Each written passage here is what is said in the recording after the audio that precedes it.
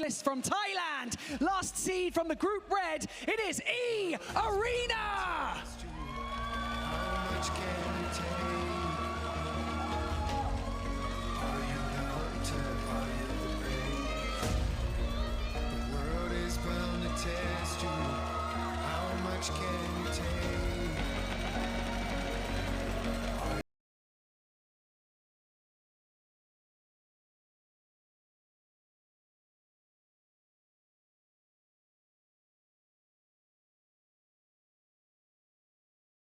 With Anukra, the 2025 PMGC tournament favorites from Mongolia and the Group Green champions, Alpha Gaming.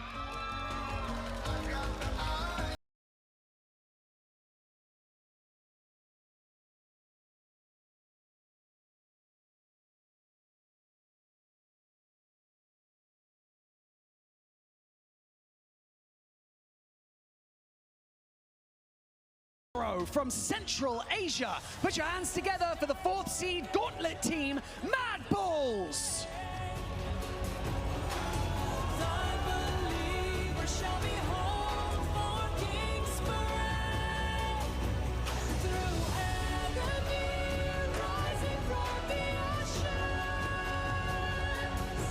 Radiating brilliance with iridescent, representing one of the most feared team in Brazil and sitting atop the current Grand Finals leaderboard, Alpha Silent Esports. Loot great, treasures laid within. Engraved pillars, hieroglyphic signs, pyramid. Gracefully silent, waiting for Rising from the depths with Poseidon. Give it up for the 2 seed from the Gauntlet team. They are from China. It's Thunder Talk Gaming.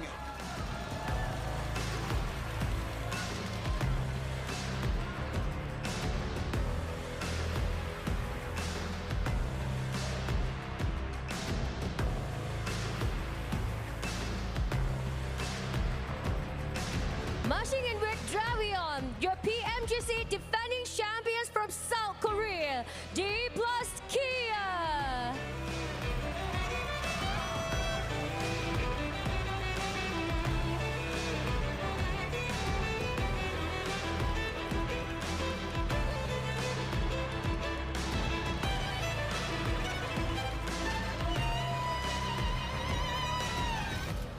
Unleashing the true power with the Blood Raven. Please welcome the champions of Group Red from South Korea, DRX.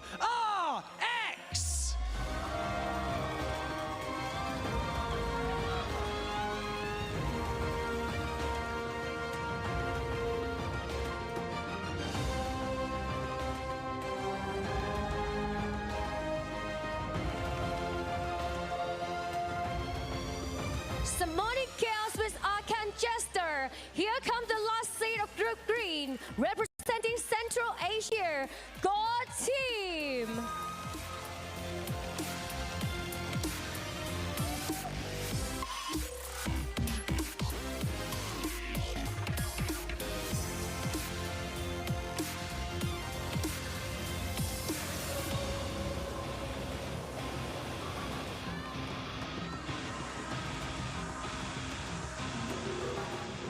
Igniting the stage with Ignis from Turkey. Make some noise for Ulf Esports!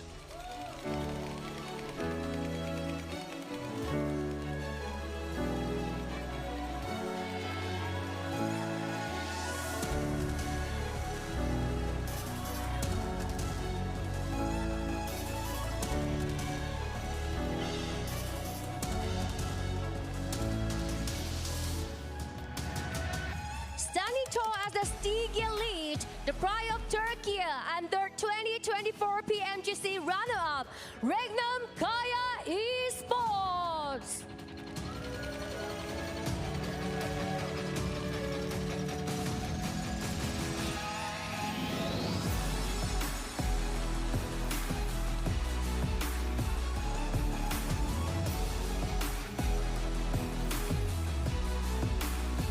Blooming mysteriously with Pure. From Turkey, please welcome the challengers and third place in the Gauntlet, Kara Esports. The glowing forest aurora,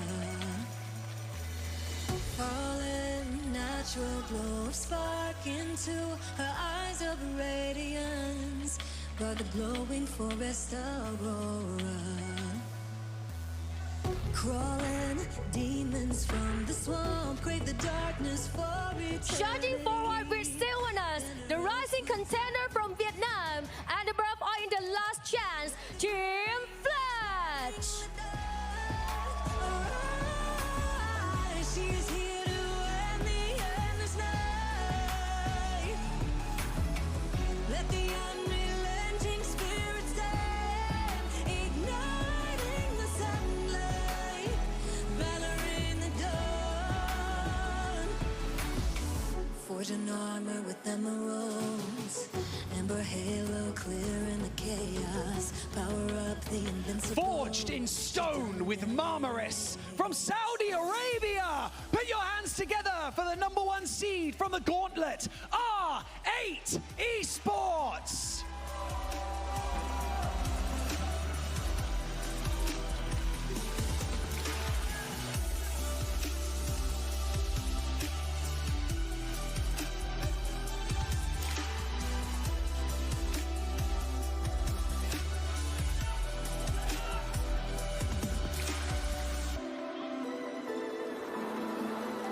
Marching in with Galadria, the pride of Vietnam and the poised leader of Grand Finals Day 1, D. Sevilla.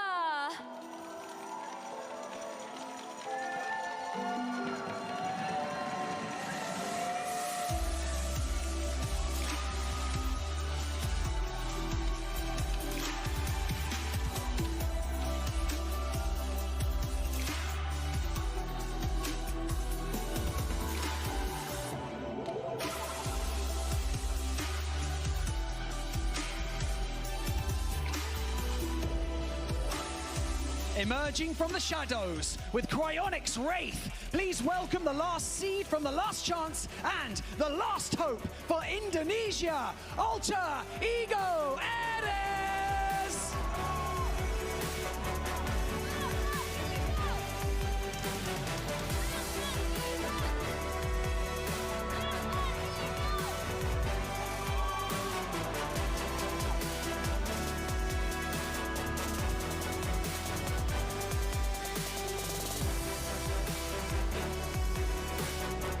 And finally, awakening with Hermit Chrysalis, closing out our finalists with our host country in white from Thailand, Vampire Esports.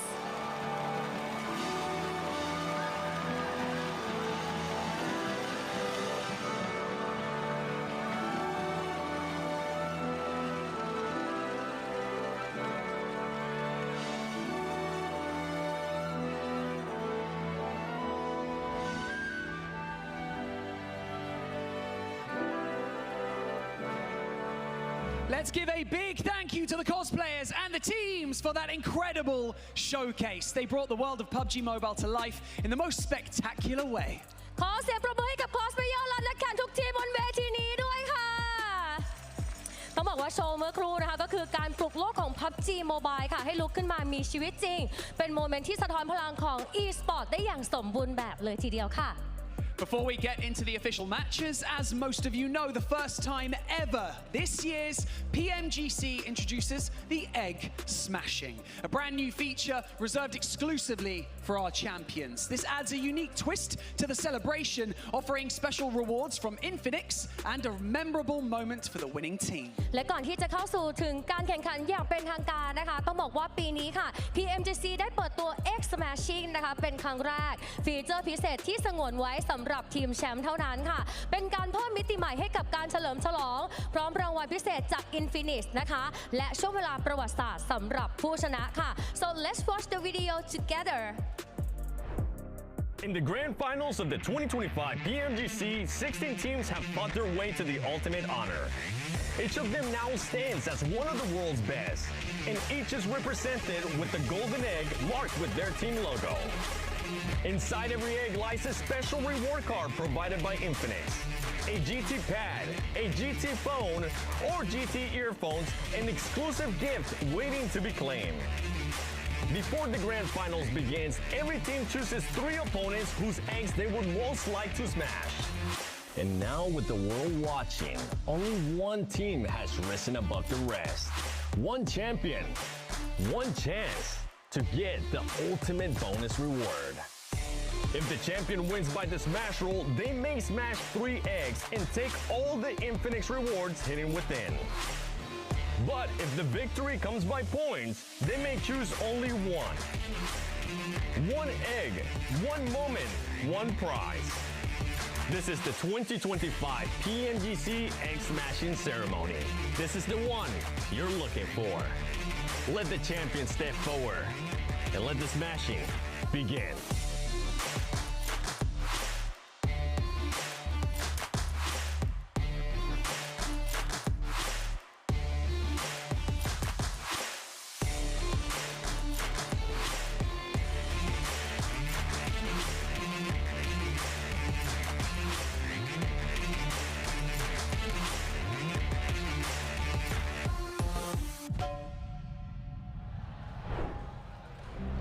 And now, with all 16 finalists on the stage, the last and most crucial matches of the entire championship are just moments away.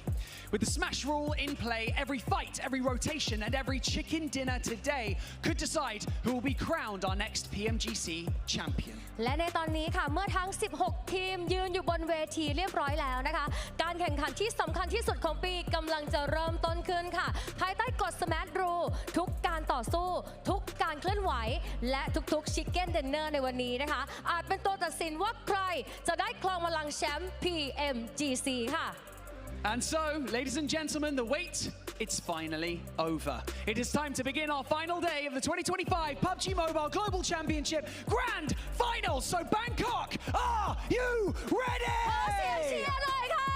It's time for Championship Sunday to begin. ไปชมกันเลยค่ะ Let the smashing begin! Here we go. What a start to the show, guys. Of course, we got to get this started by giving a big thank you to none other than the Infinix GT30 series, the official gaming phone of 2025 PMGC. Engineered for precision, performance, and victory. Go and get yours today so you can outplay the rest. Also, guys, you want to make sure that you log into the permanent Polar Party skin, get in the game, and get that Mini 14 skin as soon as you possibly can. You have today to do it, so get that as well. And you got a couple more days left to get the Rev It Up emote. I know you got them all. Oh, Max. I got it. I got all the stuff PMGC related. I even got all the old skins I was missing. So I'm decked out, full esports mode. Let's go. Sorry, I was trying to get the rewards. But then he asked me to log into my account and I forgot my password. Stop that. It happens. It happens, guys. Well, you know what? We got to talk about these teams that we got going here into the final day. Now, 2 squads that we're going to be taking a good look at is going to be Xavier and Alpha 7, Max. Oh, like this head-to-head is like the best day one for Xavier, where they were gifted by the circle, and comparing the second day here for Alpha 7 on the right side, which was an insane day for these guys. Back-to-back chicken dinners on a wrangle up northeast of George Park area. You couldn't ask for a better setup for them. But the comparison is, despite being gifted circle in some scenarios right here, 7, Alpha 7 capitalize, are aggressive, zoning teams away, get involved in the conversation with these other squads, and here to get 34 eliminations on that day. What a banger performance from the Brazilian team. Yeah, the big question mark for DX is what would happen if you weren't able to get the zones, because the elims on that day were just 21. And I mean, we got an answer, especially yesterday for DX. And for Alpha 7, it would be, can they actually do what DX, but do it better? And boy, did they with more eliminations. And now we're having a head-to-head. Earlier, we were talking about that Porsche. Who's going to be the MVP? These 2 players are just performing lights out. You got Rosemary from Alter Ego and you got Revo from Alpha 7, Max. I mean, you're looking at that survival time of Rosemary. It's crazy. You pump up those numbers, he's over the 2 average elimination threshold, which is a very big statement to make in a lobby like the PMGC Grand Finals, right? But then, of course, you've got Revo, which is just a trial and tested player throughout every single era of PUBG Mobile Esport, and he's still on top to this day.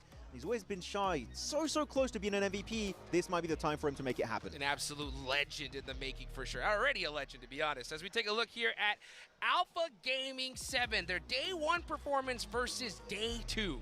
Yeah, I mean, we're going to be looking at the placements. I feel like that's definitely the biggest one. We know that this team can definitely frag out. You can see it right there on your screen. Day 1, 37 eliminations. Day 2, they were able to get 35. But the placement points, Max, I kept talking about it yesterday. Yep. I felt like I sounded like a broken record. They were only able to achieve just 3 placement points. If this team wants to challenge to become the champion, if they want to improve and pass Alpha 7, those placement points need to be there. And they need to be playing, keep playing like how they've been playing, compact and working supportive, with Doc being supportive as well. Actually, it makes sense. They have Zyol, past IHG player. We know what they did, a few years ago back in PMGC. They hated the placement points, only focused on eliminations. He's going to do it once more, but I would agree with 7. Placement points is it's not too bad to have. You definitely want to get as many as you possibly can. Yeah, absolutely. Speaking of placement points, Max, Xavier, right? They got a whole bunch of them in day 1. Coming into day 2, they didn't get those circles. Do you think they're going to make some big adjustments coming into the final day? I mean, hopefully. I hope they were looking back at their day 2 performance. Like, we're not gifted circle and we're not making anything happen. It's time to prove us wrong that even when a circle is not going your way, you can get some eliminations. You can get in these fights. Get involved. Try something, Xavier. It's not impossible. You can make happen today here for Vietnam on day 3. Eliminations, Xavier. That's all I want to see out of you. Eliminations. We know that you can definitely get in the center of that circle, but we actually went back and looked at the overall leaderboard. That is the squad with the least amount of elims out of almost all the teams except for 14th place, 15th place, and 16th place. Which makes sense. So just to put that into perspective, like, we need to see you be able to frag out. Gotta get it done. Gotta get those points the hard way for sure. And we know Alpha Gaming is one that could definitely make it happen, 7. I know that is one of the teams that you predict to end up winning this thing here today. Yeah, I definitely did. And I mean, that's what we were talking about in regards to them earlier just now. This team just needs to make sure they find a way to get those rotations down, early too, because they do end up landing military. Now we're on the final day too. What happened in Last Chance last week? Guess what? JNG ended up just camping inner circle. Those 2 squads are currently not here, and right now we're just looking for first place, and I don't think it's gonna happen. Well, it's time to get this thing started. Let's go ahead and take it on over to our casters, Blank and John Allen, for game number 1. It all comes down to this. Today is where you need to make your mark if you want to take Alpha 7 off that top spot and deny them something they've been on the hunt for so long. Time's now. Let's get things going. Today, not tomorrow, today. Obviously, for Alpha 7, this is a crazy turn-up for them, but we've seen them in this position before. Quite a few times, in fact, over multiple years. 2nd place, coming into 1st place on that day 2, and falling out of favour with the lobby. And I think that this is the moment they're waiting for. I'm looking over. Okay. It seems a little serious. I want to say a little serious. There is some smiles, and Revo smiling, which worries me. But it's Quizao and Obscure. They're in now. And I think that these guys can do enough on their own to kind of drive forward the rest of the team. And it was nice to hear from Barney yesterday. I mean, we didn't really talk about it all that much, but they were saying that we're going to be together forever, which sounds like a Disney story to me, personally. But with the amount of times Alpha 7 has just kicked that player that doesn't make sense, even though they did so well in their tournaments off the team, that's a promising statement to me. Hopefully they'll be able to keep that promise to this roster. This is so many daps. I'm not entirely sure what the ritual is, but let's hope it works. 4, 5. They started before we cut away from them. So maybe it's 7-7. You drop a little 7 on there. Maybe. Good to go. Maybe. Perhaps. It looks pretty cool. Looks pretty good fun. It was a bit much for me.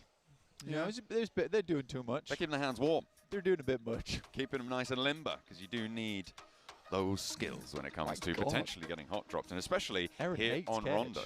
He's mad dogging it right now. The real evils. Who do you think? You're practicing You right took, now? you You're took the practicing last right now? water from the fridge. You're gonna practice? Yeah. Right before the finals? This should have been done yesterday. I saw the guys yesterday actually in the hotel, and I said, "Good luck," to which Aaron looked like I was gonna kidnap him. I hope you weren't. I know, I was not the intent. The intention was say good luck. Luckily, Scarface came out of nowhere and saved me from it all because he actually speaks some English. And he was like, "Thank you so much." And I was like, "Oh, he's just being nice." That makes a lot of sense. But yeah, I can see how it could be somewhat intimidating. I don't know, actually. I feel like I don't look intimidating. You're a tall guy. That's about it. You know? Yeah. I've got a very happy face, I would say. I smiled as well. Maybe that was the problem. Ah, Yeah. yeah. That's because we saw just there, Aaron. I got very he was serious like, he guy. just wanted me to give him the old taken good look. If you're not staring him down, Good luck. good luck. Yeah. If you're not staring him down, Or He's not alternatively, probably could have said it to him in Turkish. yeah, that would probably be an easy way to communicate. If only I spoke Turkish, or if you spoke Turkish. Yeah, I Do should you have. speak Turkish? No, but I could have pre-prepared. Maybe. Wow. I knew they were on the same floor as us. That is true. Yeah. That is true. Giving the game away. I know. What's the game? Oh no. What's the game? Oh dear. Ulf had a lot of burgies outside their door. You're really dishing the dirt out now. I am, yeah. Well, I mean, to be fair, you gotta eat. You gotta eat. But that was a big order. That was a big order. Keep those boys fed. That's all I'm saying. Well, hopefully they're going to feed themselves some chicken dinners today. They want to jump up towards the podium, towards those top spots. Keep themselves nice and full. Because we may only have 2 matches. Not too many opportunities. Although if there are 2 matches, they won't be getting any. Yeah, this is your last chance to really show what you're made of here on the main stage. Rondo to start things off. Very, very curious because Smash ruling, especially in the PMGC format, John, it is quite important that we do talk about Rondo right now, where it's way, way more possible than in the past on Sandhawks to pick up those initial 10 points on your first game, enabling Smash ruling to take effect on game 2. In this case, we started calling it match point.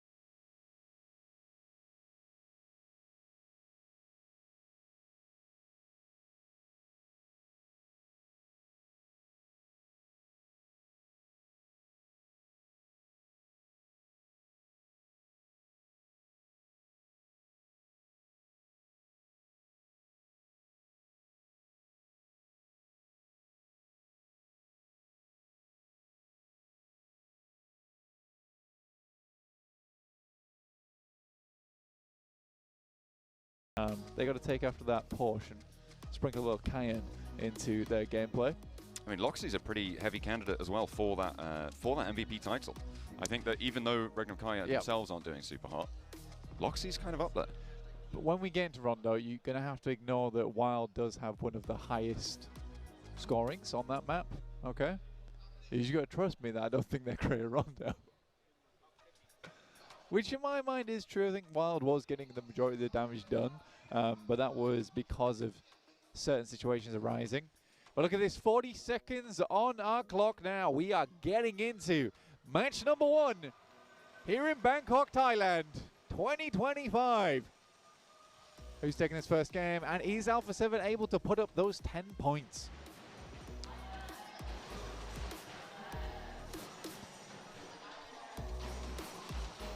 Hello?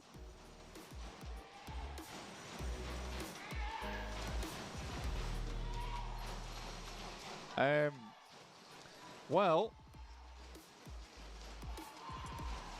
right then.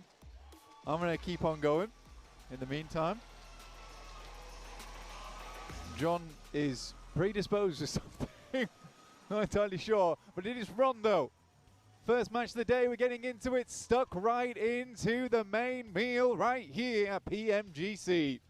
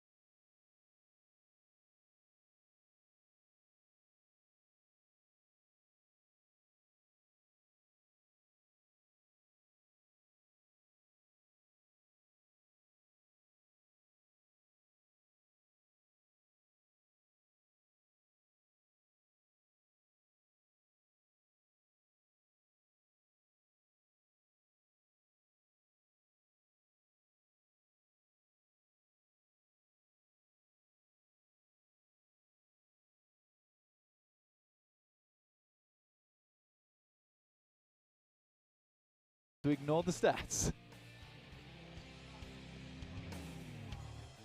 Mad balls out over towards that top side. Alter Ego jumping out. Now, I think for Alter Ego today, I'd love them to get into a top 5 and remain there by the time we finish. And that means being a little bit more, having a little bit more togetherness, right? A little bit more togetherness in the old Alter Ego meatball. Red Bull finding the first though over towards DXavier, and they do lose Paragen right off the bat. What a tremendously bad start for them. Xing shot over towards Zeus from Flash, getting themselves a nice little knock there. Match point 125. Got to reaffirm that point for you guys. Vampire in the hot drop. Looking to try and keep the points on side. 1 point already. DXavier bumped a little bit further away. Ooh, Team Flash though in a tough spot up here. Win, last player in location. Fairly split and already going for the recalls.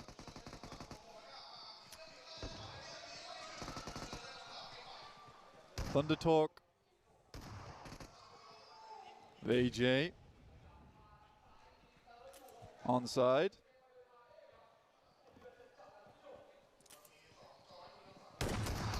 Yes, nice win. Going down to Sighting as Thunder Talk to put up some more points here on the game.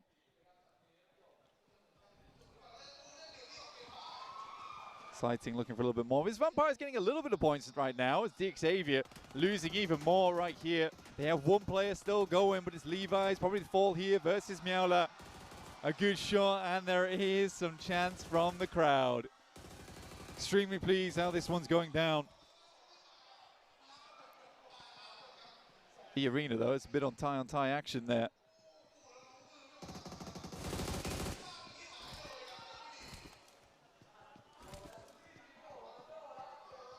No real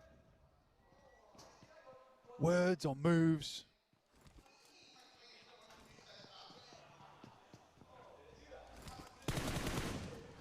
Kara looking over towards R8, and R8 taking a tumble there.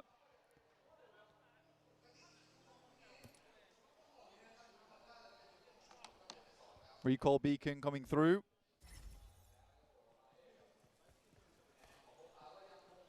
Gets right back into business though, not really making too many mistakes, most of our teams.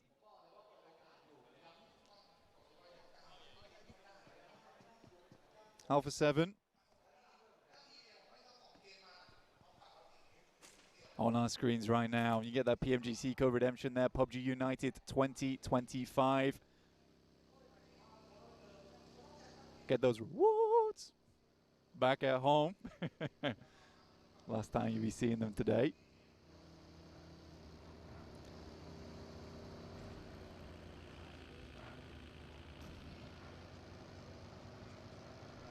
And D+ here again. And I think we can be pretty confident that D+ is likely not going to grab themselves another chicken dinner here on Rondo. It's outside of them usual behavior, right? Which is the last game that we get into. And I have my boy Hot Jukes. My boy Hot Jukes on the cast right now. Let's go, dude. Hey, stepping in the mix. I am so excited. Hey, we're in this, baby. Let's get it.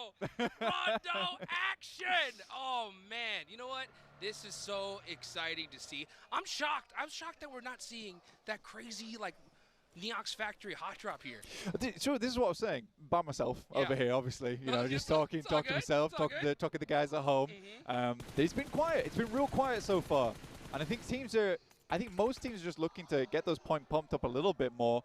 Honestly, if you are any team inside this lobby, you're looking to stop Alpha 7 dead in their tracks, though. That's really important. Yeah. So you sort of coming to this agreement early on in the game is like, we kind of don't want to give away points early. Yeah, I mean, if you're every other team, you got to have a serious eye when it comes to A7. If you even hear shots and you notice them in the feed, like, you need to be heading that direction, to be honest. Yeah, because, I mean, even if you're a team that, let's look at GOAT, 9th place, 69 points, all right? They're going to need some serious points here to step themselves up in the prize pool. They don't want this tournament to end any earlier. You know, trying to get first place is going to be tough. But if you could stop them, I think you got it. Let's see what E-Arena could do here as Joker with the run over. Gets a nice little elimination here off the rip. I think he crunched the car in. Sort of served him up on a plate on the underside of the vehicle. A little bit of the hot plate there, to be honest with you. Sunny side up. It's very much sunny side up. And the arena's still going. Lewis here with nade in hand, looks to pop it over towards Tony K, but we'll pop the pin back in for the time being, but there is shots from across the way too, so a little bit of a side angle. Not sure what Joker thought he was doing there. He did just play right into their hands. Yes, he did. Let's see what Lewis can do here. He's got that nade locked and loaded. This should be a pretty easy one to hit. Yeah, Turney knows. I got to go ahead and push up, but it's a little bit too late. Lewis getting the flush, and that's E-Arena in big trouble with only one left. Yeah, one player left alive there. We'll just get the res beacon on. He's it's fine. You know, we need more men in here, and more man's the one to do it. Getting it locked and loaded here. And this is the squad everyone's got their eyes on. Alpha 7 playing it very careful all the way up in the north side. Thunder Talk is mighty close, though. We'll see if they happen to get into some action here in a second. Yeah, I think for Alpha 7, you're trying to play it as safe as possible. Currently, they're right on that north side. And it is worrying them being around Thunder Talk. This team sort of is a little bit topsy-turvy in terms of their gameplay. So at any moment, they could just swing to the side like that shark. The Flint shark. Yeah. You know, it's always like, those are always the biggest threats to these teams that really got nothing to lose here. The local squad showing out for their hometown. The crowd going crazy. 5 eliminations here off the rip. They got to be feeling pretty good. Absolutely. They got to be feeling real good right now. Oh, yeah. Back in business. Back in business. Back in business. R8. The Saudi team, honestly, I've been very impressed with R8 throughout the entirety of this tournament, throughout the entirety of PMGC, in fact. Very, very good stuff coming through from R8. I can only hope that they continue. I'm very excited to see what this team can put up in future years as well. I mean, there's still a chance to day 4. They're not exactly too far behind. But you're right. The circle shifting over towards the west side and shifting on top of D+ is a bit weird. Yeah. D+ get a win on their first game of the day. They're like, hey, there might not be a last game. Yeah. So we got to do it first. We can't mess around here. You know, it's so crazy. I was talking a little bit on the desk. We got a chance to talk to them, and you could just see the frustration on their faces because I was like, you know, why is it? What makes the last game so different for you guys? And they all just looked at me just stone-faced and were just like, we don't know. We don't get it. Like, why is it that we win the last match? I don't know, but I'll take it. And you know what? Hopefully we see them make an adjustment. That last game, though, yesterday, it put them in a show. That's for sure, right? They're at 62 points right now. If they win this Rondo, we've seen them put up a 30-point game in the past. They just got the circle here. Who knows? Who knows what could happen? Who knows? Who knows? We'll know in 10 minutes or so. That's a fact. That's all fact. But yeah, I think for D+, people were very, very surprised with that performance yesterday. 18 elims was pretty monumental for that squad. Kai here spotting a team sidling on pass. I mean, Flash getting a little bit close for comfort. They are quite literally brawling in the vehicles. And Flash just does not give a damn. Yeah, out of there. Out of there. Man, it's so interesting. Honestly, I'm sensing nerves. I'm sensing some tension in the air here on the final day. Yeah. Yeah. It's very obvious here in Rondo. I think even on that Miramar we had Impala, yeah, really not a lot happens on Impala usually anyway when you get a circle like that. But there was even less happening here at PMGC. Teams are like, hey, we're going to sit still. We're not going to make too many mistakes. Vampire, though, on the other hand, you're right. Nothing to lose here. This team has everything to gain. And they are being the one team, I think, that's starting the most fights in the lobby. Yeah. And it happens to be against DRX, right? DRX are already down one player. They're in second place right now. They cannot afford to lose this. And Hyunbin gets a huge nade. They're onto the bull. Let's see what Lazarus can do. Uh-oh. Not the best start to this one. DRX. Yeah, closing the vice grips. Oh, and getting those elimination points. Yeah, that wasn't the best start. Was not the best start for Lazarus at all. Whatever. Hey. Whatever. It happens. It happens. You know what? I appreciate it, though. I will admit, right? If you're a team at the bottom, go nuts. Yeah. Go start pushing everybody. Day. You know, like, you can't possibly make a historic comeback if you don't go for it. And just sitting center circle ain't going to make it happen. I mean, they're doing it again. They really do not care. They're just sending in teams that are feeling a little bit scared today, but Vampire's ready to bite down on anyone that comes across them on their path. Luckily, we move away from the water up towards that northwest side, a little bit easier to work with. We do have that high ground set around where Alpha 7's currently playing as they wrap downwards. We also have Alter Ego making that same approach. It's a worrying one for Alter Ego being so close towards Alpha 7. This is a big spray down coming through from the Mad Bulls, and Alpha 7 might just be pinched here, Hot Jukes. They're in big trouble. Let's see how they're going to be able to get out of this one here. One thing that's always so good is out for Alpha 7 is they're so good at that edge style play. But I totally get it right here. They got a good beeline right towards the center. In this position, honestly, Alpha 7 would want to kind of have a little bit of a handshake agreement with Mad Bulls. Just say, hey, you know what? Y'all stay on this side. We'll stay on this one. And just finish this out top two. But if you're Mad Bulls and you realize it's A7, you got to go for this fight. Yeah, you do. I mean, they've already got that first knock, right? So they know. They've got a good, clear idea of who this is. For the Mad Bulls, you know, they are down in 10th place. But the thing for them is that for a 10th place team, it means all the more to stop Alpha 7 in their tracks. Because that gives you so much more opportunity throughout the day to climb those ranks. You're probably not getting first place, Jukes. Yeah. But at the end of the day, you might be getting 5th, 4th, 6th. And that's a big jump up in cash. That's a fact. I mean, even Mad Bulls, I mean, it's so crazy because you can put a 20-point game up here, and you're at 65. Dude, you put 20, you're in 5th place. You know what I'm saying? Yeah. So it's like, man, I guess I get why teams are playing this so passive because it's still all possible.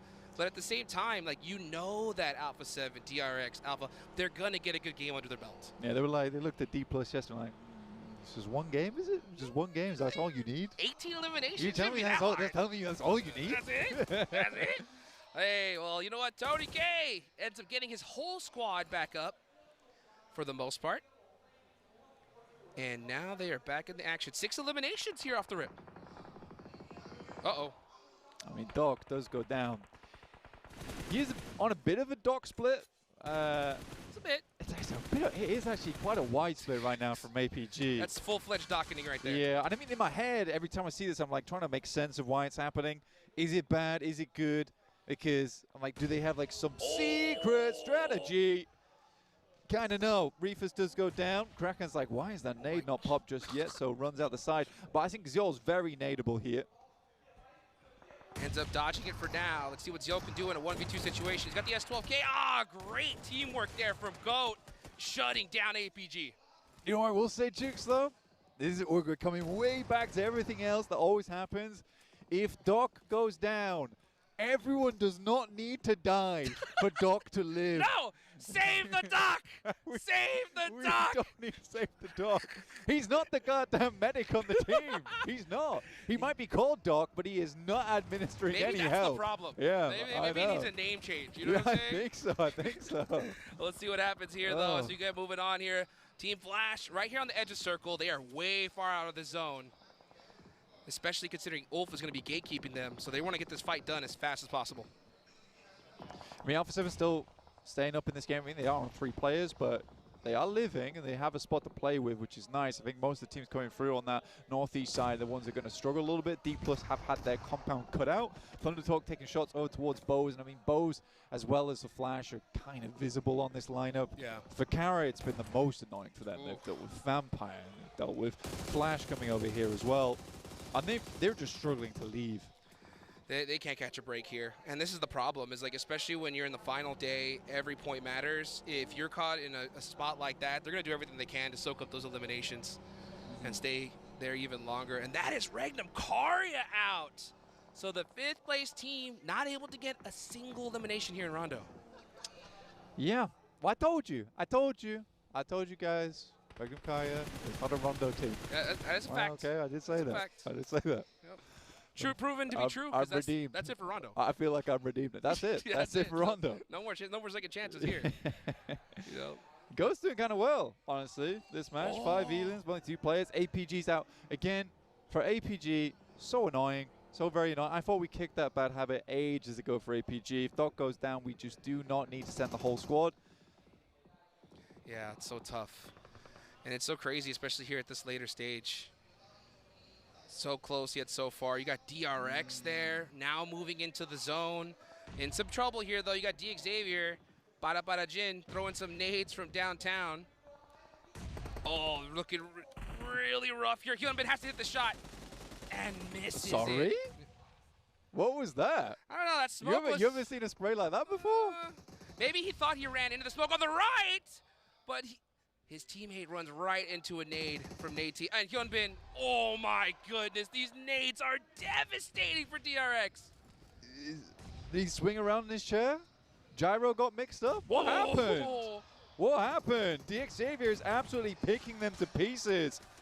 And DRX down. Wow. On a really good chance as well there. And it's Xavier to go a little bit further. I'm so incredibly surprised by what we saw from Hyunbin. Usually he's so on point.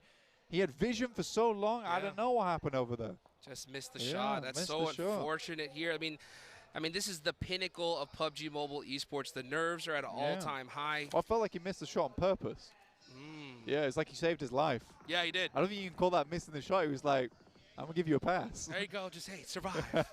Survive. And honestly, for Xavier, that's best case scenario. It's huge. Right? It's I mean, they huge. take out DRX. They get 4 eliminations. They heard the desk complaining, say, hey, it's about time you put some points on the board with eliminations, not placements. So that's a great start for them. But how are they going to finish here as we're about to reach the next circle? Where's it going, Blake? I'm going to call Southwest. We're going Southwest on this one. Center. We're going to keep you going center? Center, dead center. Okay, Make it toxic. Wide open field. North! Oh, northeast. Okay. It does keep D+ in. I mean, D+ very happy about this, and we are going to go from the technical back-to-back here. Right you are. D+ on the north side, trying to get the first win of the day rather than the last. And they got 4 points so far, 66 total. This could be the craziest, it will be the craziest comeback in esports history if D+ were to do something they're crazy. just like, yeah, I don't feel comfortable losing. Yeah, you know what? The Death said it was impossible for them to come back. Maybe we just make it possible. Yeah. I think that's the thing. They're playing a mental warfare with us right now. They're saying, hey, we can only win on the last game on Miramar. No one's afraid of them. They're like, then they bring out the special, day 3. The zone even goes their way. Everything's lining up perfectly for it. A7 got into the circle. No elimination so far. They're playing it very careful. Oh, my God. Amori with the stiff arm. Crazy stuff going through from Amori there. I mean, the way he just stepped out as well, that's confidence. Dude. That's confidence. He's one of those players. He's just one of those clutch factor players that's going to make that big play. Let's see if he can do it again, though. Sitting. Uh-oh. Oh, my gosh, he does! The heat-seeking missile from Amori keeps his team alive a little longer. Now Sitting is out with Barajin coming in for the third party. Damn. He wants that Porsche Cayenne. He does want that Porsche Cayenne. He wants it real bad. Bad. Well, okay. I mean, Amori not willing to give up just yet. Alpha 7 looking to make the cross now. This is the most important thing happening in the circle right now. And this is a good ramp down towards the south side, but it's not far enough. They've got to go further than this. And Xavier wrapping around in the wings there, down to 3 players. Guizhou lines up the nade, knows he's on the tree. That's nasty. Whoa. Alpha 7, the teamwork coming in here clutch with the run over. Xavier having to drive away from this one. They are in the zone though. Now gonna have to switch focus and trying to gatekeep A7, but A7 should be able to make a wide wrap to the south. Xavier getting peppered though, trying to find a spot in the inner circle here. Yeah, I think they could easily make a wide wrap down towards that south side, over towards Amari. I think that's 100% possible. But also it's Amari, so I don't know. We'll see if he goes for the 1v3. It's very hard. If he gets this 1v3, oh my goodness. It will be legendary. Will actually be legendary. He needs to get that Porsche Cayenne, and what do you think the first song he plays? Yeah. It's got to be That's Amori, right? Yeah. That makes sense. Let's take a look at Alter Ego, though, here. Finally, all 4 players up in the end. Let's see if you were saying a big chicken dinner pie in the sky? Is that what we're going for? That's Amore? Yes! Okay. I get it now. I get it. I get it. It seems on brand. Yeah. I think it is. I think we made it on brand. That's right. Great nades from D+, though.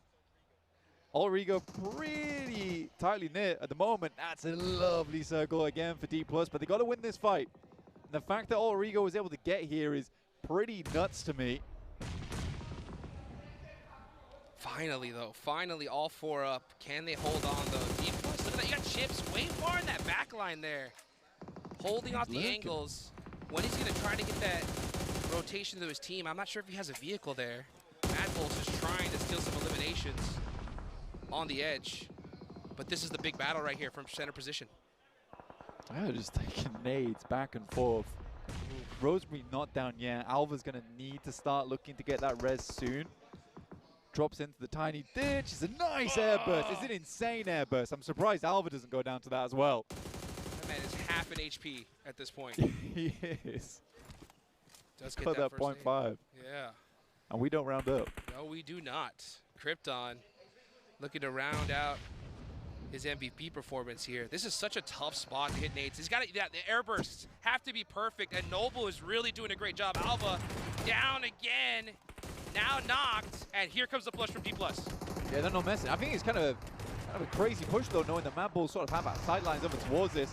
Amuri somehow runs himself over. He's like doing a wink-wink, nod over towards the Porsche at the moment, but it's Alter Ego to go down, and D+. Uh-oh. They'll lose a player, but they maintain control over the center.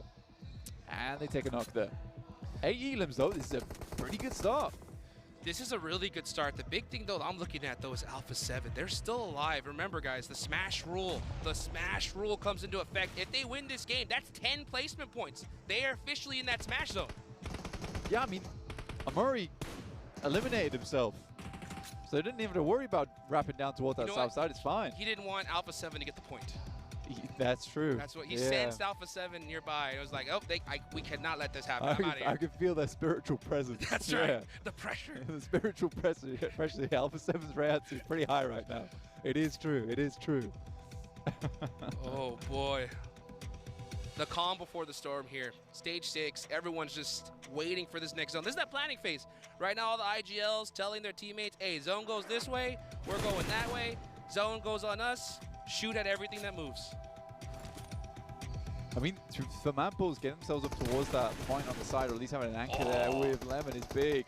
Guizhou goes down, and he is absolutely unresable. But it's second place for elims. That's the 10 points. That's them on match point, right? Yep. Do you know what? For them, they don't even care about this chicken dinner right now. They just care about hitting 10 points. That's the goal. That's the goal. If they can do it here in match 1, they have 5 more matches where all they got to do is the same thing. Even if it's a 0 elimination chicken dinner, they're champs instantly. Yeah. And hey, I mean, America is one of the few regions where we actually did see Smash happen. Sure, so that's a big experience that they have above, amongst everybody else. They saw how the Wolves were able to get it done. Like, we They just play passive? survive. Like cowards? Yeah, look, we can do that. I'll do that for some free, a bit of the man, free dude, meal. I'll wipe my cowardly tears with $100 bills. Yeah, You know what so I'm saying? right, so right. Absolutely right, all day long. Revel, he's looking for that MVP. I remember the last time I talked to him at the World Cup when they won. And I was like, what's the first thing you're going to buy? And he said, a brand new car. So he might just... I don't need it. You might get a free one here. Yeah. No matter, brother. Every time I've talked to Revo, super nice guy. The best, Super nice dude. guy. It does The remind me that the other players I'm trying to talk to don't speak English, but he'll talk to me in English as much as he can. And I'm like, thanks, bro. I appreciate that. Let's go. Yeah. Let's go. Spread the good word. Let's see what happens, though, here with T+. 9 eliminations. The big threat again is A7. They're outside of the circle. They're on the south side here. We'll have to see what kind of utility they have to be able to get in this next zone. But honestly, if they just wait a little longer, there could be a fight that rings out and they get third party. A lot of emergency flares going down right now. The they're in the tiers open. are in full effect. But some good usage of the nades here to create small craters for Alpha 7 to get up, but time is running out. Absolutely, time is running out. But they just want to get up towards this tree, right? Once they start getting towards these trees, life becomes a little bit easier. Kind of curious on the smoke situation on that team, though, because they do need those relatively soon. Carrillo goes down. I think prospects for Revo aren't looking too good right now. This is tough. Yeah, once they realize it's A7, the whole lobby's not going to stare here. Yeah, Revel running, gets into the dip, survives a little bit longer, but I don't see any other team even looking in any other direction. They're like, Alpha 7's there, we got to stop them. Come on. I mean, yeah, no smokes, no nothing. She's going to have to do it whatever he can. Straight back down. Oh, my God. Zone, it's coming. He's got nowhere to go either, I don't think. He's going to be right on the outside. He just needs other teams to fight one another. That means being in this next circle. It's not going to happen. I'm telling you. He's going to have to make the run of a this. lifetime. Every player, every player is staring just like, no, you must go out, and then we'll figure out everything afterwards. Yeah, 4th place, I don't think that's going to be enough. It depends how many Elims Alpha 7 were able to get this game, but we'll tally all that all up over on the desk when you head back over there. Yeah. Make a little shimmy, a little shuffle on over there real quick. C+ though, top 3. That's big. They already got a good amount of eliminations too. Ooh. Let's see what they can do against the Mad Bulls though. Mad Bulls definitely have the advantage here when it comes to high ground, but this is out of sight of the circle. Oh, there you go. D+ are out just like that. It's Mad Bulls versus Ulf. Ulf with a lot more to lose here. I think Ulf so far, they won yesterday's rondo, right? Yeah. Yeah, so they're looking to make that number 2 today. And Ulf, the util looks pretty nice. I think both teams like kind of are starved out a little bit. They've got enough grenades to work with. I think with that circle moving over towards the east side though, it's feeling like the Wolves going to be eating good again at the start of the day. It's possible. The thing is that they have the positioning, they got the cover. The problem is they're so separated. If one gets knocked, there's just no res coming out, especially for Solus there on that off angle. So Solus just needs to play this very quietly, wait for the zone to push Mad Bulls, and just not get knocked. That's the big key for Solus here. He's got good coverage here with his dip. Really does. Pusher's making a hell of a move out to the side. Catch catches it. He's not letting that happen. Not one bit. For Mad Bulls, that drops us down to a 3 versus 3, which is infinitely easier to handle. That is a long lob on the nade. Oh my goodness me. What a barker. You can see his player cam. He smiled after that one, hitting a nice little headshot. Oh, almost runs right into the nade though. Catch on the drive up, hits the headshot, and now it's just Tulika all by himself. Tulika on the sidelines. Catch this. As Catch will find himself an unreal finish. Some insane bravado towards the end there. Coming through from Ulf. They didn't want to play that one out slow. They just wanted to go. And they find an incredible win over at the start of the day. That's going to push them up by quite a bit, guys, as well. I think we got to take into consideration a little bit of that. For Alpha 7, I don't think they got enough points there to make sure that they got over towards match point, but who knows? I was kind of focusing on a lot of other things happening in that lobby. We had D+, getting a few points on board. They're pushing things up. Mad Bull's not able to make that push. I feel like Mad Bull's had some decent rotations during the majority of that. Unfortunately, it does just all go to pot in the end with kind of an aggressive push from, I mean, no less than Pusher on their squad. But yeah, I think that did look infinitely better for Mad Bulls than recently. Let's take a look at what the desk has to say about that last match.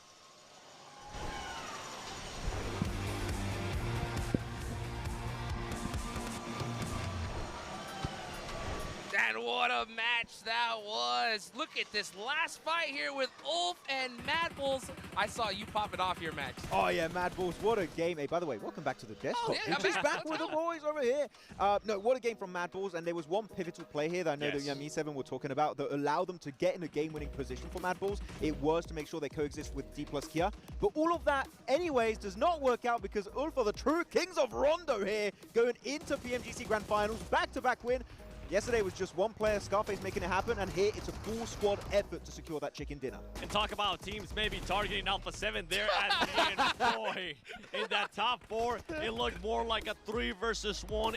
Everybody was just keeping their eyes on Revo and what they were going to be able to do for Alpha 7. A completely different pace of game style here as we're looking at the stats from Ulf. Congratulations, Ulf. That's back-to-back now with even more eliminations this round, actually being able to double the amount of eliminations that they got in the last one. But going back to what I wanted to say with Alpha 7, we didn't get a hot drop between Den and Team Flash in Hey My Town. Team Flash actually decided to back off, which gave Alpha 7 even more time to play it slow. And we saw them playing slow, trying to find their way into the circle, Max. I actually think it's a really good game plan for Flash to not hot drop it because, yeah, you lose 3, maybe full squad. If you go for a full commit hot drop, you're giving half the points pretty much that Alpha 7 need to get in the smash zone. So very happy for them to give that one up. Though, some other hot drops were happening all over the place. We had here, for example, Kara versus R8.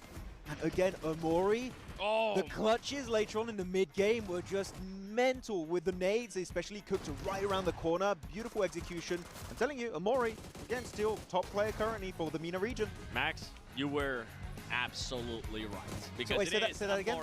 Max, you were almost wrong. Amori just kept playing and popping off for the squad, making sure that he ended up clutching up. One thing that I do want to mention, a completely different player, one of my favorite players this PMGC, none other than QXZZC from DRX. The way that player was able to just clutch up for the squad, go by himself, and make sure he had to drive between a lot of squads just to go for the recall. It was like 4 or 5 teams, and he was able to barely make it out, go outside of the circle, out in the blue, go for the recall, gets the 4 team back up and try to push back in.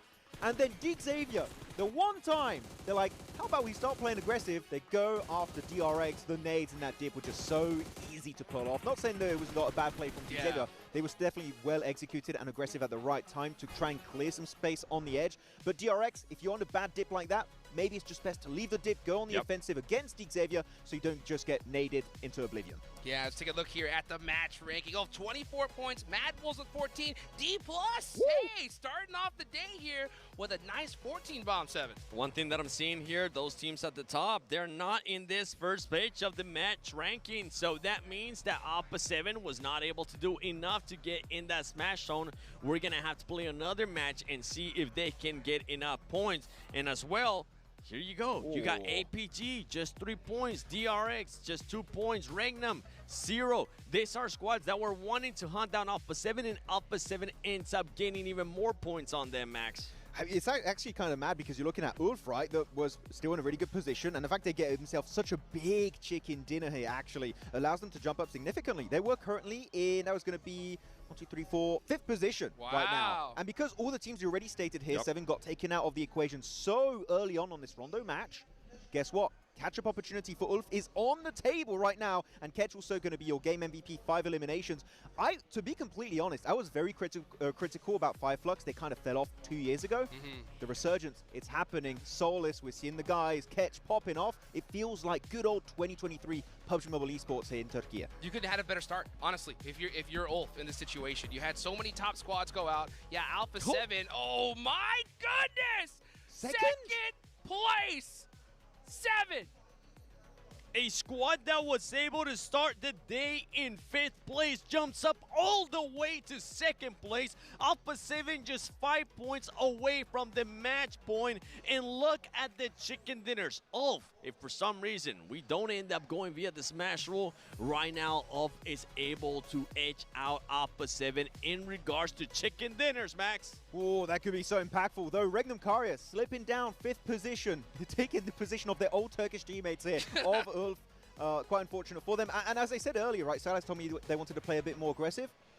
Well, it didn't work out. Yeah. Unfortunately for them. They tried to go for Hail Mary send in the center of the circle. In an open position like that, you need set up to maybe create some dips with grenades, C4, maybe put down some cover flares. In this case, it didn't work out, and the team got squad wiped in the matter of like 10 to 15 seconds. It was instant. Yeah, I mean, the crazy part, too, looking at those leaderboards, 7, is you look at D+. They move themselves up more. If they win this next Erangel with a crazy amount of eliminations, they could be in the show here. It's going to be a tough one, if I'm being completely honest. I'm going to have to be a realist here for D+. Yeah, they will not only have to win this match, they would have to make sure they win back-to-back in Erangel to even have a chance. And I hope that Alpha 7 doesn't end up getting those 5 points that they need at match point and stop them from getting the win. So, yeah, a lot of stuff is going to be out there for this squads. But I see what you're saying. You're there with me in regards to you want to see possibly a back-to-back champion like what we saw in the past with Nova Esports. But for that squad, I mean, D+ playing like they got nothing to lose.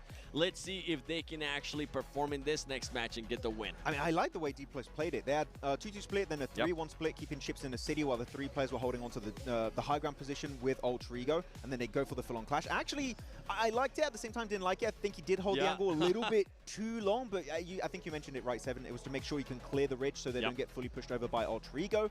But then when they have the fight with Ultra Ego, eliminate that team, and Mad Bulls push up. They both understand, we work together, solidify the position, eliminate Revo that's playing hide and seek on the edge of the map, and then we can easily both make it into a podium position on that Rondo game. And that was one of those things for Alter Ego. You kind of feel bad, right? Because it's such a good position that more people are going to want it as well, that you're going to have them crashing onto you. D+, as you just mentioned, Max, wanted to be there close to them. Another squad that just kept peppering them, Mad Bulls from far away, and they just couldn't really focus on one fight because that terrain too. I don't really remember what kind of utility that team was working with, but for Alter Ego, I mean, it's going to be tough here for some of these squads, boys, especially if we don't get a good performance out of them in the next match, and especially if Alpha 7 continues to just get closer and closer to that smash point. Yeah, just to finish on the teams like Ultra Ego, the Mad Bulls, the D+ Kia, so many cover flares, right, on that hilltop. Yes. Really good usage. Blocking off-angle positions, maybe from like Ulf, even the side of, I think, Alpha 7 earlier on in this game. So the cover flares, I love seeing how they're being used in an even more efficient manner every single match. But anyways, we don't have any more cover flares for the rest of the day because we have no more rondos, so that's done. That's it, just like that. And it was so crazy, you know, hearing Blank talk about Regnum Karya not being a rondo team. It's officially true, right? With this one, 0 points, no more rondos left. Regnum Karya are going to have to make it happen in Erangel, Max. Yeah, definitely. I mean, they are looking like a good team. They drop center.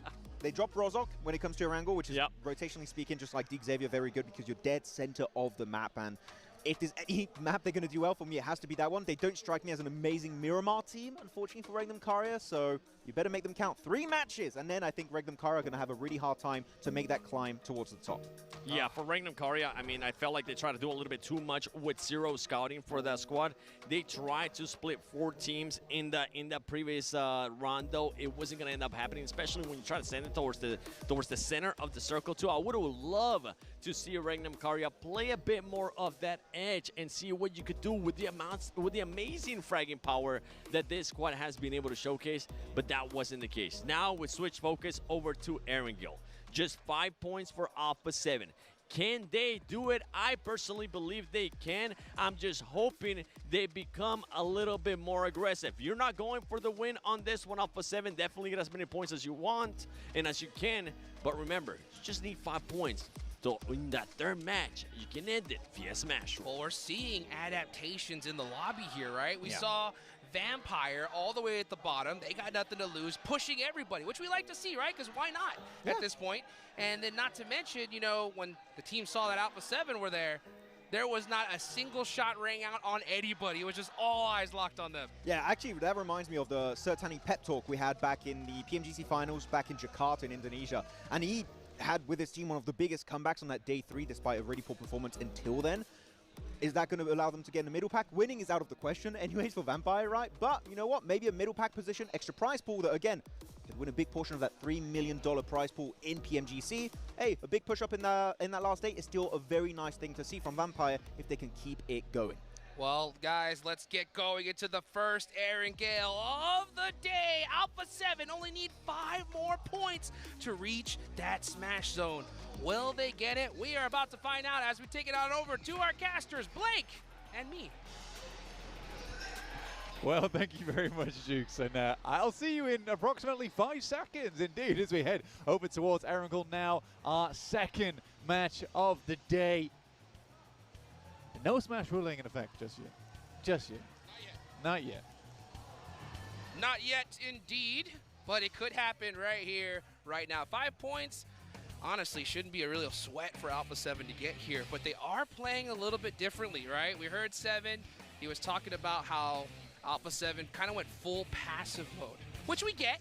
Hey, right? Yeah. It's not them though, is it? It's not them. Nah. And that's the thing is that when you adapt your playstyle here at such a big stage, man, you can get in your head so easily, second guess yourself on pushes, and that little hesitation at this high level, I mean, that could make or break you. For Alpha 7, I mean, they're a team that loves to just play their own game, right? They want to take that position in the circle. They're going to go for it. I don't think they really suit that passive play style. I think once you hit that, I think you just got to play, get out of your head right now. Yeah. Once you're on that match point, sure, you got time. You do absolutely have a little bit of time to work with. We're going down from the southwest over towards the northeast. Yaz is in play. We're going straight back down towards the southwest on this one. So it's going to be a little bit of a late drop for teams over on that northeast side and a late rotate down. But for squads getting out early like Vampire, oh god, it's Vampire who's out early, isn't it? Okay, so they're going to get looted and start getting shooting over towards some of our other squads. That's rough. It's rough at best. See Alpha 7, you know, not going to their North George drop. It was a little bit too far from the plane path, so they go on that east side. You can see them looking to possibly even wrap into Yasnaya here, try to get some loot, and then head on into this next circle. DRX, dead center in the zone. D Xavier as well. One thing that's so crazy to me though, Blank, oh wait, prison?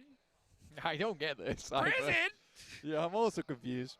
And it had to be Rosemary, right? It had to be Rosemary. Always. Oh, Rosemary always getting caught in crazy situations. Man, Alter Ego is that one team that I look at, and it's so hard for me to get a good grasp on them because they have these crazy pop-off performances from single players, great opportunities, but then you just see these weird tiny mistakes that just make them fall apart. It's funny because, you know, we've been talking about this on the cast quite a bit, where for Alter Ego, they're a team that is fantastic, so much potential, but like you say, they're clumsy. They're kind of like, they're a bit of a Velma. That's kind of a good way to put it. You know, they're a bit of a Velma team. You know, it's like somebody lost their glasses, or there's some kind of communication issue, or something that's causing it. I've tripped. Yeah, I've tripped. I fell, or like, oh hey, oh wait, I fell in Alpha 7. Was that? Oh my gosh, the turn. Oh, he has he has a pistol. Rebel with a pistol. Can he do it? No he way. Can't. And that's Alpha 7 down 2 off the rip. There's no way you whip out the Mini 14. The swap. Yo, it makes no sense. Max looks so surprised. You got the Uzi in your hand. That's not the close range weapon, dude. The Mini 14 is not the close range weapon. It's literally doing tricks. I'll tell you one thing, right? Alpha 7 may have the fact that they have Alpha in their name, right? But with those players down, they ain't saving them. Unlike when it comes to Doc, you know? That's true. Yeah, for Alpha Gaming, they would have absolutely just sent it towards that gas station. But yeah, we ain't sending it now. Amori with the highest elims in the lobby. Followed close behind by Loxy, actually. You know, I think Loxy has had a step up of the year. I think he always in the past was very, very good for Regnum Kaya, and you could always rely on him to be like the fragger of the team. But I think this year he's just set himself so far apart from the rest of the squad. No, that's a bad thing. I think the rest of the squad is very, very good. It's okay to have a superstar on your team. And again, they all provide different qualities, which is something quite rare in squads, honestly. Yeah. Where you get a player like Wild, who is your de facto survivor in the team. You got Silas, who scouts. You got Zed Wolf, who's the off angler, and then you got Loxy just on these really, really good clutch moments and just being that central pusher on the squad. So cool, honestly. And I don't think that roster is going to be splitting or changing around for quite a while. You can quote me on that. Yeah, they shouldn't. Yeah, you can They should. They should clip me on that. Yeah, no, clip me on that, but they shouldn't change rosters. They should. They should. Yeah. Oh my gosh. I'm waiting for the time when they do change the rosters, and it's my voiceover, which will be completely deserved, by the way. Hey, you know what? I'll tell you what. There's been some superstar players that we've seen here in this PMGC, and the one thing that's the hardest thing to teach is clutch. You can only get it with experience, more reps at such a big stage. And, Amori has proven himself, right? That, hey, you know what? When the lights are on, the crowd is roaring, I can hit the crazy shots. He was born in the clutch, man. 100%. That's where he thrives. That's where he lives now, too. That's right. Let's see what Doc could do, though. Alpha Gaming on the move when it comes to Ulf. This is starting to get a little bit scary here, because it's shockingly close with how crazy all these squads are. Yeah. Almost anybody could put up a 20-point game, right? Seven was talking about this on the desk, actually. Yeah. With Inner Circle and Gen G. I can hear you, yeah. Yeah. Yeah, he was talking about with Gen G and APG in Inner Circle. And then he kind of like lost his point a little bit. And then, brought it back. Memory kicked back in again. And he's like, wait, that's what APG and that's what I'm talking about. But he was right. He was right. Yeah. In his own delirious way. Hey, take that all day long. Also take that Polar Party Mini 14. You guys saw it there. Get in the game and get it as soon as you can. As we're looking at Ulf, feeling good, man, after that game one. 106 points in total. They are definitely positioned to be a huge threat to Alpha 7 now that they're only down to 2 players. But what are those last 2 players are going to do? Because you see Carrillo, he's already on the western side of Gatka, or actually North Quarry. Putting himself in a good spot. I think it's hide and seek for Alpha 7 this game. I think it's hide and seek as well. 5 points, it's not a crazy amount to put up. As 2 players on a angle, it feels a little bit improbable. But it's not out of the world of possibilities for that squad. And I think between Carrillo as well as Obscure, they got this. It's just you can't really be going down to Flash like that. That's a rough one over in gas station. Oh man, they didn't see that coming. That's for sure. They were so undiluted as well by the time they got there. I think that was the most stressful part for them because they had made that straight shot from Northeast Isnaya. I thought that they would. I thought they'd wrap over towards North George, honestly. I mean, it made but they sense. didn't go for it. And I think they're playing scared. Yeah, that's what it looks like. It really does. It looks like they're in their heads big time here. I mean, you got Rebel with a pistol going up against an Uzi and a Mini. But the Mini was the main problem. The Mini was the big threat. That's for sure. My Uzi may be small, but my Mini is smaller and deadlier. That's right. Mighty. That's how you do it. Mad Bull's taking this spot. This is one of my favorite locations when it comes to these zones in Erangel. If you take these buildings, you have such a huge lay of the land when it comes to the south side. It's very difficult to push on. So I like the fact that Mad Bulls are taking the spot early. Yeah, it's a great spot. Honestly, I've seen multiple times on the kind of circles where they go north on this one, which I'm hoping it is now because that will prove my point in a second. Please, please, please. No, never mind. We won't talk about Everest anymore, I guess. Yep. Now it's not as good. Well, yeah, we're heading back down towards the swamps, though, which is kind of annoying for Alpha 7 because I think Brazilian teams typically actually play quarry swamps really well, multiple times. And I think that it is frustrating for Alpha 7 now not having all 4 players because this could have been a really, really strong approach for them. Take a look here as the rotations are starting to ring out here. You got Alpha 7 just hanging out inside a quarry. Definitely a lot of nooks and crannies they can hide in there. hopefully try to steal some of the eliminations. They only need 5 to put themselves into that smash zone. But everybody right now, the calm before the storm, just trying to find a spot in this next location. E-Arena, all the way still in North George blue. They're rotating in super late here. Yeah, also annoying for Alpha 7 seeing E-Arena just totally squandering North George. Yeah. It's like, God damn it, guys. I mean, we could have played that. We could have been here so much sooner, past Hospital. Bit of a different approach here from Alter Ego as well. Regnum Kaya trying to play as central as possible. Feel like they do determine the center to a T mathematically, but it's Tulika going insane on the shots at the moment. And what is Regnum Kaya doing? See ya! They fall flat on their faces. Back to back as well. What a rough start. That might be GG, actually. It could GG no read. You're right, Steve. What can I say? What are you saying with this? I mean, this is... You look so surprising, like, damn, like, yeah. damn, that's true. True. That's a true one. Oh, my goodness. And Regnum Kaya crumbling here at the start. That is tough. They still got time. Yeah, they still got time. They still got points. But the problem is... That does kill the man. Yeah, you know what? We were talking about this, you know, Max and I, during all the earlier stages. I call it the last game curse of a tournament like this, okay?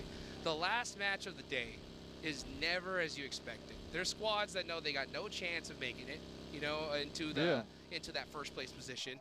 They start pushing people like crazy. Were you saying like a Lich casted a spell on Regnum Kaya today? I'm telling you, it's like the last game of the day is so wild that you can't depend on it to try and get like a 20-point game or something like that, because it's just not the typical esports PUBG Mobile that we see.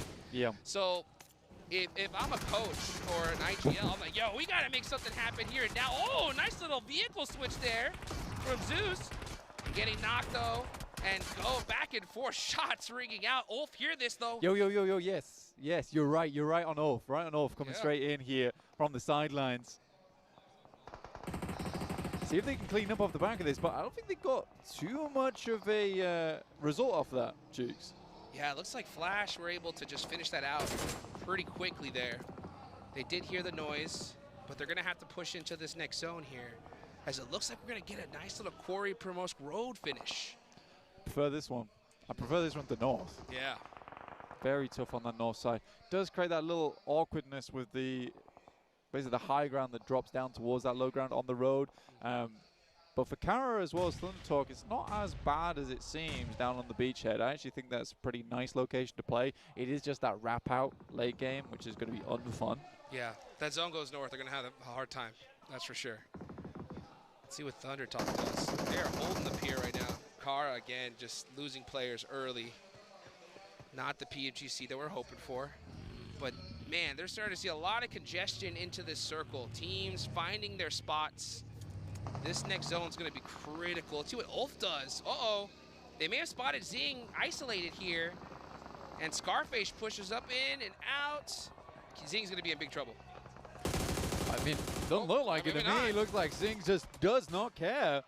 Finally, there's some shots back towards him. Scarface getting taken down as well. So for the second place team, that feels rough. There's Thunder Talk immediately in. We are in gear sighting right now with the immediate crash over towards the rest of the team to administer that triage to the rest of the squad. Keep him up and kicking. It was Vampire to find those shots, and I think that was a lazy, sort of over-optimistic push there from Ulf, in my opinion. Yeah, I mean, honestly, it just looked like they could have pushed him and just been like, all right, 3v1, no problem. But they hear him and just said, oh, maybe we go this way, and then all of a sudden just get taken out. That's what I'm saying. At this stage, any little second guessing, you're going to get punished for it all day long. I definitely felt like second guessing with oh my gosh, Scarface dragging the feet, or in this case, dragging the pop tire. It did not look good, but a lovely nade over the top. We'll take another down. I think that is resable, though. So for Ulf, there's a possibility to keep this game rolling. Especially in second place, they want to put some more points on the cards because you got DRX chasing, you got APG chasing. This is sort of the perfect lineup over towards the top side of the lobby. Honestly, Alpha 7, Ulf, DRX, APG, Regnum Kaya, Alter Ego. What an amazing top 6 we have right now. Yes, we do. Top 6 ready to go. Alter Ego all 4 up here, getting towards that mid-game. Getting some sightlines on APG, respecting them though. That is definitely the right play. Where's this circle gonna go though? That's the question. If it heads over to Quarry, this is gonna be ridiculous. Yeah, R8 could get a great game out of it, but we'll wait and see. Because you're right, I think there is... Oh my gosh. Hold up, hold up. All right, PMGC circles in full effect here. You're right. Yeah, we're straight down towards that south side of Vampire. Might just be able to eclipse the lobby on this one. This could be a great game from them. They're able to hold the position, but teams are coming in real fast right now. They are burning rubber to get here. Man, this is a worse circle shift for DRX. They were literally at the tippy top of the north side here. They're going to have to go through so many squads to try and push on in. Oh my gosh, DXavier are pushing right through the middle of everybody, but it's Alpha Gaming going up against Alter Ego. Top, gonna have to make this 1v1. Actually, no, Ziola's right behind him, and Alter Ego are out of there. Alva just gonna try and survive by himself. Yeah, a nice clean finish there coming through from Alpha Gaming. 3 elims now. Refus getting res by Ziol. That was a fairly nice hold there coming through from APG, but you do have D+, waiting in the wings at the moment. Breathing down the necks of Alpha Gaming. Kara as well, just still can't catch a break. Yeah, can't. Having a bad day It's today. like literally everything is just going wrong, and that's the unfortunate part of it. Some people get blessed, and some people have it tough, and unfortunately, that's Kara there. That was a big, big fight, though, for Alpha Gaming, right? 3 eliminations. They take out Alter Ego there. They are now inching closer to DRX. The prize pool jumps significantly here in these top 3. Yeah, I mean, for DXavier, though, I think that was the big thing that we sort of missed there, which is not our fault. Yeah. We were focused on the Sure. cool elims, the cool action going on. But they wrap down towards the south, and Kara wants to get a little bit of the pie down here on the beach. They'd like to get underneath the parasol alongside with Parajin and DXavier. But nades are spooky here. It's basically whoever can throw more first. Yeah, that dip is really tough. I get it. I mean, it's so great position when it comes to the circle, but it's going to be very difficult to hold as Alpha very close to Vampire. Remember, Vampire, nothing to lose here. Now with that nade, they are on the push. Here we go. We can see right now Lazarus throwing in some nades. Doc trying to get the res onto Refus as they inch closer. DXavier going to probably pop some shots off here from the third party, but they don't. APG now look to reset on this one. Kara does go down in the meantime, so DXavier save themselves on this. So DXavier, they sort of took the slightly less good position, but APG, they wanted the actual position in the circle here versus Vampires, and they are happy to challenge for it. Yeah, that's actually a pretty tough fight, though, because if they continue to wring these fights out, they're going to get third party, like, for sure. That is such a dominant position. People want it. Yeah. But it's also going to be difficult to rotate, too, because everybody's on the edge of the circle. As we look here at the edge, R8 getting into it with E-Arena. Joker making some shots onto Amori. Not going to be able to hit those from that distance. And, yeah, he's going to have to go ahead and take off. But, look, there's Alpha 7. Those are the 2 players right there. Oh, they are in such a tough position at that warehouse. If the zone goes south, which it most likely will, it's going to be very difficult for them to put those 5 points up. Yeah, people are going to be wanting it. For APG, though, I think they're kind of okay to just coexist with Vampires at the moment, which is probably the best play to go for right now because you don't want to get third-partied. So as long as you can help each other out, you know, help a brother out in the middle of the circle. Yeah. We get like second or first. You know, that's okay. We can change that about. That's the right play, 100%. You know, I think the reason why we saw that fight even start ringing out is because Vampire at the bottom, and they're just like, we don't want you here. Like, we don't have to share. We don't want to have to share, but we will. We will. Oh, here we go. Alpha 7 trying to get those 5 eliminations. Oh, and they didn't. A 0-point game. And that is going to be one more match we're going to see guaranteed here, Blank. That is massive news for every other squad inside the lobby right now. Every time we go to that screen and the boys over on the stage are able to see that Alpha 7 aren't in match point just yet, it's one more game of freedom. In fact, 2, honestly. That's right. So every time. So right now, the games cannot end until match 4. Every time we move that marker, teams getting happier to try and chase. It is a struggle right now, though, because second, third, fourth, so close together. It is a tight-knit leaderboard at the top side. I'll tell you what, though, this is huge for Alpha Gaming, right? The fact that we had Alpha 7 go out there in a centralized position. They have the warehouse, 3 eliminations so far. With a win here, that could put them easily into second place, very close to first. Let's see how this is all going to play out, though. You got Mad Bulls going into it with E-Arena. Dead pack middle squad right now. 82 points with 6. Mad Bulls need to win this. Flip getting naded. That is not how you want to start this one off. And now you got Turney K on the push. This fight, though, just getting extended, taking so much time. Oh, but that looks like it. E-Arena putting Mad Bulls on the back foot. 600 damage right now for Turney K. Looks awesome.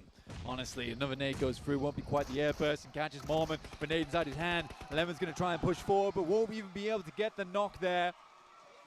The Thai team is up to 8 elims on this match. Their run not done just yet. 13th place on the leaderboards, but you know, between 78 in 10th place and 5th on 84 is nuts, right? It's really not that bad until you really get down towards Vampire in 15 with 48 points, but this is such a close lobby.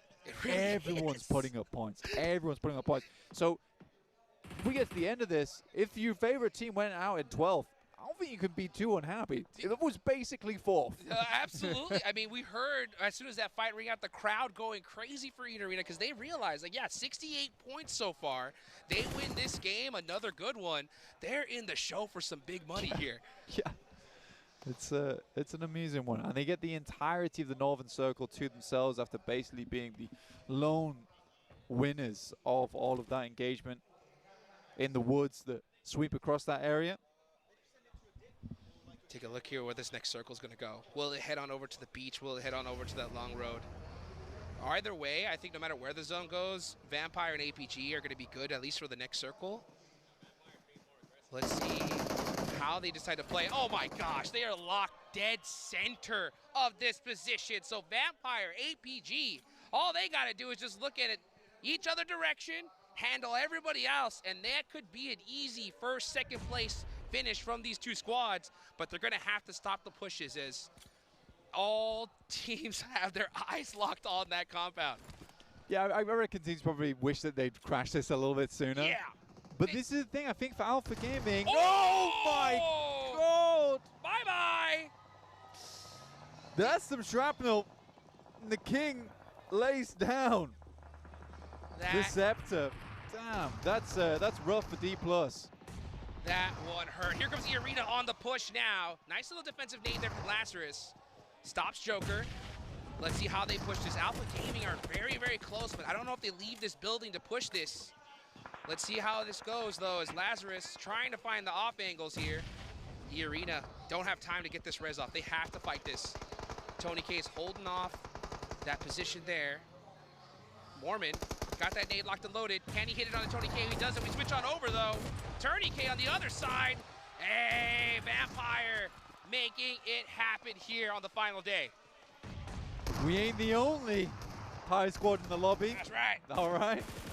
I'll put some respect on the name. Good shots, but for APG, they're starting to sweep right now. Jukes, they're moving through. Alpha Gaming looking to get something done. Mialak is down. Lazarus, Tony K looking to hold out. A long nade into the building. Doesn't find anything of the sort, though. Alpha Gaming just had that itch. They could not stay still. Said, you know what, we got to start making the moves. But it's E-Arena that finish out Vampire. 11 eliminations on the match. What a great game it has been here for E-Arena. Marcel makes his way in, but pretty sure NC2 knows, no? Yes, he does. He has to know. Yep. Uh-oh. Just missed that nade there. NC2 playing it very quiet. Oh, and not going to be able to get that one. As now, look, DRX on the push. Xavier have just been holding this little beach for the whole time, though, being very, very quiet. I think NC2 might be safe, though, because APG pretty sure now they've cleared him. That's fact. They thought he was the last player. Marcel's the one who kind of creeps in, plays body double right there for NC2. Works out for him here. And now APG are just battling it out with DRX. There's still so many top squads in this one, Blink. You got 2nd through 4th still alive. Xavier in 6th. big threats. And then, man, it's still so crazy to me looking at these numbers. 12th and 13th place are not that far away. 71-72 at the moment. Thunder Talk, after all the good they did over in their PMGC, clearing away one of the most dominant teams throughout the league stage, just have not been able to truly transition that through over towards the grand finals. Can we even say that with how close this lobby is? I think we just have such strong teams here. Alpha Gaming, though, I was going to talk about this earlier before we started getting some fighting on board, is that they were the only team with the balls to make this move. That's right. All right? Yep. They had the gusto to go for it, and I think that that's what a lot of other teams are missing at the moment. I don't think they would have gone for that, but Alpha Gaming is like, this is the winning play. I love that about Alpha Gaming. You know, like some teams and some players, when everything just starts getting so hectic, they default to a certain play style. And it looks like Alpha Gaming just prefer aggression, right? Let's go and get it the hard way. Just push and see what happens. And this time, it pays off big time. Alpha 7, shockingly, right, decided to go on the passive side of things, and they're getting punished for it. Or they did get punished for it, big time. Yeah, big time. I mean, APG, likely they'll set themselves up with chicken dinner here and a couple more eliminations for a next game match point. Same with Ulf, they can keep pushing through, but they're down to one player now, so it's a little bit more difficult. DRX, I don't really see them doing it with just the two players they have in the 0 Elim game. Maybe if they get up to a top 3, potentially they've set themselves up for the next match, but probably will have to be a pretty large game off the back of that one. But looking at this circle, likely that DX Xavier, Ulf, as well as Thunder Talk go down in the next shift, which should be coming through soon. You just got a Southeast hard shift. It's not very likely you're going to get another one, in my opinion. It's going to be really tough for DX Xavier here. I mean, they still have a path on into this next zone with a crash. But the problem is you got Thunder Talk on the other side that are looking at them. Yeah, they're both looking at each other. And that's making it difficult for both squads. Honestly, this is one of those times where, like, if you're Thunder Talk and DX Xavier, you should kind of look at each other and be like, hey, let's just push together. Because if we don't fight this out, we're both going out right here, right now. But Alpha Gaming are like, nah, we're not going to risk that. Let's start putting on these shots and get some points on the board. DRX definitely trying to pick something up where they can over towards DX Xavier. And I think DRX understands that, hey, we are center right now. We do need to sort of capitalize off the back of that. And DX Xavier is the team we have angles on towards. Aaron? Okay. Sneaky. Makes it up. Oh, Thunder Talk are so much in trouble right now. As Barajin gets knocked in return, but they'll still have plenty of time to get him back up. That's 5 eliminations from DX Xavier. Next circle goes on over to APG. King still has it, but you're right. It does center up over towards APG, and it ain't easy being the king as he does go down in the circle on that southeast side. DX Xavier slowly mending themselves inside of this circle right now. 86 points. A lot of those points came through from day 1. Day 2 was a complete wash, in my opinion. Absolutely. But this is a big APG game. Huge game. Huge game for APG. They just broke that 100-point mark.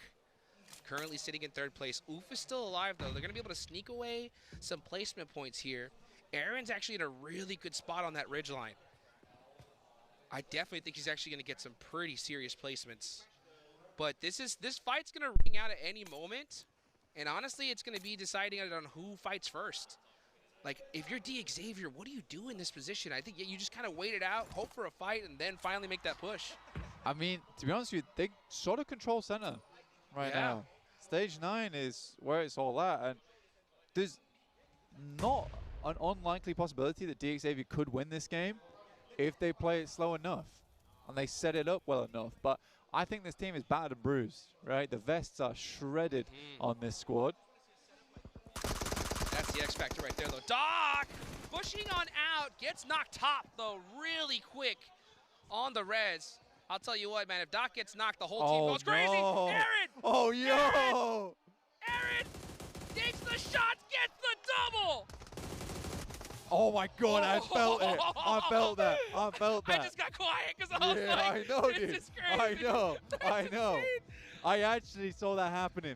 I mean, with Eren, you kind of really can't count him out from making that happen. But for APG, this is terrible news.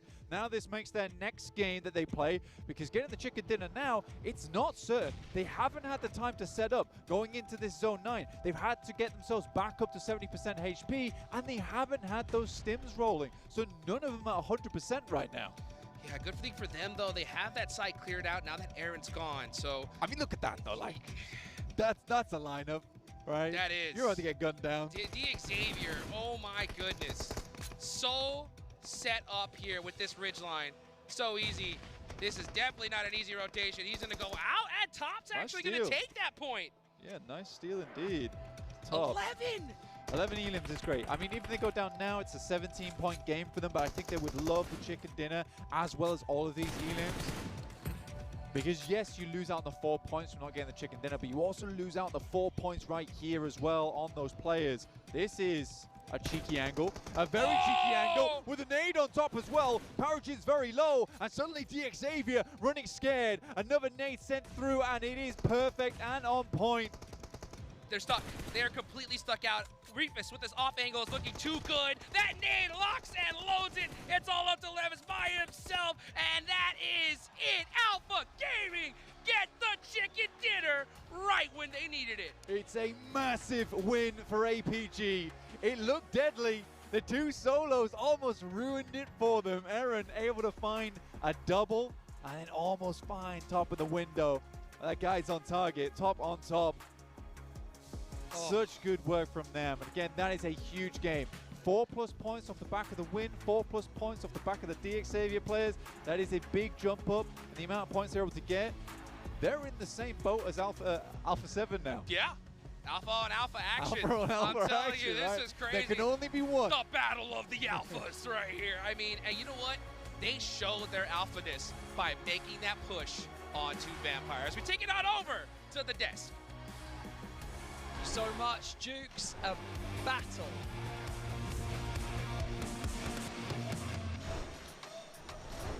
Thank you so much, Jukes. A battle by the beach finish on our Erangel, first Erangel of the day here, day 3 of the PMGC Grand Finals. And it's getting spicy. Battle of the Alphas, as Jukes said, Max. It's maybe not Alpha 7, but I know that here 7, he's hyped. The Alpha Gaming win you've been waiting for, it finally happened, and in a very interesting fashion here for Alpha Gaming. The team that I ended up picking to be my champions for 2025 PMGC finally waking up. And to be fair, I gotta give them props because this team was able to adjust. I even mentioned at the beginning of the day, I was scared that some teams were going to bridge camping.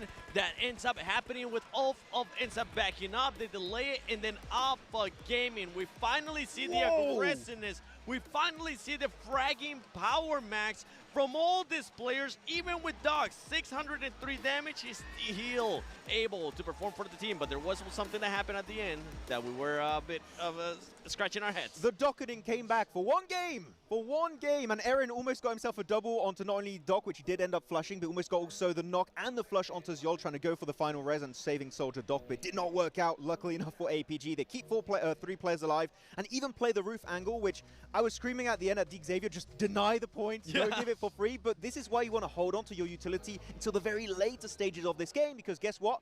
They didn't even have to take the fight here, 7. They just chuck 3, 4, 5 nades, squad wipe, easy pickings here at the end. And talking about Alpha 7, I mean, they only needed just 5 points to get through that smash threshold, and they were not able to. At Circle, I mean, the playing path actually is what kind of set them off wrong. We thought that they were going to go Lipovka. Some other teams ended up overtaking Lipovka. We thought they were going to maybe go on a wider wrap north all the way to Georgia. That was not the case, and they get caught by E-Arena. I think they tried to change their rotation path, and they just don't know which team is going to be where, and they get caught off guard. They lose 2 players. I mean, who would expect that to happen with Team Flash, right? They got the mini 14 Flash at the end, swapping from the Uzi. He got his backup from his teammate Zeus in the back. Very odd playstyle from Alpha 7. I feel like they are feeling the pressure currently in this game, and they are starting to fumble a little bit. The day 3 throw is going on. It seems to be that a lot of these teams that have high expectations are starting to kind of fumble, right? Alpha 7, Regnum Carrier Esports, another donut. Like, what is going on here, guys? For Alpha 7, the big question mark, I was even mentioning it yesterday, this squad has gone into the final day of a PMGC in the past, in the first place, and they end up choking.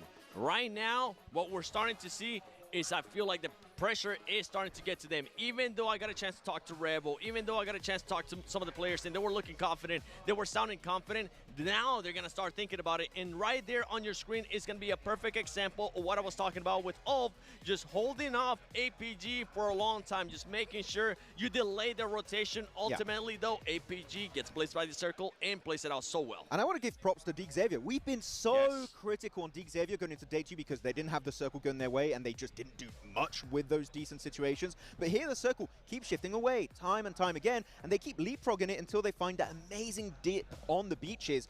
And they zone teams away like Kara Esport, Thundertalk, pushing them away onto the eastern side. This is the Dig Xavier we wanted to see going into day 2. We didn't quite have it, but you know what? They're still really well placed in the rankings. These type of games could be the launching point for Dig Xavier heading in this 3rd day. Yeah, I mean, we're starting to see signs of life from a lot of these teams that are further down the leaderboard. Obviously, Vampire with 2 back-to-back high elimination games. APG securing 25 points there, you can see on your screens. E-Arena not doing too badly. The battle of the ties right there. E-Arena versus Vampire Esports earlier on. Actually, E-Arena, I want to say I wanted Alpha 7 to do the rotation of E-Arena, going back to George Pole, entering onto the western side, going towards Quarry area, but no, again, they changed the rotation path. They get caught off guard, lose 2 players pretty much instantly.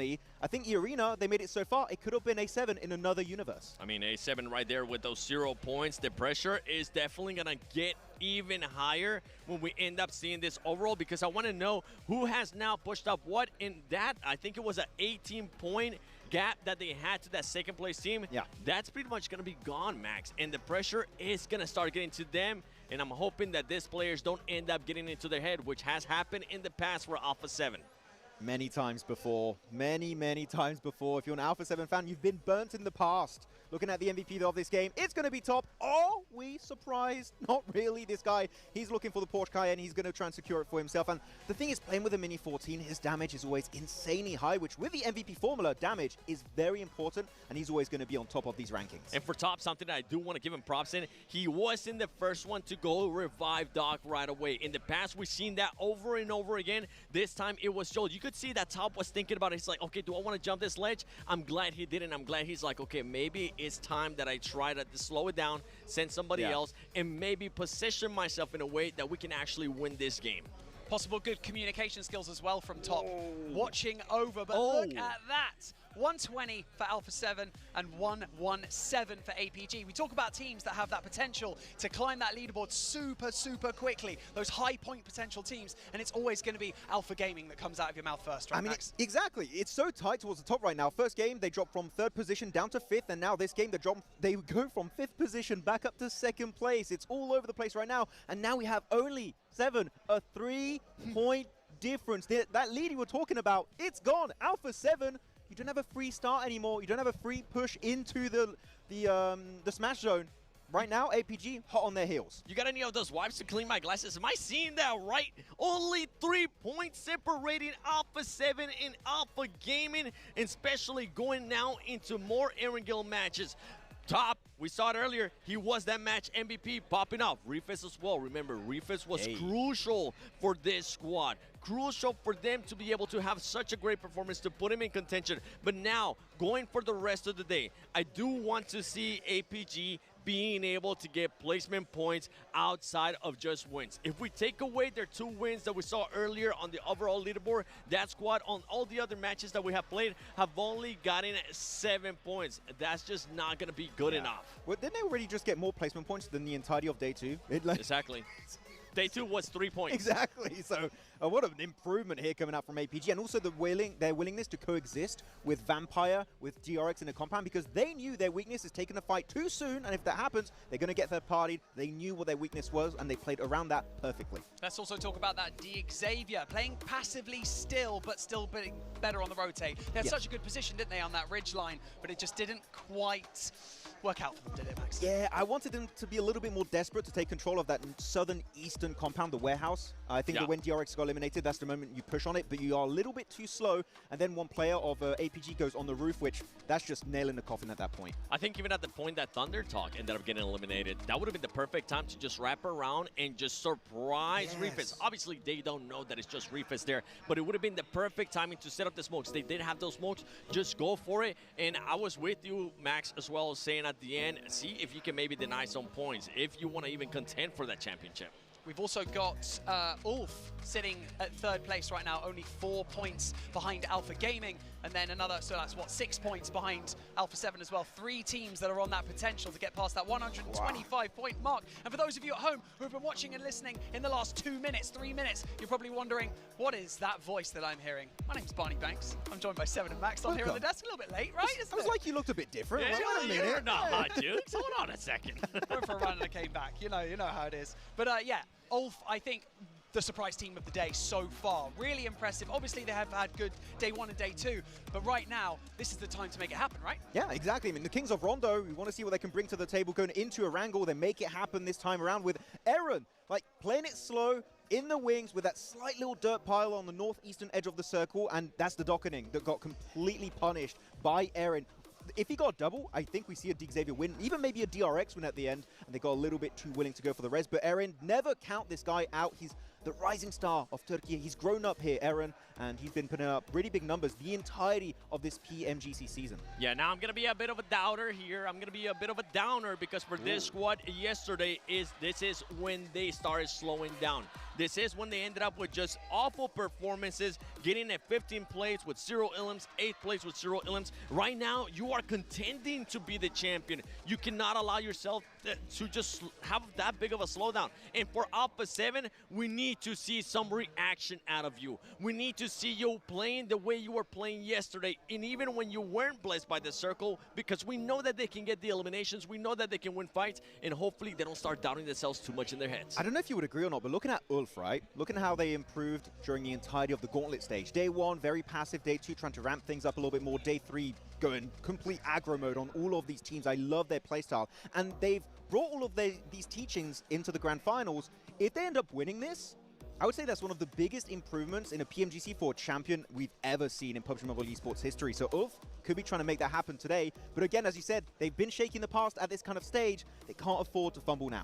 I mean, just keep an eye on those top 5 teams. Who's going to be staying alive? I mean, in Circle 7 of the last match, we had 4 teams being alive. And those 4 teams, guess what? They were hunting down that first place. So in this one, who else are going to be targeting Alpha 7? Are we going to be maybe seeing more of that because they want to stop them from getting to that match point threshold? And you mentioned it earlier too, Barney, and I'm glad that you brought this up. Vampire Esports, they have been fragging out more. That team has absolutely nothing to lose, and I think it's because of something that you mentioned, Max. Yeah, the Sir Tanny pep talk in the hotel room. Like, guys, we kind of sucked. Let's initiate the comeback here. Vampire trying to get to the middle pack. They can make it happen, maybe, on this Orangle match. It's those teams that are showing that signs of life that are dangerous for the teams that are sitting at the top of the table. Vampire Esports, they could spoil it for some of the teams that are sitting right at the top. Alpha 7 really need to watch out because they are the demons on Erangel. But speaking of Erangel, it's time for our second one of the day. Over to Jukes and Blake. There we go, second match of the day. We're going back to Erangel. Second Erangel match of the day. That's a big one right there. And will it be a big one for Alpha 7? Will they finally wake up and get those 5 points, Blink? I mean, I've been asking it every game. Come on! They've been like a bad supermarket because it's never in stock so far. And hey, it's not a lot of elims need to get. Not a lot of points need to get. This is the same playing path that we saw. Yeah. Yeah, it's pretty rough. It's pretty rough for quite a few other scores. Vampire being starting Primos once again. And I think the Vampire really is kind of like the Grim Reaper of the lobby at the moment. Yes. They are just wandering around knocking on teams' doors, which is not fun. For APG, though, their holdout over towards Very Pier, those teams kind of left a little bit earlier than expected. I thought that they would gatekeep for a little bit longer, but I think because those two teams come together quite soon, it's like Ulf doesn't really want to deal with DXavier, DXavier doesn't really want to deal with Ulf. Both teams don't really want to deal with APG at the same time. So yeah, it's not worth it to him. Alpha 7 going for something different again. No Rup Noya this game. Wow. That's Guys, different. You overthinking this. Dude, and look at the circle. Look at the circle. If they would have landed in the same spot they did in the last game, they would have been so set up perfectly. Could just drop Yaz, man. Man, this is going to be a big challenge for Alpha 7. You know, the good thing that they have for them is that, you know, for the longest time, they have been an edge-style team. Yeah. And they thrive on the edge, right? Being able to get those eliminations. So Great this rotates is, in the end game, yeah, 100%. It's playing into their strengths here a little bit. At the same time, though, center zone would have been nice. It would have been nice. It's tough getting across that bridge versus Kara and Thunder Talk. Oh, wow. damn. And wild, too, nonetheless. Guys really are GG no read. I don't want to talk about you anymore. This is tough. That is tough. For Alpha 7, yeah, they don't need to be doing all that. Yeah. You don't need to be doing all that. That's the best way to put it at this point. Like, just, honestly, I'd be so much happier just to see them play their old game. Yeah, because the thing is, it's so, for us, maybe if you're just tuning in today, like you're seeing this and you're thinking to yourself, Alpha 7's kind of all over the place a little bit, or if you're just seeing it's like, Alpha 7's playing a little bit weird. For us, it's strange, having watched the entire league, looking at this Alpha 7 now, because it's a very, very clearly different squad than 2 days ago, or even just yesterday.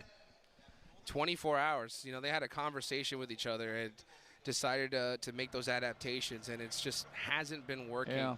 And that's the hardest part about, you know, PUBG Mobile Esports is you make these changes, and if it works, you're a genius, right? And if it doesn't work, it's like, why didn't you just do what worked before? And it's just a tough situation. I think they looked at what Regnum Kaya did over in 2024, which was a little bit more of an aggressive play style. They didn't try and play too slow getting in towards those final day.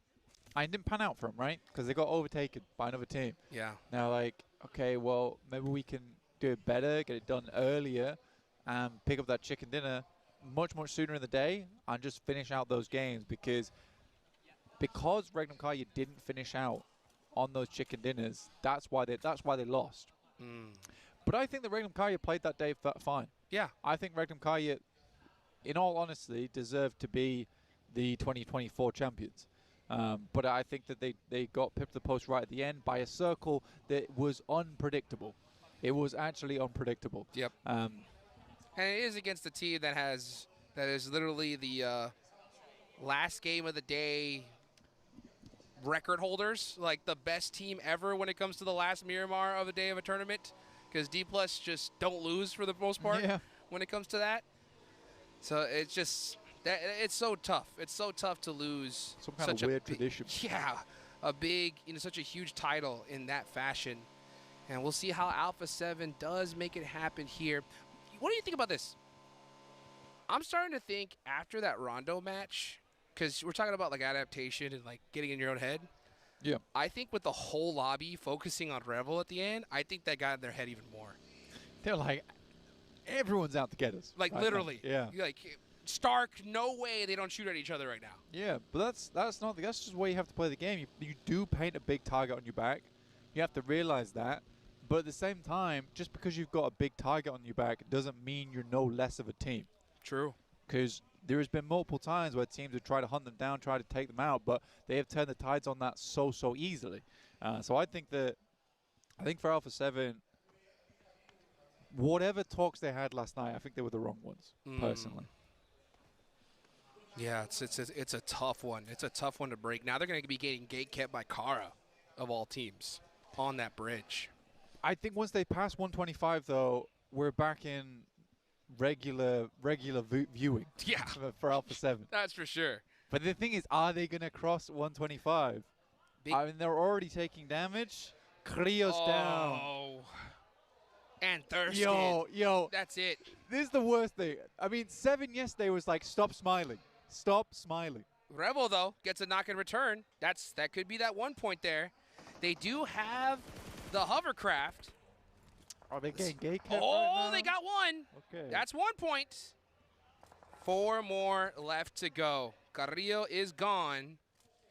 But now they got Kara on the run here. Round away, they lose a player, but it's 1 point. It is 1 point.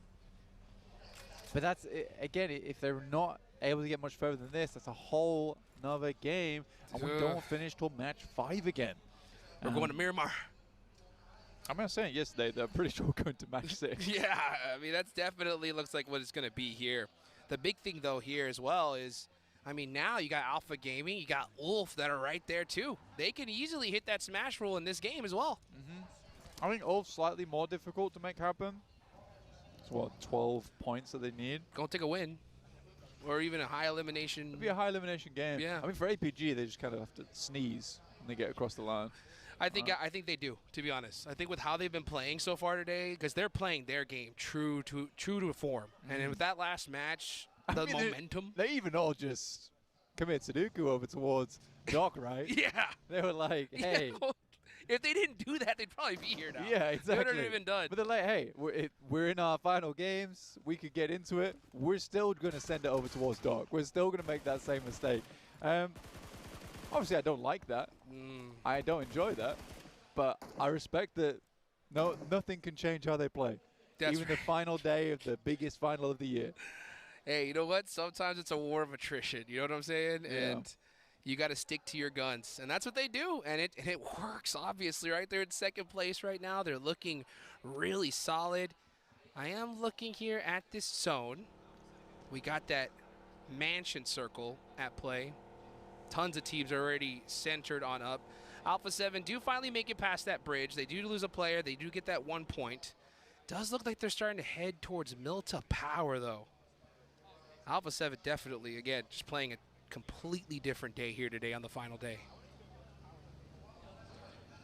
Looking over now. We're going to see where this next circle goes. As far as squads that are be pushing in a little bit later into the zone, we got Vampire. You can see them all the way there. Still trying to catch up to Pachinki. The zone goes on over to Lipovka. So that's going to make things super interesting. You got Ulf dead center in this one. DRX are right there as well. This could be a huge game from these top squads. Yeah, I think for Alter Ego, this is where I really want to see them start to pop off a little bit. They start towards Lipovka. They have a lot of control towards Lipovka. This is where I want the games start getting a little bit better for these guys. 83 points, it's not that far off. One good game, you're up into the hundreds. D Plus find a little bit of damage for themselves. They've jumped up to 10th now after being in 16th yesterday, and can go much further, honestly. Might even pass R8 eventually. Lamborghini goes down to Kraken. That's from Goat. And now Paragen getting knocked as well. Mad Bulls are right here too. So D Xavier not looking too hot in this one. They're in 5th place, 93 points. They're definitely in contention, but with this start, it's not looking too hot. Mad Bulls. Mad Bulls, I think, are one of those like sleeper squads for me. They're one of those teams that not a lot of people, I think, were like really focusing on coming into the last day. But I think they're an absolute threat. They're down a player, but they're playing it very aggressive here. I think the problem has always been with Central Asian teams is that they're so inconsistent. Like Flip and Lemon can be some of the best players on one day and then be some of the worst on the next. And I think that's the difficulty with those teams. I think Mad Bulls have really tried to prove everyone wrong here at PMGC, and I think that they've made a great bid for the top. I don't see them getting further than like a 3rd place, though. That's still a phenomenal result for the Mad Bulls. But yeah, I would agree. I think a lot of people underestimated this team coming into it. Thought they would be bowing out way earlier in the tournament overall in the league stage. So I still think it's a great result being here at the actual grand finals in Bangkok. Zio goes down to tops though. Uh-oh. That's a bit rough. That is a bit rough. Is he far ahead? He's way far ahead than anyone else. So at least they have the backstab, but look at that. He's bleeding out so fast here. I think APG likely to go down to 3. Yeah, let's see what ZL. Yeah, Zol completely out of this one. So APG are going to be down to 3 here as this zone is starting to close. They do end up getting away from it, though. Sometimes you got to make that little rotational sacrifice. Unfortunately, it was Zol for APG. I mean, losing Zol's not the worst thing in the world. I think they can play on a 3 at least from this stage of the game. It's going to get pretty hectic anyway. Alter Ego's compound is nutty. A really good spot. If they get a Northern Shift on this, I think that Alter Ego can play a massively strong game off the back of it, but it does move down towards Prison once again. We're getting flashbacks to Z7 7Z Globen. Yeah. 7ZG. Dang. That's a throwback right there. Yeah, front themselves off from the top of Prison. Let's see right now. Are we going to get that Prison finish here? That'd be wild. We saw one before. At least Prison-esque area. Prison-esque. Yeah, Prison-esque. Yeah, Prison-esque. Yeah. We saw some jump downs. That was pretty wild. Let's take a look, though, here at R8. 80 points on the board. You know, that's what's crazy. You were talking about Mad Bulls earlier, you know, like that inconsistent team, right? They have those crazy moments, and then they have those moments where they fall off. The crazy part about this is that there's so close on the leaderboards, and so many teams here have that potential where I just think they get a good zone, and they're going to put up 20 points. And I think that's the biggest threat in this lobby. Because I think it's dependent on the team, realistically. I think right now, if you said to me, Regnum Car, you get a strong spot in the lobby, this is zone 5, yeah, they're going to have a great game off the back of that. Am I thinking they're going to get a 20-pointer? Probably not. I think if you gave Alpha 7 a great spot, stage 5, and then, you know, a really good spot in the zone, I think that's a 20-point easy, yeah. Same for APG, same for DRX, and same for Alter Ego. For all 4 of those teams, though, it's so hard for them sometimes to get towards that late game. So difficult. Whereas Regnum sort of has the opposite problem, being center zone, strong spot from zone 1. Let's see if Regnum could put some points on the board, because they haven't been able to do it at all today so far. Let's see right now. Everybody just kind of getting set up in this circle. Alpha 7 did get another elimination, so they have 2. Here comes a push, though, from Flash onto APG. They have the numbers. Let's see what Doc could do here. He gets 1. That's a huge knock. Gets knocked in return, though. Top goes down as well. Reefus is way too far away, and that is Alpha Gaming crumbling here in this match. Well, they certainly sneezed, but it wasn't pretty. So they'll go down to 117 points here with just 1 player remaining. Win is trying to keep himself up. Reefus will find Bose now, looking to make this the 1v3 now versus Flash. Heads on in, spraying through the smoke. Cannot find it, though. And that's APG down to the rookie squad of the year in Flash. And Alpha 7, they find themselves another point, inching themselves closer and closer to match point. I do like that push, though, for Reefus. I think that was the right. I think that was the right play. I mean, he had a couple down. You just had to win that fight. He would have gotten some sick eliminations for his team. Because trying to survive and get placement points here, that's one of the most frustrating things for me. You see a player like, oh, down to 1, let's just go and try to figure out something. Nah, make that push. Try to make it happen. Unfortunately, it just didn't. And at a pretty tough time, too, because they had 117 points. They could have broken into that smash zone in this game, but just weren't able to do it. Yeah, sorry, I punched my mic. Oh. I punched my mic. That was the noise. Ah. Probably heard that at home. Sorry about that. Oh, it's all good sometimes. Yeah. I mean, it's it wasn't out of frustrating. anger. No, it wasn't out of anger. It wasn't out. Whoa! Okay, well, I punched my mic. Jukes fell off the stage. We're having a real day today. Well, we're out here. He's still got the headset on, though, which is impressive, even though he's in the crowd right now. It's sick. Dude, the crowd supporting my weight. Yeah.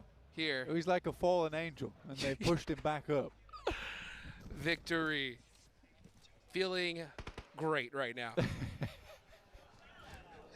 What a day. What a day, indeed. John's gone. So is the chair. Oh, boy. So is APG. It's all. Yeah, it's not roses and daisies. Yeah. Let's put it that way. Let's take a look at this, though. Hey, Car 98 from Silas. That makes me happy, but unfortunately, we're not going to be able to see him use it as he is getting shredded by R8. Damn, Silas looking more shredded than that chair, man. Oh, yes. Goodness That me. chair is deleted off the server. Uh, Oh, boy.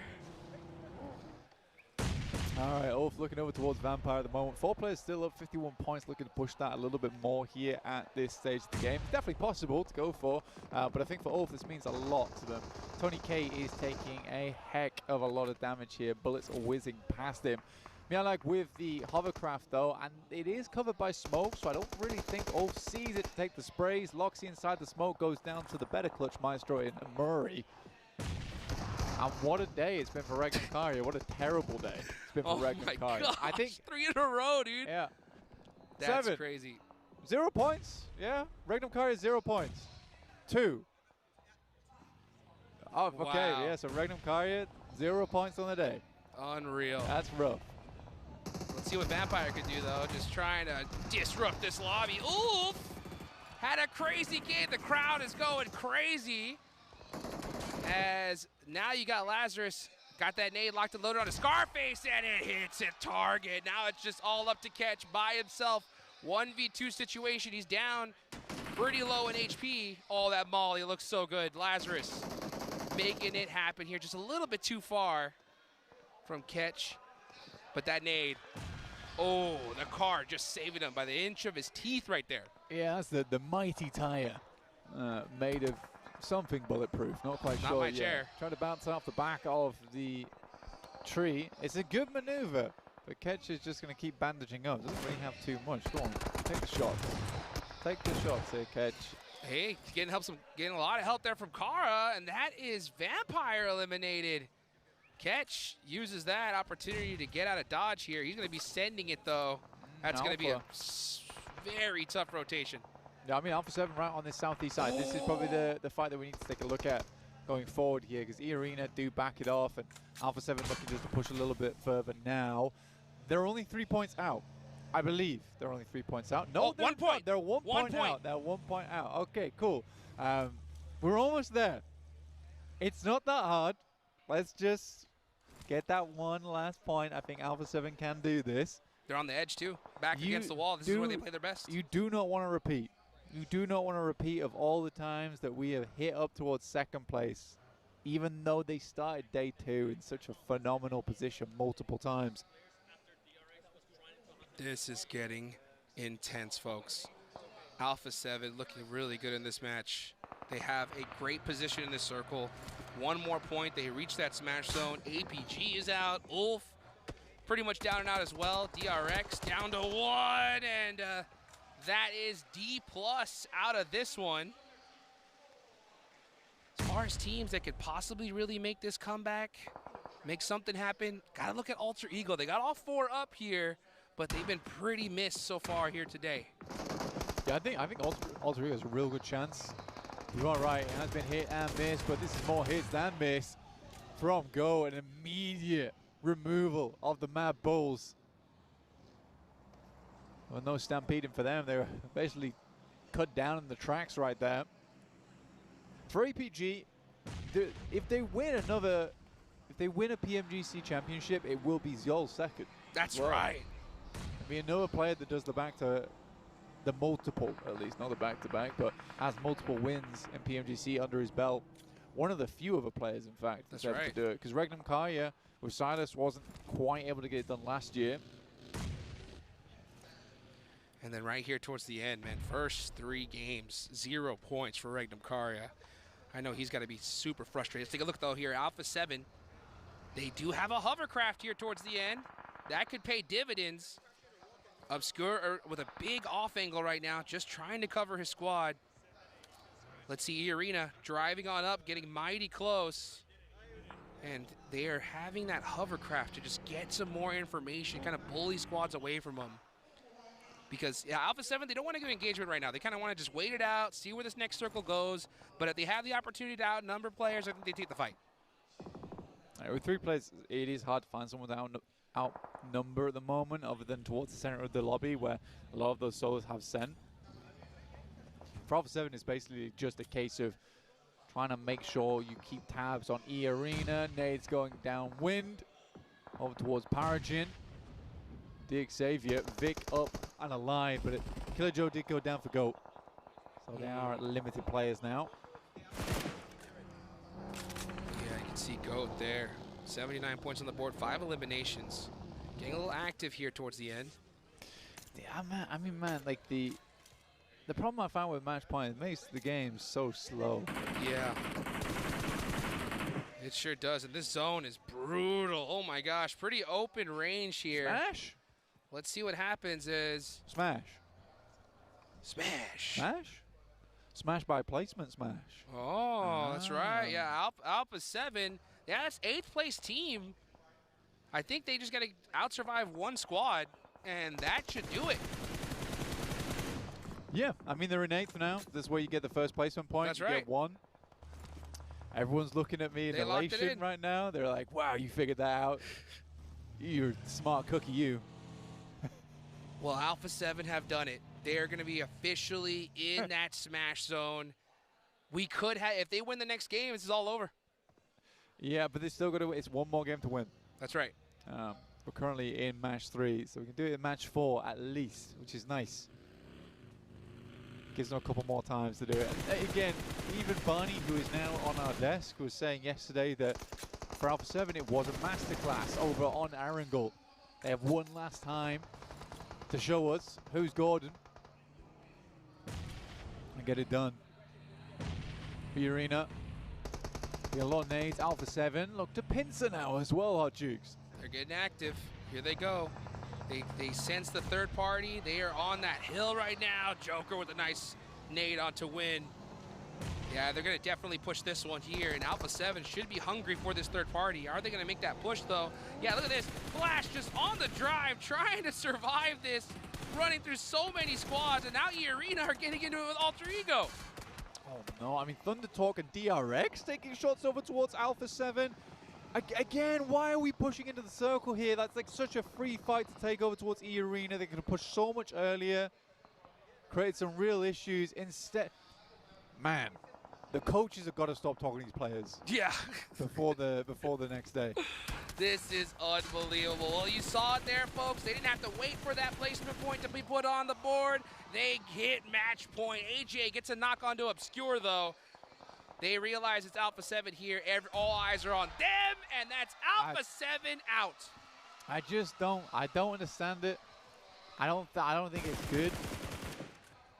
But I mean, Regnum Kai has obviously been affected by whatever pep talk they had, and that's in quotation marks. You didn't quite grab that. I know I'm not on camera, but you could. I feel like you could feel them. Yeah. Feel those quotation marks. So.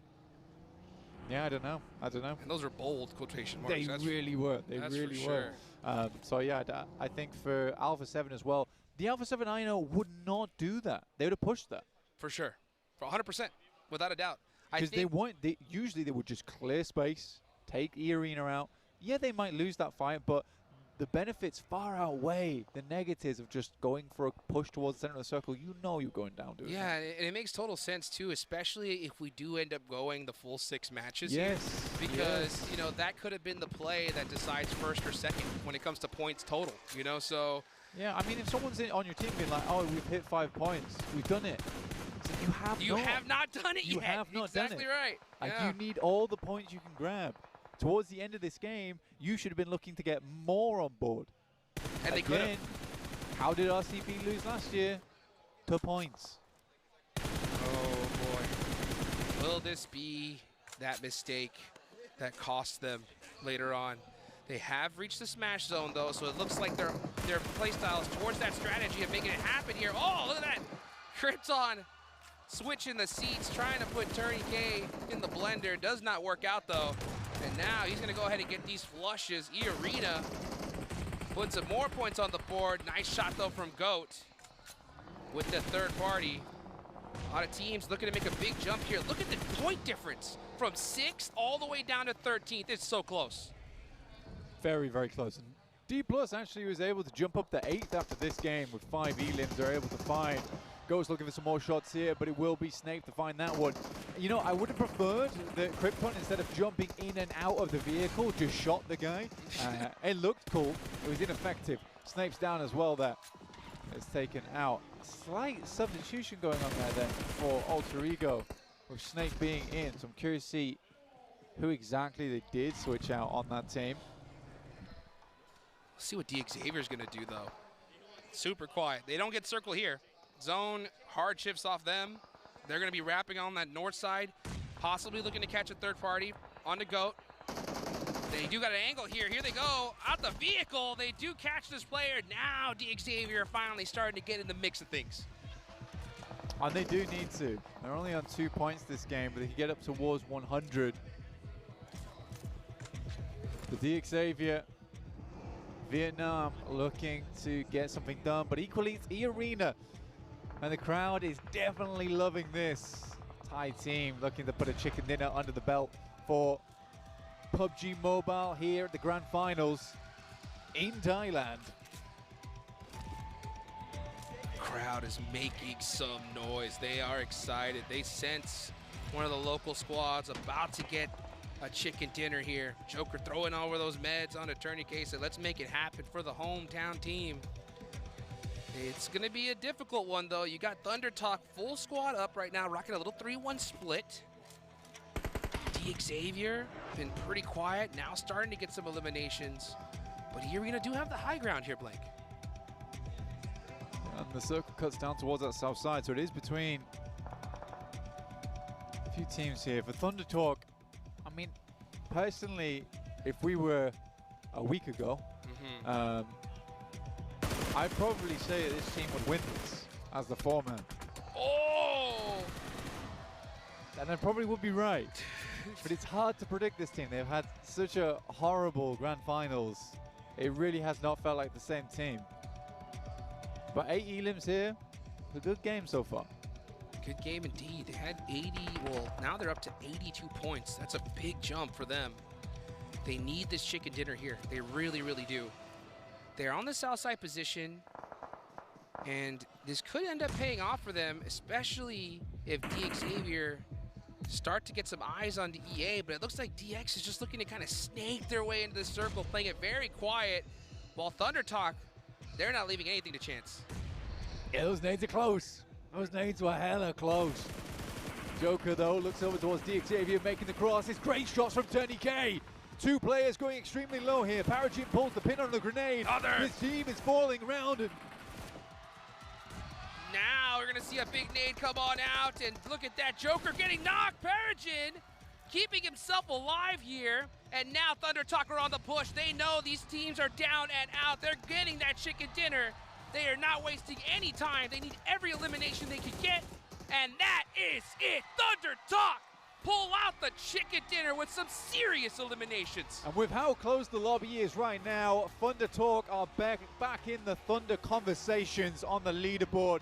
A really nice finish there. And again, it felt questionable for me to predict that team towards the end there of that game, just because of how they played. But I'm telling you, about a week ago, they were an insane team. Oh, without a doubt. Without a doubt. And you know what? They're showing up right on time. Couldn't have picked a better moment to get such a big game here. Man, they only need a little bit more. They only need a little bit more. But Alpha 7, they're in that smash zone, Blank. So right now, they are still the biggest threat in this lobby. Yeah, that's probably the biggest point that we didn't really bring up there, but we were very focused on the game towards the end. Look at that. Thunder Talk with the cats as well. Yeah, that's my kind of team. But yeah, Alpha 7 back in the running. They're at the top, 127 points. They're on match point.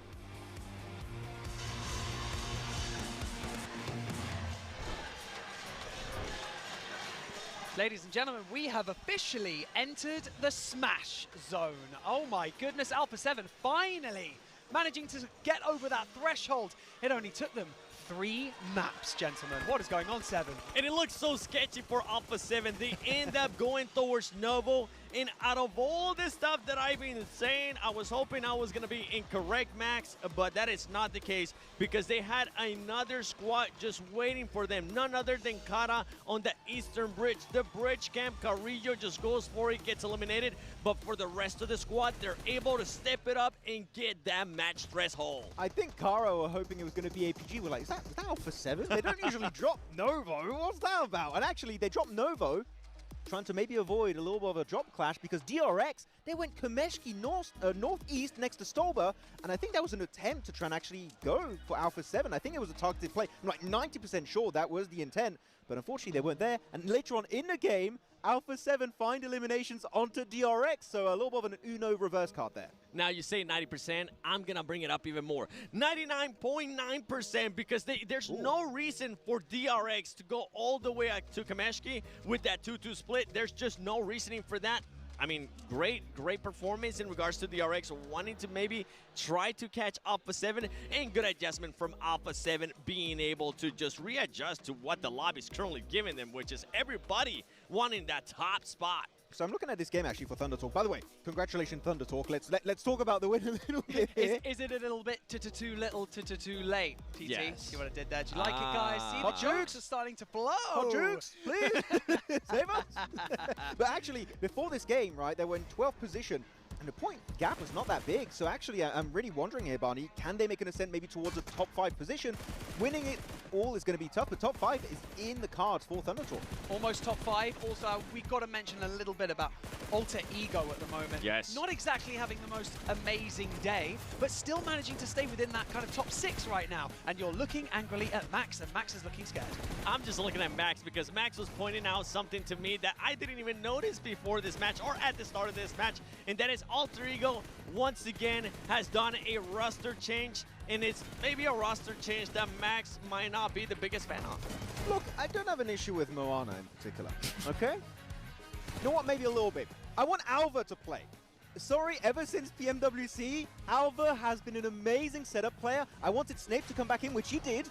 I think the getting rid of Alva here in priority of Moana is definitely a big misplay, team rotation-wise. I think the core should not have Moana on. That's my personal opinion. They at least had 4 players alive at the end, and I'm digging a hole right now. I'm just going deeper and deeper and deeper. I think that the rotation, it keeps changing. Maybe they should stick to a core 4 and just go for it the entire tournament. I would definitely have to agree with that. Hopefully they end up staying with the core 4 because some stuff was working out for that squad. One thing we got to talk about out of all this top 4 squads has to be DX, because DX has not been favored by any of the circles. On day 1, that was the main storyline. This team just keeps getting those fed circles. That's not the case now. Just keep looking at what DX has to do. The circle keeps going away from them. And something else that I want to point out from DX is I love the 2-1 split that they did when they wanted to get the last player from GOAT Gaming later into the match, with Parajin being the active player, the off-angle player. Great plays from DX, completely different than what we saw in day 1. By the way, I just want to say on this rotation, Thunder Talk barely moved since Circle 2. That compound locked down the entirety of that match. But no, really good point on Xavier. And let's not forget, they were in first place going into day 1. Day 2, they dropped down to 7th position.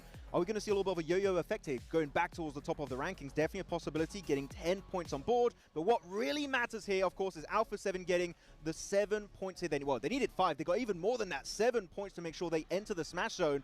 But now, we talked about it a little bit earlier, they're going to have to maybe change their playstyle. Alpha 7, everyone's going to be looking at you to make sure you don't end the tournament early. Keeping it on brand there with the points. Very much so. I think that a lot of people, if you need to be reminded as well, of course, about the Smash rule, you have to get into the Smash Zone before you can then secure the Smash win in that next map. So it's looking a bit spicy for a lot of these teams that, like you said earlier, Seven, the teams that don't have anything to lose, like TT Gaming, like E-Arena as well. They're just absolutely smashing out these games, climbing the leaderboard really quickly, and essentially they're not looking to, they're of course wanting to win the tournament, but it's probably not looking likely. However, they're climbing the leaderboard thick and fast. Yeah, it's a bit of a reverse leaderboard in regards to some of these squads. They are starting to perform well. Thunder Talk, congratulations on that win.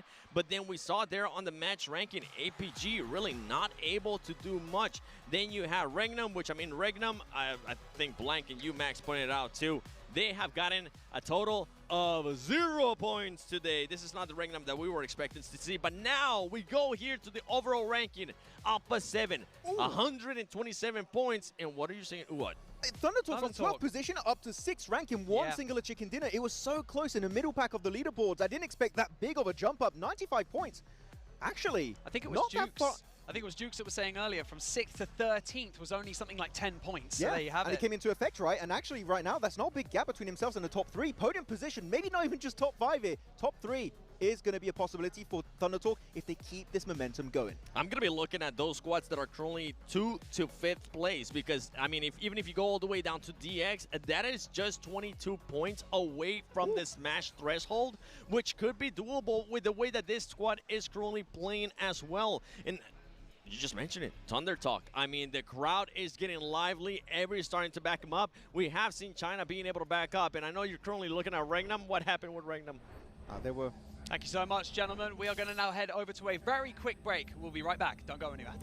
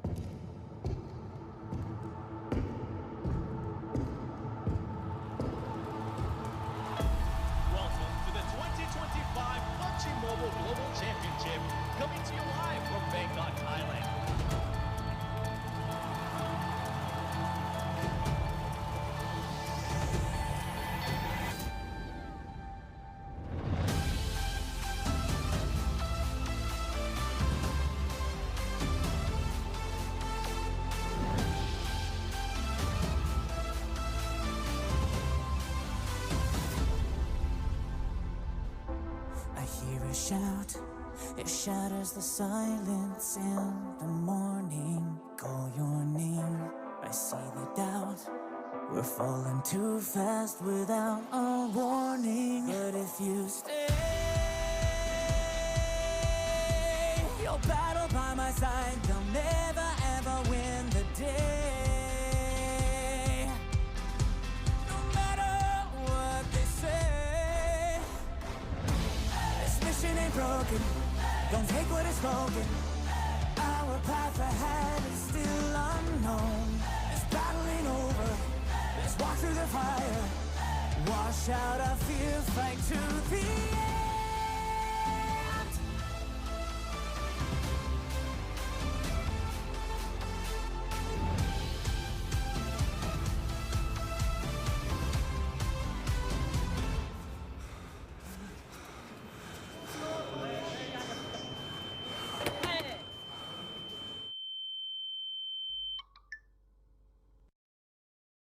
Here we go again.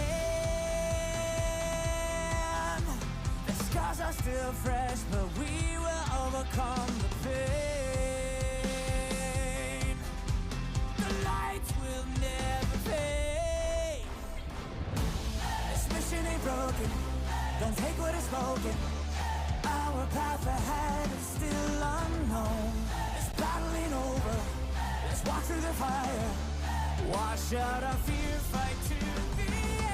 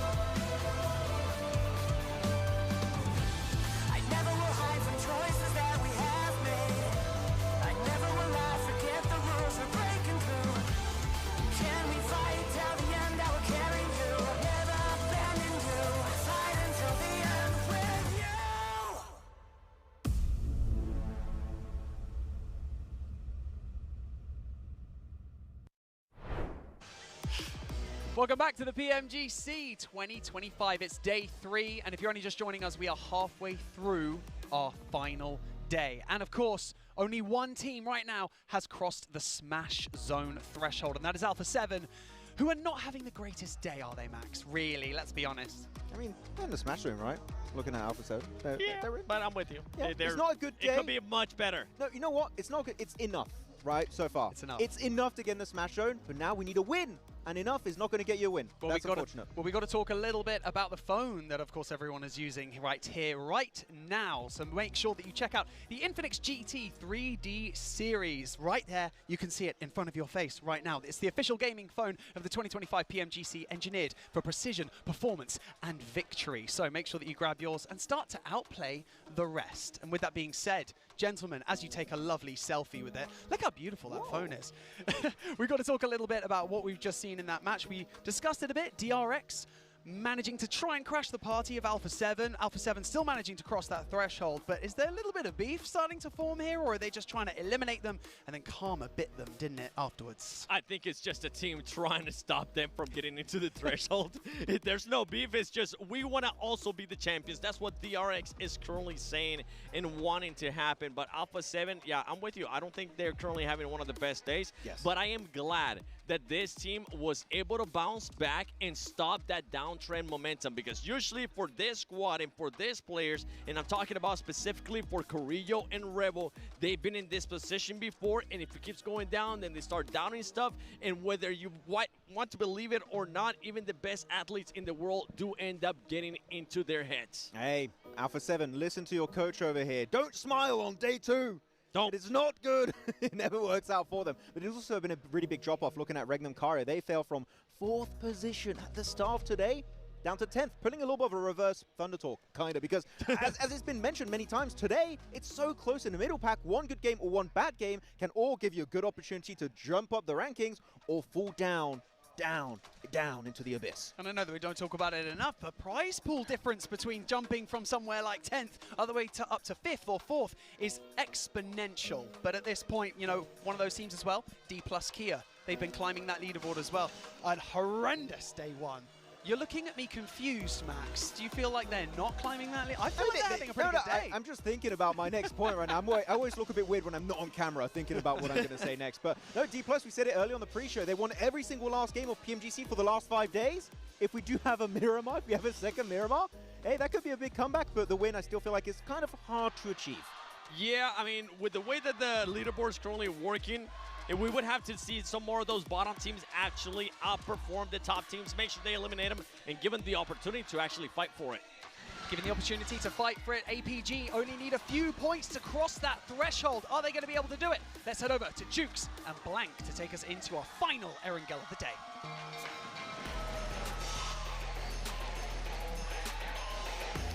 Last day, last Erangel. Yes, last Erangel of the PUBG Mobile Global Championship Grand Finals. Alpha 7 in the Smash Zone. If they win this game, it is all over, folks.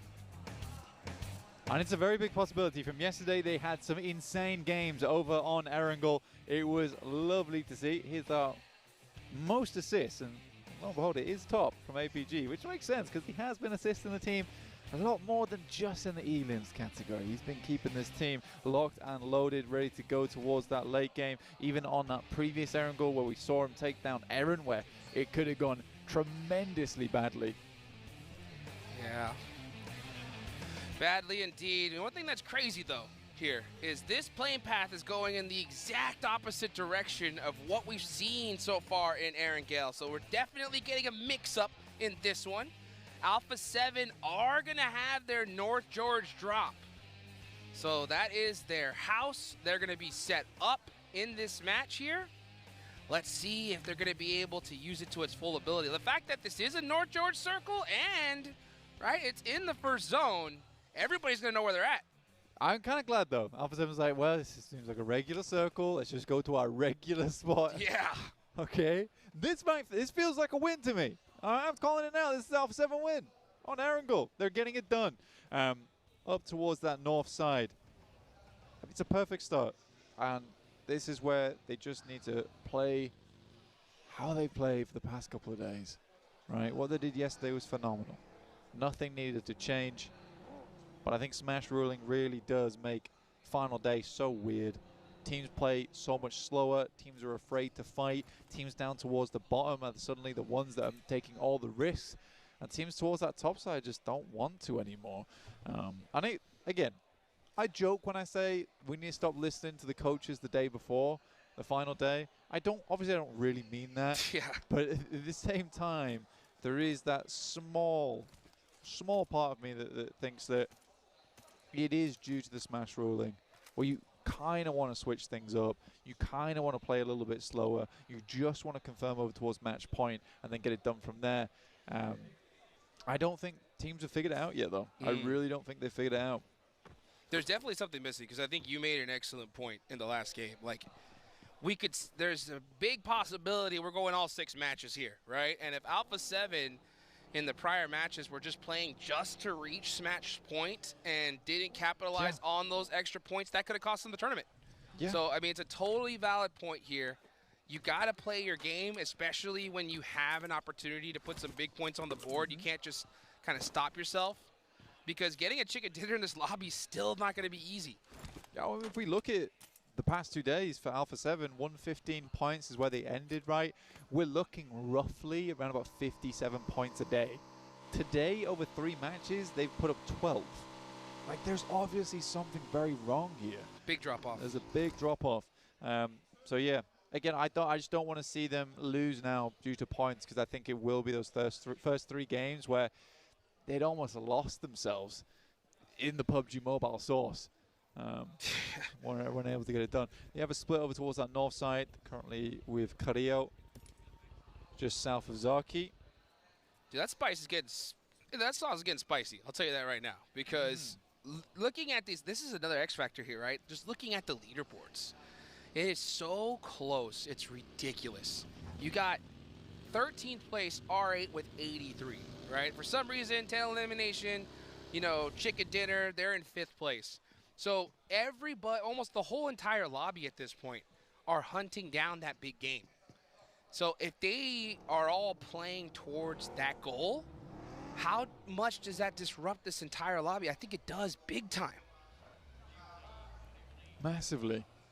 And teams are going to be searching for them, which is why they're not playing towards their usual drop spots. And you sort of understand that, because they don't want to make it obvious of where they are. I think you're overestimating it, though. I do think you're overestimating teams' wants and capabilities of finding you and hunting you down the early game. The amount of times that we've asked the silly question, like, are you going to hunt down this team? Our team goes, yeah, absolutely. They never do. Never do. They never do. It's literally the most frustrating thing for me when it comes to this, is because why not? You know, you've worked your entire year to get here.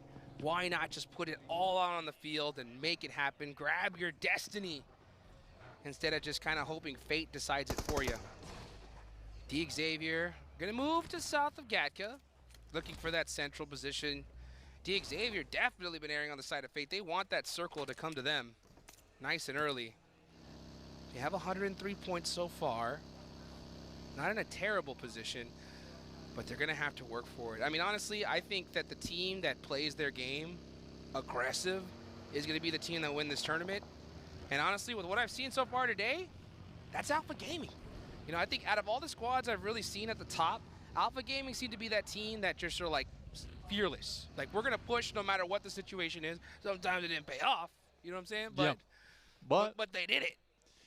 They'll lose all flaws. They'll lose or they'll win, all flaws included, and I'm okay with that. I think it's nice to have such personality on a team. I think for Mongolian fans all around the world, they'd be super pleased to see APG as the winners there. Because although IHC was a great win for them, that was just in the early days of elims becoming more and more important for those squads. And I think a lot of teams were kind of caught off guard. Still a fantastic win there. But to do it on a main stage, now playing alongside everyone else and still bettering them, yeah, I think that would be a really big deal for Mongolia. Let's see how APG does here. DRX waiting in the wings as well. I think you were mentioning this earlier, Jukes. Looking to get those points on board, 105. But I do think Thunder Talk at 95 is probably the most surprising to me at the moment. That's scary for the lobby, honestly. Because Thunder Talk, they're literally one of those teams, right? That they'll put up nothing or they'll pull up a whole lot of something. That's for sure.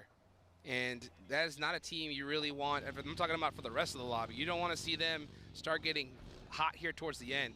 Yeah, they're accelerating as well, man. Yeah. They're accelerating. And I think that is one of the bigger issues, that because they are accelerating, you start to get a little bit scared at the top, because we're putting up like 5-7 points a game, whereas Thunder Talk is just looking to chunk away at the leaderboard. And it's a tough circle from them. I mean, they're one of the few teams actually still on the outside right now. You can see them here, sighting here with the hovercraft. Moving over on that western side. They're cutting in over towards the yellows on the coast. You can see Team Flash, the new kids on the block here. 14th place, 71 points. Definitely not something to shake your head at for a first ever PMGC performance. They could definitely jump up the leaderboards, get some extra cash themselves. But hey, look at this APG, taking some shots, say, hey, get away from us. Definitely not scared to take a fight, this team. Yeah, I love the way they break wide as well. Ooh, western side circle. We got a lot of war in this bad boy. Alpha 7 would want to get a move on. They are over towards the southwest side of Everest. You can make a quick move here, but you're passing through R8. Seems like Regnum Kaya as well. Well, Regnum Kaya isn't really to be feared anymore. Dropped down to 10th. Crazy drop. What a drop. Team Flash trying to catch some EA players on rotation here. As everybody is on the move to this circle. Team Flash being one of the furthest squads, and also Thunder Talk. Thunder Talk are going to be really late on the zone. There's Zed Wolf, though. Oh my God, a point. A point, baby! Regnum Kaya, they're back. Ish? No. But for Zed Wolf, damn. First point of the day. Feels good. Uh-oh. But I think, uh-oh. For how long? Hey, look at that rotation. This is a real send from Regnum Kaya. I mean, a lot of teams are stopping off early, getting over towards the motels. But, yeah, Regnum Kaya wants to stay on that highway. Uh-oh, Revo getting knocked and thirsted by Vampire. That's Guizao down as well. And just like that, Alpha 7 down to 2 players. It looks like we got another match in the books here, Blank. I was trying to do reverse psychology on the start of the game. Didn't work, did it? It did not. Yeah. I think for Alpha 7, to be honest with you, at this point, over this many years, I'd be pretty upset, honestly. But I don't think it's a case of, oh, haha, you know, always second place now. This is becoming an issue. It is. Where there is definitely something going on previously to that last day where the nerves take control, right? The voices start speaking in the back of their heads. They're going to nip that in the bud soon. The second guessing, more prevalent than ever. Alter Ego, though, pulling out those shotguns. Oh, EA, Turney K gets the double. They didn't even see where he was. Instant thirst from E-Arena. Now, Turney K can get another one. He's got the pump shotgun, switching to that FPP. Rosemary trying to catch him with a nade, not going to be able to do so. He's walking towards it. That was the most uncooked nade I have ever seen. It's raw. Raw. Shots from Flash. It tops at a distance.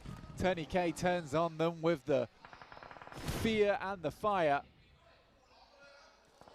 We'll take them down. Yeah, look at Team Flash getting active. I like to see this. I mean, you got 72 points. You want to make some money, you're going to need some eliminations. So if you can catch a third party, go for it. The zone deadlocked here onto this position as well. Actually, this is a little bit on the northern side, what we're seeing. So if Team Flash want to get these eliminations, they got to clear this lobby like instantly. They got to start making this push. It's like a vampire win. It's a vampire time right now. It's a nice spot from DRX as well. Oh, my days. Mormon getting the double nade there. That's 4 points for E-Arena. And now, well, Team Flash pushed. You got to start making this move. And Flash move in. Looking to be star stunners over towards EA inside the building. Tony K popping a pin of his own. Nade goes far. Off it found Tony K. Stops cooking the grenade twice here. He's kind of wondering about it. Tony K though. Other Tony K, that is. Different K.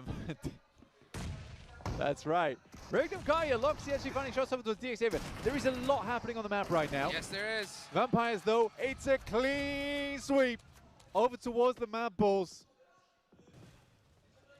Nothing to lose from this Vampire squad, and they are getting active. We're going to keep an eye out here on this Flash fight, as they are just so gun-shy here. They don't want to lose a single player, and I can't blame them. Meanwhile, we saw DXavier get knocked to some fall damage.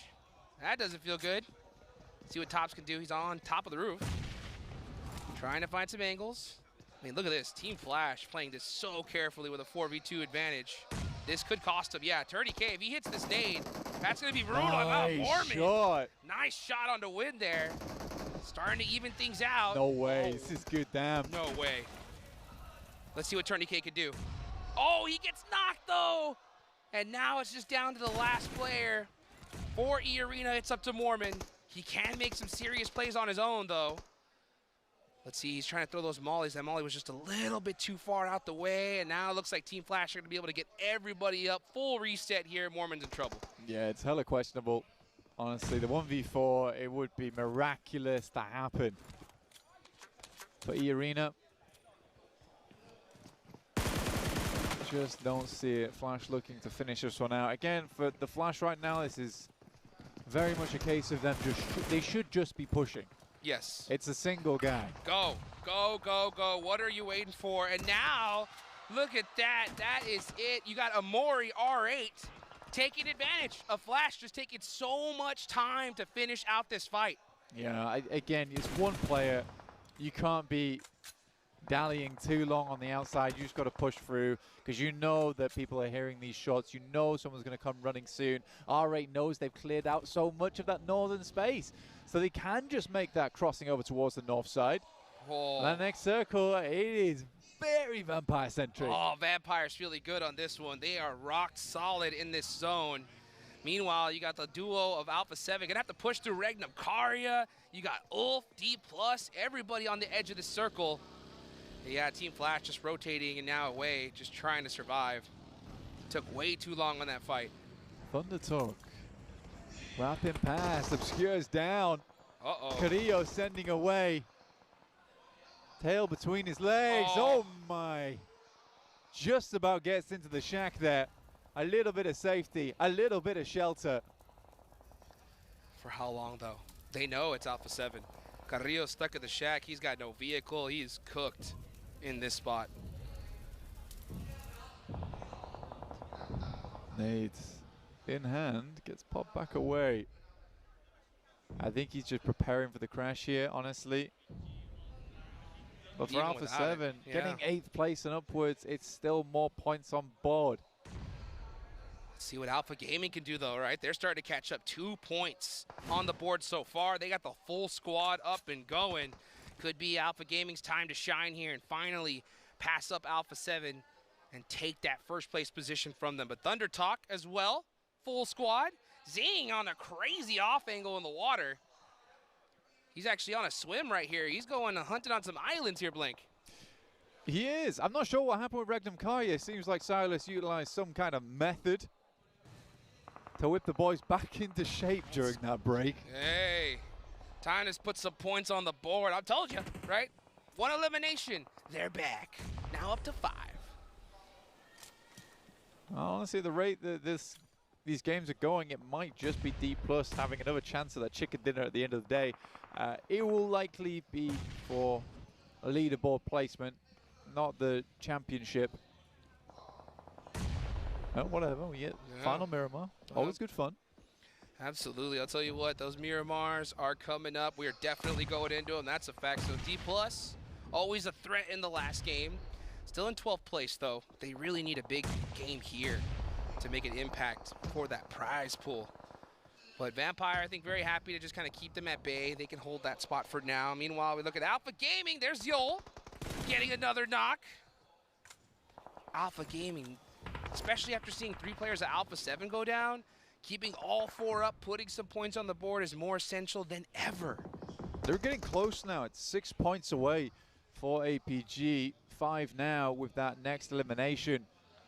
Sits them comfortably at 120. Ulf does go down in this game, 114. It's an unfortunate result because Max has talked about this as well, where after those first couple of strong games, honestly, Ulf starts to go downhill.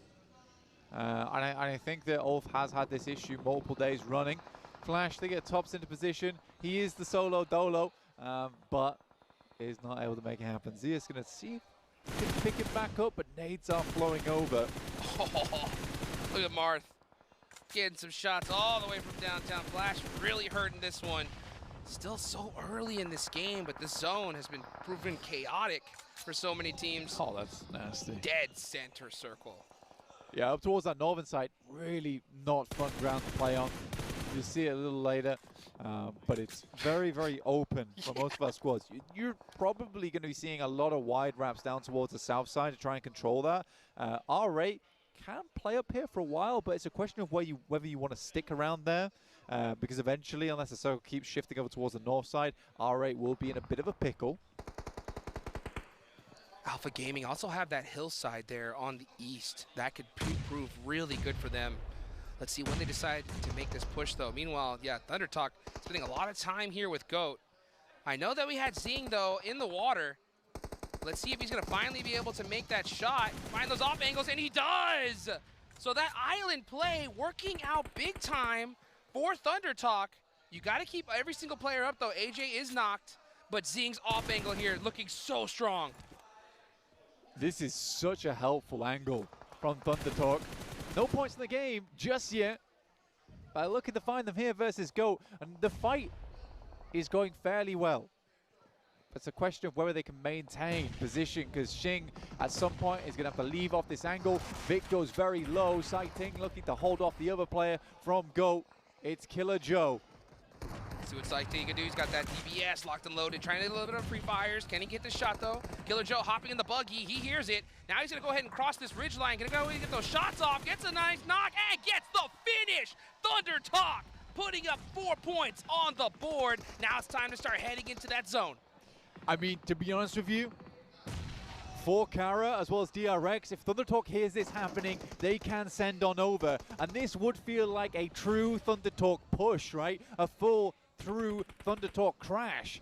And it'd be a great position to hold, because VPE, they're just sticking their nose in over here. They're not doing much of anything else. They're on the move. Xing already on the rotation, looking for that opportunity to third party this. Now this fight does start to slow down a little bit. That does make ThunderTalk second guess themselves for just a moment, though. Meanwhile, you see DRX Hyunbin holding this corner. Full-fledged first person with the S12K, waiting for someone to break that door's threshold. Meanwhile, Kara, yeah, just waiting. ThunderTalk not able to catch that third party in time. APG over towards Regnum, but this is a reinvigorated RCB. The shots are good, but Regnum Karya is taking it. It's just as good as they get. Meanwhile, Doc on the push. Now it's all up to Loxy by himself with a lay down, and that's Alpha Gaming taking out Regnum Karya. They finally put something on the board, but only 6 points so far. Doesn't matter, though. They got the placement point. They're 125 right now. They have crossed the boundary. And APG are up for the smash next game on Miramar. Alpha Gaming now in that smash zone, and they are looking to smash the rest of this lobby here. Job's not done yet. Next zone about to go up. That northern side completely all wide open. Zone does center up a little bit here. Kara are in this. ThunderTalk should have a nice path onto the circle. Funnily enough, I would say this is probably an urban finish. Yeah. This is kind of an urban finish with the way these buildings are set up. No one really wants to play on that northwest side. It sucks. It's not enjoyable. ThunderTalk could try and play this tiny hill that sits over towards the west, but it's not going to keep them up too much longer. They also already sent Xing out earlier to create an anchor point for the rest of the team, and he just got lasered. Yeah, instantly taken out. Carrillo's still alive in this match. He's holding that shack, but it's only going to be for a matter of time here. He's pretty much done and dusted. You can see Vampire keeping a great eye on him. So now starting to close, out into the smokes. This is just a free elimination for everybody, and I'll tell you what, Alpha Gaming will definitely take this one. He's going to get his 1 point. Little pre-fire there. Carrillo shimming and shaking, trying to at least get another knock, put at least one more point on the board for his squad. Alpha Gaming, the biggest threat to Alpha 7, though, at this point. Yeah, I am surprised no one's taken too many more shots at him. Vampire, though, they've been having a great game. 7 elims right now. They are holding it down. This team is not bad. They've had a great position circle for quite a while, but APG send in two now, trying to leapfrog D+'s position. They left the player behind as a backstop. Try and find some cheeky angles on the outside, but one player falling as they approach. Doesn't feel great. Nice couple nades into that gas station there. Reef is trying to find another angle here. That might be good. Oh, does a little bit of damage. The Molotovs, though, from Doc, paying off big time. I know Maxman's happy about that one. Let's see, Reefus. Can he get the finish, though? Oh, my gosh, what a nade from Vampire. Yo, that came out of nowhere. Reefus is like, oh, I didn't like that at all. Yeah, I'm surprised. Lazarus does get taken down by Thunder Talk, though. That's a chance. That's an opening for him. Yes. But they need to send somewhere, right?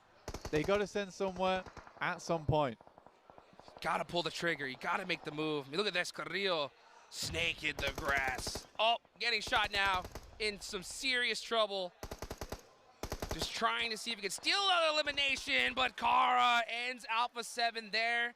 And now Alpha Gaming looking to pass them up and take that first place position. They could do it. They could easily do it on this game. Getting past 128 is not that hard right now. And it's almost as if Alpha 7 wants to keep the legend true, right? They just cannot win PMGC, no matter how good they are in the first 2 days. Their third day is just shocking. Alpha 7 trying to get that belt. If they win this one, they will have won almost every big major event, minus PMGO. But they got to still get it done here, and Alpha Gaming are looking to take it away from them by playing their own game, right? Just playing aggressive, playing together as a squad, and making it happen here. Maybe Thunder Talk don't need to send anywhere. You also have the loot crate towards the center, which could create an operation zone for the team. You're carried down towards that south side, need to move up. They've got to get past DRX. Are we going to get a back-to-back Thunder Talk game here? That is insane. I mean, with that zone right there, it's looking pretty good. Because all these teams on the edge are going to have to fight each other at this point. You can just see Vampire holding it off in a full urban finish with so much open real estate. Meanwhile, Prestige trying to throw some nades in there.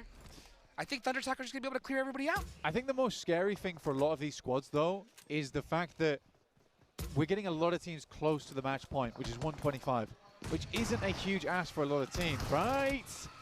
Vampire, 9 elims, looking to hold out these final players. Uh-oh. R8 with the P90.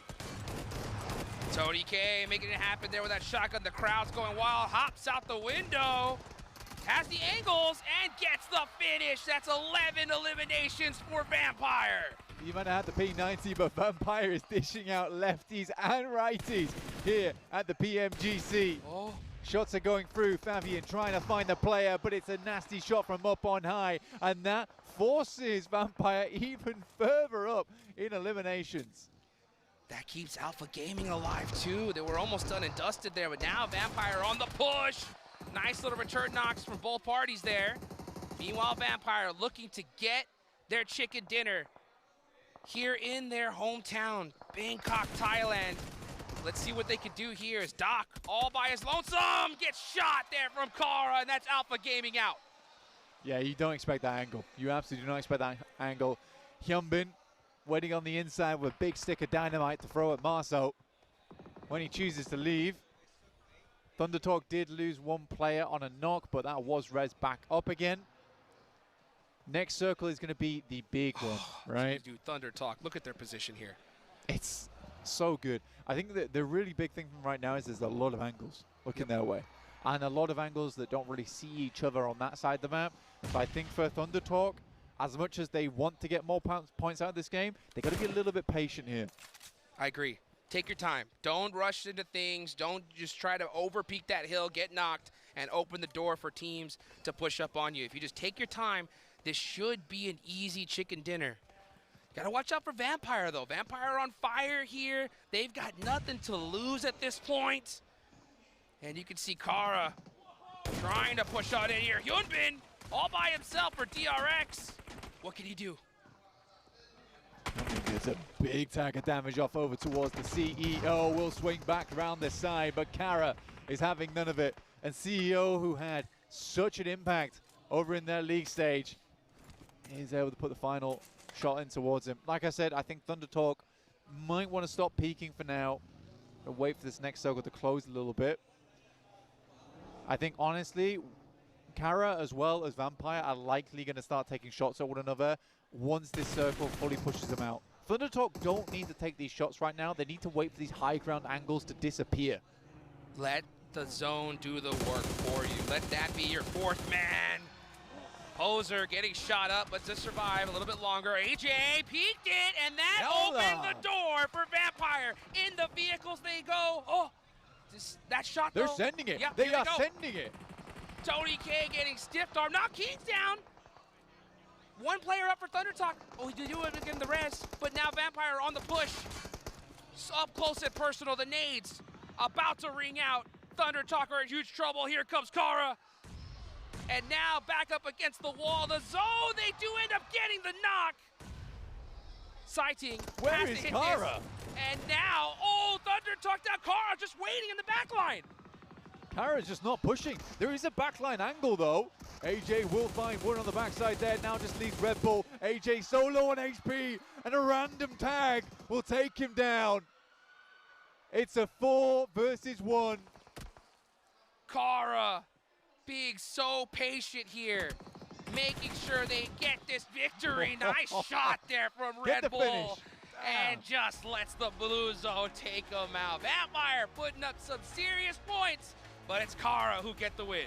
I think the main thing, that game was very, very fun, but I got to put it into perspective really quick, is that because we are having so many teams close towards the top side of the lobby, 125 points, there's a big chance we get over towards Miramar. Points really don't matter because so many of our big teams will be over 125. That's right. And you get a smash win in the last game, still a smash win. If you are third place, you still get first at the end of it. That's right. That's right. Can you imagine being in third place, getting the chicken dinner, and you're an automatic champion? We could see it right here in the first Miramar.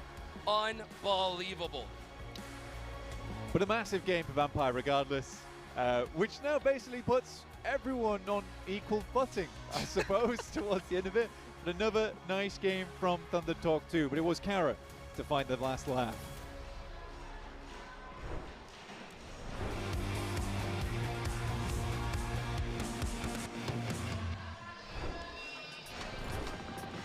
And with that, we say goodbye to Erangel right here at the 2025 PMGC. Just 2 maps remain, and guess what? This is the talk of the town because we've seen some of the bottom tier teams starting to make their way up. But Regnum Carrier have entered the chat, 7.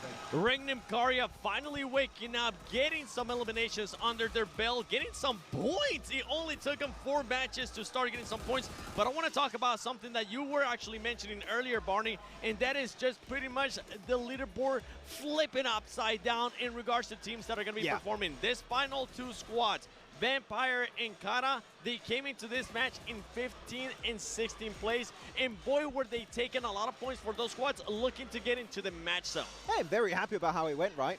But APG are in the Smash Zone! Yeah! It made it happen! They joined Alpha 7, they're up there, they can try and claim the trophy right here, possibly. Sorry, I got really hyper there, but like, it is such a big, big point here that was secured by Alpha Gaming. Can they go the entire way going into Miramar? We'll have to wait and see, but though, looking at Kara, really big step up. Marso, very low damage actually in terms of those 6 eliminations. I like the play actually from Kara where they had this split across this game-winning compound and also the lighthouse southwest of the circle. They get pushed on by ThunderTalk, like this is not worth it, let's push back, take the compound, and that gets them easily in the late game as a full squad. We talk about the lower tier teams taking chances and getting aggressive because they got nothing to lose. But in that instance, Kara actually showed a really, really strong sense of patience. They actually waited it out until the zone really shifted them out. And they managed to catch a few of the Vampire Esports boys as they tried to make that late hit, right? Yeah, you could see Vampire Esports was really debating making that push towards ThunderTalk. They got that first knock on ThunderTalk, and they got really close to the vehicles, and they knew that as soon as they started pushing out, it was just a clear line of sight from Kara to be able to knock them. Guess what? They push out with the one player, that one gets knocked, and then they follow it up. And then Kara, honestly, reacted so perfect to that, Max, because that squad, as soon as they saw those players got away from Vampire, they closed the gap, and they were there to make sure they were ready for the third party. I do think it was poorly executed by Vampire, and Kara saw that mistake, and they just capitalized on that opportunity to get the win. So very happy about it. And the reason why, I know you're looking at me a bit weird there, Seven, is like in terms of the mistake.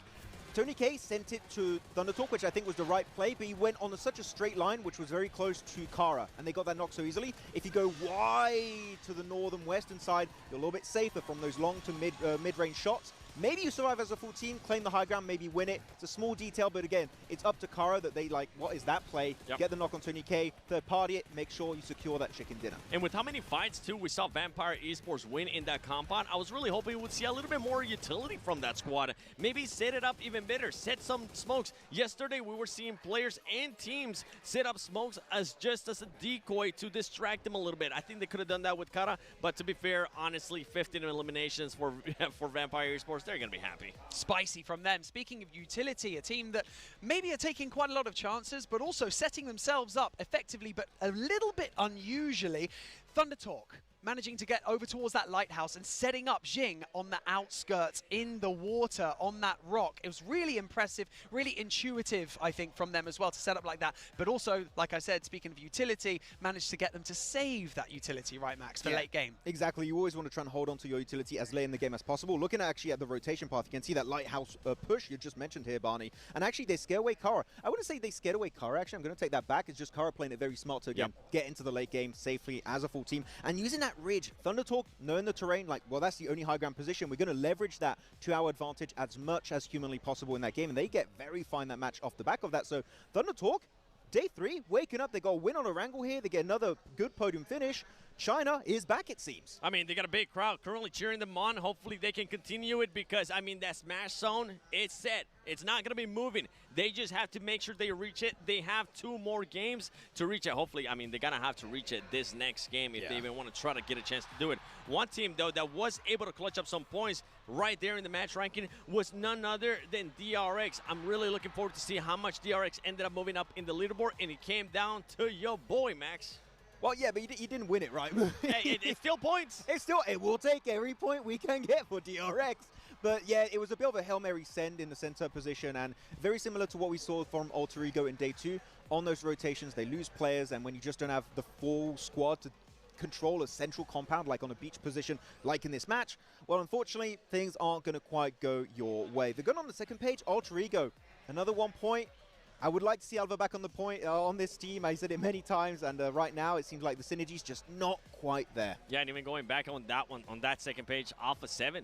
Once again, just being able to clutch up 1 point. We saw them lose players very early on. 2 players once again. They didn't want to play edge at all, which I'm really surprised because this team historically is able to play that edge. But in this one, they try to go a little bit too far, a little bit too much there. But the overall, it's right here, and we have 2 teams in that smash zone. Yeah, as it stands, Alpha 7 and Alpha Gaming both sitting up there, first and second place. Ulf again putting up numbers to manage to secure that spot in third. DRX, it seems like the storyline with them is consistency. I mean, every time, just putting points on the board, nothing flashy, just keep chunking away, like Blank likes to say. Yeah, he's just chunking away right now, going at it. And actually, DRX, very funnily so, are a 4th place team in the power rankings. So it's very fitting at PMGC. They're currently standing in 4th position. But it's a tie. Alpha 7 and APG, 128 points each, but 7, the disparity of placement points despite getting 2 wins, 58 placement points, almost double from APG, is a ludicrous disparity between these two squads. It really is, and you can see APG with those MVPs currently putting up those performances. When it comes down to eliminations,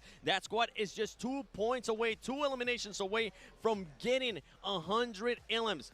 I'm going to be looking, honestly, at some of the other squads, Max, because we got to start posing the question for DRX, for the rest of those squads, is you kind of have to go for broke here in this Miramar match if you want to make it to the Smash Zone. You got to put the faith into your own hands if you want to make it and get a chance to win on that final match. What is that? 11 points needed for Ulf, 13 points needed for DRX, which is doable in a Miramar, but as we say, there's only X amount of points in the game you can really get, so can the two teams make it together? Is only one going to make it? Or are all the points going to keep, well, as you said, Barney, keep going at the bottom teams as they continue their ascent at the top? It could be happening. The Red Bull for Vampire, those shots with his AR were mental. The fact he was so accurate was really interesting to see. One thing I've got to think about as well, when it comes down to these top 2 teams, Alpha 7 and Alpha Gaming, we've got to think about the mentality of these 2 teams going into this. Alpha 7 and APG, both 2 teams who are extremely experienced here on the main stage. They have that mentality, but out of those 2 teams,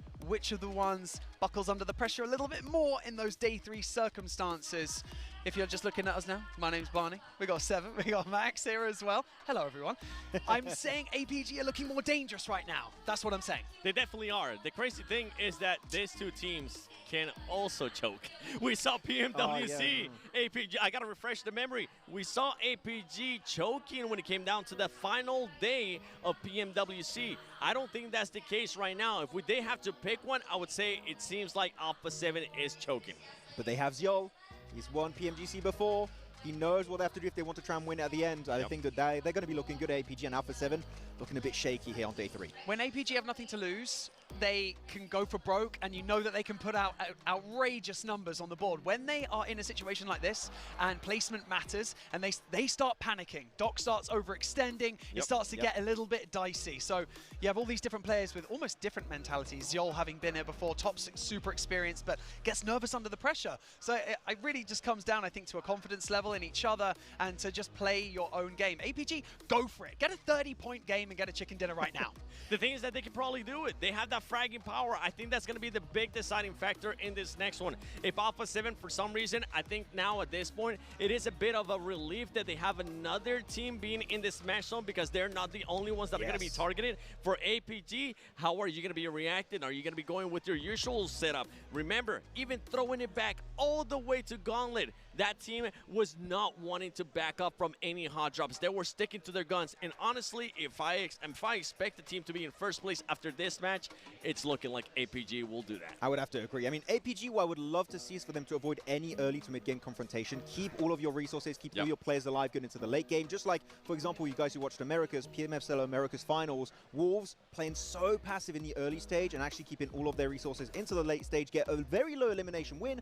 But when you're in the Smash Zone, a win is a win, regardless of how many eliminations you really get. So I want APG to just, if you have a fight that they would typically take, just avoid it, make it into the late stage. Something we got to keep into consideration right now. I'm kind of looking at what Revo and Gizao is currently doing. There you go. You can kind of see them on the side of Max. Yeah. Right there. It's good vibes. They're currently not getting into their head. They're currently just trying to get the perfect that was up back to back too. Back to back that ups. But stuff like that, it goes to show. In the past, we've seen Revo just completely shut down, completely just not be present in that moment. And right now, Alpha 7 is not showing us that, and I'm happy to see that. And when you look on the opposite side, when you look at the APG players, they're focused, they're locked in. I mean, we saw them yesterday with their coach late at night on the lobby of the hotel, just going through plays, going through everything, making sure they got everything ready here for the final day. So the intricacies do matter, but at the end of the day, it's these teams now that are in 3rd all the way down to 6th who are trying to get into that Smash Zone. Maybe they don't want to overextend too much and then put themselves under any additional pressure that's not needed. However, they have to get these crucial points if they're going to catch up. So it's like, do you decide to crash down on Alpha 7 and APG, or do you kind of let the people who are lower on the leaderboard do that? These are the small micro decisions you got to make, though, right? But I would recommend actually do not hot drop one of the 2 teams in the Smash Zone. The reason why I'm saying that, you might get one, you also hinder your chances of making the Smash Zone itself, but you can't hot drop 2 teams at once. You need to hope another team would do that for yourself, and you give them an opportunity to create a big lead and maybe get themselves the smash right here at PMGC. So Hot Chops, I wouldn't recommend it. It would be super cool to see. That's what we're saying. I mean, APG, absolutely 0 smiles. I don't think I've ever seen Doc actually smile before in his life. Yes. Maybe if they end up winning, he will end up smiling. But for this squad, just locked in. There you go. Now you got Alpha 7 as well, locked in as well. For everybody currently watching at home, let us know in the comments, after this match, who do you think is going to end up in first place? Because I'm most intrigued to see which other teams might end up joining Alpha 7 and Alpha Gaming for the Smash Zone. Ulf is so close. 11 points max. I honestly think that's doable. And for DRX, just 13 points away, I think that's doable as well. We could have, going into the last match, 4 teams in this Smash Zone. I mean, we saw DRX. They wanted to hot drop in Kameshki Alpha 7 on Erangel. They know where they drop. It's El Pozo. There could be a bit of action in that city this time around. And if it does go down, DRX, again, 13 points. As you said here, 7. Maybe we'll get 3 teams in the Smash Zone after this match. Quickly pick a team that you think you've got to have your eyes on at this point right now. I go with TT. I think keep your eyes on TT. What about you guys? DRX. APG, come on. Okay, I love it. Well, ladies and gentlemen, we're about to go into our penultimate map of the day to close out this tournament. We're going into our first Miramar, and it's going to get spicy. Jukes and Blank, take it away. Let's get things started here as we head into the sandy deserts of Miramar. There were some people that thought we weren't even going to get here, but we are here now, and we got 2 squads in the Smash Zone, Blake. El Pozo down towards Puerto Paraíso, and you are correct. 2 teams at the top of the lobby. First and second place battling out. Could it really be called first, second place? It's sort of first place tied right now, with the chicken dinner advantage going through to Alpha 7 after a phenomenal performance yesterday. For A7, Miramar is one of their battlegrounds, right? And I think the question was, like, did moving Obscure as well as Guizhou in kind of ruin the roster's ability to perform very well on Miramar? I don't think so. I think they're absolutely fine. Still think Carrillo as well as Revo are great here. And between the 2 of them, they've got so much knowledge, so much experience to lead the team, similarly how they did in the past, that I do think that getting over towards Miramar is a frightening prospect for other teams in the lobby, Jukes. I absolutely think so, too. I mean, not to mention you got Alpha 7 who get their Pulso drop right off the rip here. So they're going to be looted out of their minds, set up and locked and loaded, ready to go here. So, I mean, no excuses, I think, when it comes to Alpha 7 at this point. You're gifted your playing path. You got a southern circle right here. You got to be able to take this championship, right, for your own, right here and now. And we heard the Des talking about it, right? They said that when it comes to a team that's looking like they're having a little bit of a choking moment, it's Alpha 7. I mean, Alpha Gaming are playing their game, and they are making it happen. At the same time, there's still so many squads that can reach into that Smash Zone as well. Interesting. I mean, Ida out, Damar in. I feel like Ida's a very good player on the team. Off-angle player as well. Getting Damar in feels like a weird choice. It's not that I don't like Damar. I think that Ida is just the better player in this instance. I don't disagree. You know, it's so difficult at this kind of stage because the frustrations ring out big time. All it takes is one bad push, or in the worst case scenario, you have one of those situations where the IGL's like, we should either go left or right. And you have one player who disagrees, and if that doesn't work out, it creates an You're off the tee. Yeah, it causes so much tension among the squads where they're like, you know what, just get out of here, you know? Yeah, no, I think you're right. You know, frustrations in league stage are relatively quiet, but in the finals, they get loud. PMGC code redemption there on your screen. PUBG United here for the first time in 2025. I'm going to redeem that code in-game to pick up your rewards. Get him. Get him. Get him. Got to be done. Tell that to Carrillo as well. See what he's going to be able to do here. On the move. Out early. I love this. Now, this feels a little bit more Alpha 70. I think they're in Miramar. I think they're a little bit more relaxed now, considering that they're so comfortable on this map. They shouldn't be relaxed at all when it comes to the leaderboards. That's a fact. But they looted El Pozo super fast, and they're on the move. Well, I think you get to match 5, right? You can't really be thinking too much about the Smash Zone anymore. Right? You have APG alongside with you here. You just got to play it out, right?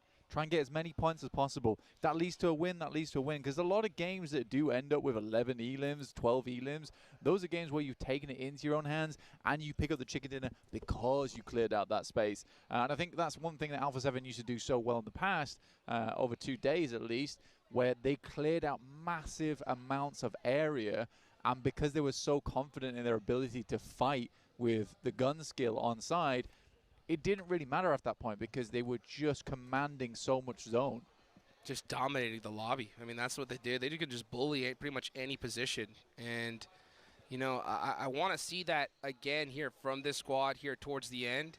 Just see them play their own game. You know, and it makes total sense looking at their early play here in the last day. The only thing that makes sense to me is that they were just playing for the smash roll. You know, just playing it very quiet, trying to get those points. I completely agree with you, though. It's time to just put some points on the board. And that is Doc done and dusted. Off the rip, first player out. Not the dockening. No! Please. Here comes the rest of the team. No. Not the dockening. He's a little too separated for that. Yeah, it's a little bit of a split there, but I mean, funnily enough, right, the only reason that happens is because Rosemary's doing the same thing. That's true. Rosemary was so far away from the rest of his team. It's literally the 2 worst nightmares of the squad, is that Doc and Rosemary clashing. Because no matter what happens in that 1v1, whoever dies is not getting back up.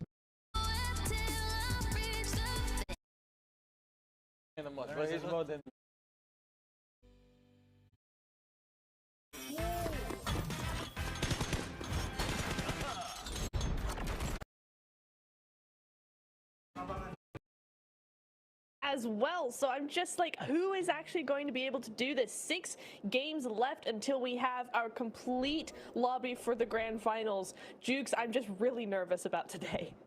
Oh, I mean, all these teams have to be here because, I mean, they have sacrificed so much, an entire year's worth of work just to get to this point right here, right now. And it's 6 games to decide your fate. You got to come out the gate swinging, Max, man, especially because we're going into Rondo. I need you to break it down for everyone out there, just how important this first game is. I mean, this first game is going to be so important for literally every single squad, especially we did see during the interviews yesterday, everyone seems like they want to commit to the Rondo hot drop. And we're going to be seeing here, Test Track Neox Factory, you can see on the minimap, there's a big clump of teams over there. And it got so absolutely wild. And I'm not going to lie, Niptra, I think this is the biggest hot drop in PUBG Mobile esports history. And that could only happen here on Rondo. It really could, and I don't disagree. I think this is the biggest one we've ever seen, and what a start to the last chance it was. I'm really hoping we see that again just for the pure entertainment value, but, you know, it's not just that value that we're looking for as well. It's all those points that it's possible to get at the beginning of the first game. I mean, that is going to be a massive, massive boost in morale for any of these teams. I mean, we were looking at, you know, Alter Ego winning that first game, and then, you know, they're still top of the leaderboard coming into day 2. So any one of these teams that might have fallen off a little bit yesterday, Inner Circle, Falcons, Burmese Ghouls, Wolves, any of them could have a really good game, really good hot drop in this first Rondo and be set for the rest of the day. Yeah, I mean, we had, what, 90 somewhat eliminations during that Rondo game, right? If we have an even bigger hot drop with even more teams involved here, maybe we could get and breach the 100 elimination game on Rondo, which would be magnificent. They're going on some of these later on clips on these replays. I know, Weibo, you want to talk about them a little bit later on here, Niptura, but that Miramar, the lack of scouting, the first one in particular, second one was good, but the first one, that did hinder their chances a little bit. I'm so confused by that. I thought we knew by now that that road is just you shall not pass road at any circumstance if the zone goes there. Yeah, because there's cliffs and all sorts, and no, don't do that. But anyway, we move on, right? We just hope that that doesn't happen again. We move on, and we look forward to the next day as we see some epic shots coming through here. Influence Rage, another team, Jukes, that we would like to see a tiny bit more from. They're 2 points away from the top 2. They had a great day yesterday, but I just want to see just a teeny bit more, just a little bit more of that consistency, because I feel like as well they had some pretty rough games as well yesterday. Yeah, I mean, you got to clutch it up here and now. I think these first few games are going to be the big deciding factor of who makes it and who doesn't, Max, especially when it comes to Rondo. To reiterate, right? We saw a crazy amount of hot drops on day one. For me personally, looking at these leaderboards, Max, from 10th place on down, like what do you have to lose at this point? Why wouldn't you send 3 players down to the center of the map and try your best to soak up some crazy points to make a crazy comeback happen, right? Yeah, I mean, fully agreed. I think that if you're currently at the bottom of the rankings, this Rondo is going to be setting the pace for the entirety of this second day of Last Chance. And you know what? You have so many possible eliminations in the Ox Factory. Maybe you want to try and get involved in that conversation, try and snatch it away. Or maybe you can do like Team Flash, right, Niptura, which actually didn't get involved in the fight early on. They third-partied Neox after the fight kind of cooled off and just picked up a few eliminations here and there. So actually, if Team Flash go for a similar approach here, you got to be very careful because your back is never going to be safe going into Neox Factory.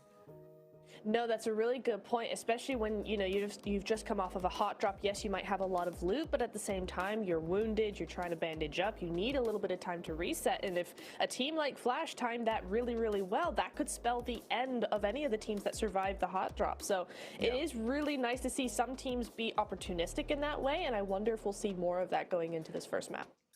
But we got to keep in mind, Ultra Ego won the first Rondo of yesterday. They're currently in the lead, healthy lead, 58 points currently. If they do it again, Hot Jukes, if we see another chicken dinner with maybe a few more eliminations this time on Rondo, they're going to look so comfortable, so confident for the rest of today. So Ultra Ego, actually, this game, not really involved in that hot drop in Neox. And if they do get that chicken dinner, boy oh boy, Ultra Ego are going to be looking so bloody good for these 6 matches. Well, it could be a wrap in game number 1. Like, I'm not even kidding. I mean, we've seen so many points get soaked up here in Rondo. I mean, it's possible. It's possible, right? With how crazy it's going to be, I'll tell you what, there's 2 teams in particular that I'm really keeping my eyes on here, right? It's Burmese Ghouls and Weibo Gaming. You know that come Aaron Gale time, Weibo definitely going to bring it back. I feel like we're trying to just steal Blank's vibe at this point. You know what? We're sitting the Burmese Ghouls too much with that deep voice. But no, Burmese Ghouls, you know what? I'm actually so impressed with this team because this is a team that I feel like some people had mild expectations with going into this PMGC season. And I feel like Niptura, they've just been getting so much more confident as every single game happens. And you can really see on the Rango, as you already said right there, Hodgix, they're looking so powerful. So, hey, Burmese Ghouls, keeping the hopes of Myanmar alive once again and making it to the grand finals would be one hell of an achievement.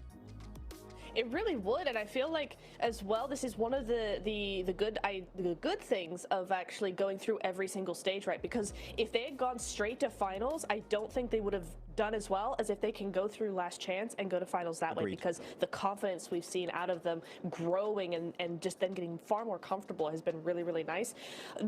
You know, put that upside of Weibo. I feel like actually this is the flip side, is Weibo have struggled having to go through all of the stages. I feel like, honestly, like we were talking about it, right? It's like, what is going on with them? Because they're super inconsistent, but when they have a good game, they have a really good game. Yeah. They show us how smart they can really be. And I really honestly feel like it's a second guessing of the IGL, because the players can rally as long as he makes those decisions really quickly, but you can see where the decisions come really, really late, and even though the execution of those decisions is good, it's either the wrong decision or they just come way too late. So I really hope that Weibo are able to actually just kind of rally a little bit and get on with it and get those decisions done. Go with your gut. I know what the issue is with Weibo, guys. I've cracked the code. Is the fact that they only get second place. The Sook curse is real. They only get second place. Weibo, no, if they can get a win, Hot Jukes, they're qualifying. They need to break the curse right now in the Last Chance.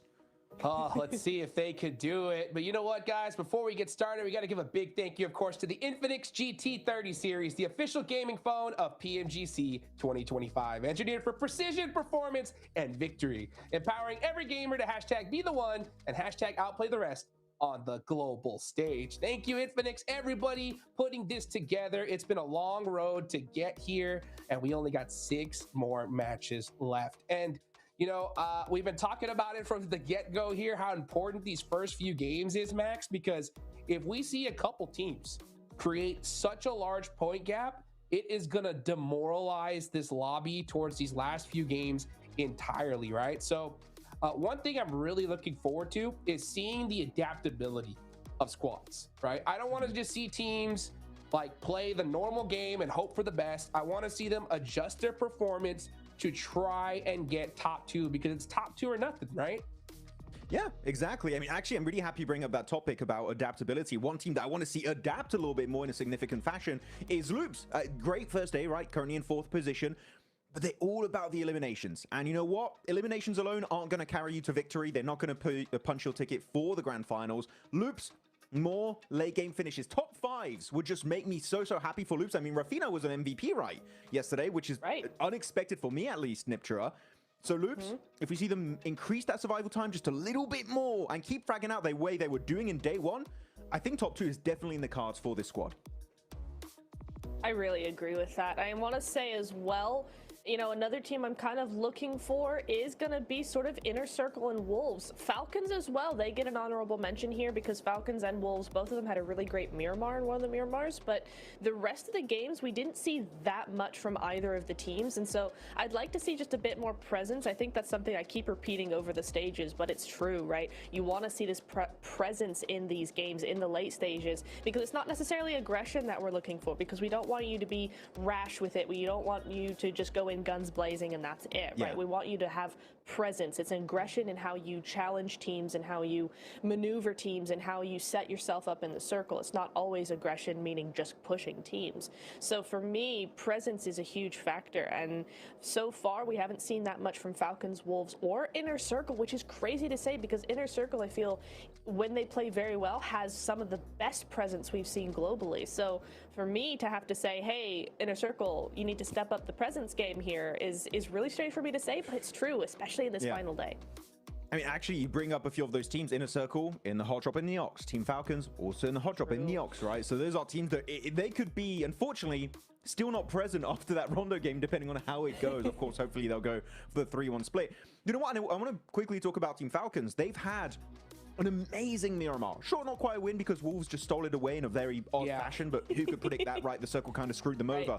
But a 2nd place, 16 eliminations, and Narvalo said it during the interview, right? It was off the back of a very early pivot from their western drop right into the northern side of Los Leones. And by doing so, they don't lose players. And this has been my biggest gripe with this team, Niptra, is that they keep losing just 1 player, sometimes 2 players on that transition. I don't know if it's an IGLing issue or if there's like, they just have a small amount of scouting done during the rotations, but losing those players hurt them so much that the one time they have the full squad in the late game finish, Niptura, is their biggest game of the tournament. Come on, Falcons, we know you can do it. More of that, please. Well, yeah, exactly. And it's something we saw from other teams, right? Like Virtus Pro comes to mind, for instance, that kept losing players early on. And then when they had all 4, they were actually doing really, really well. It's the same story for Falcons. And it would be really nice to maybe just adjust some of those rotations, or maybe don't go for those risky rotations. Maybe rotate a little bit more compactly, speedily, you know, go quickly to zone. I think if you hesitate a little too much in this lobby, it's got this weird balance of, you know, playing for position and also being very aggressive this lobby. It's very different from the group red that we saw, for instance. So I feel like maybe just having those quicker rotations and rotating a little bit more together would be much better for them. Yeah, well, we definitely need to see those little adjustments, right? Especially from the top 9 teams, because they could definitely make it into top 2. Now, I just do want to preface this, right? When it comes to the 10th place team Alliance, they're currently 25 points behind 2nd. So for 10th place on down, this is do or die, match number 1, right? If we don't see a 10th place team, Max, on down win this Rondo, it's over for them, right? Yeah, you want to, again, it's dependent on, do you want to try and just get into the late game and get a win and a lot of placement points, or do you want to go full crazy aggro mode and go into Neox?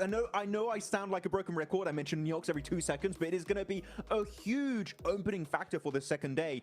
And if a team gets, you could literally have a team Niptura get 10 plus points in minute 5, which is wild to imagine. You absolutely could. It's going to be a crazy thing to see if a team can pull it out the bag. The other thing we don't want to see very quickly is, you know, teams actually targeting those solos on the 3-1 split in Rondo, right? That would be huge, and it'd be a great strat for certain teams. And so I think a lot of these teams are going to have to really think about that going into Neox. Well, let's see what's going to happen, folks. first game of the last day of Last Chance. It's Rondo. Are we going to see the craziest hot drop in esports history, or will these teams let fate decide? John Allen and Blake, let's see.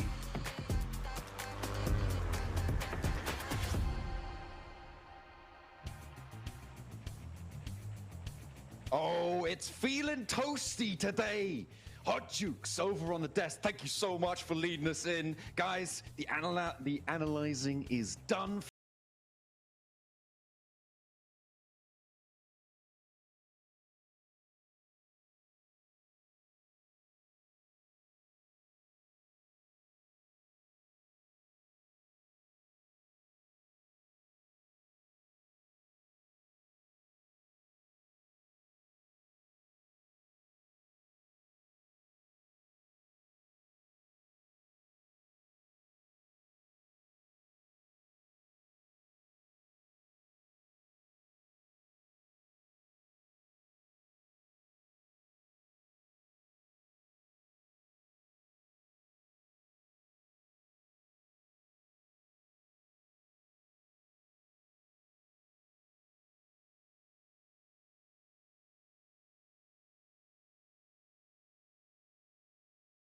Because it's happening right now.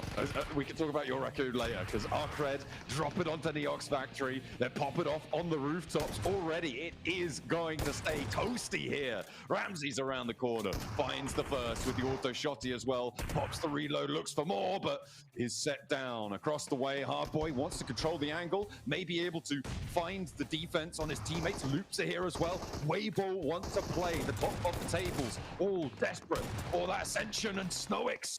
2 more rounds, 1 more shell. Not gonna matter. Pick up a resupply there. Is able to finish off 2 points early for the Boars. But Weibo in a circle. Geeke, Loops all sit around this area. You can see though the Flash, they didn't care for it. They did not care for it. So it was still a pretty big hot drop. Not the hugest we've seen, but still a lot of teams dropping here. And it seems to be teams and squads that really want to shake things up a little bit. Weibo is definitely an interesting one. I think Weibo is probably the more interesting out of all of that. It's very rare to see Weibo actually drop towards Neox. So a little bit of extra aggression from this team is curious.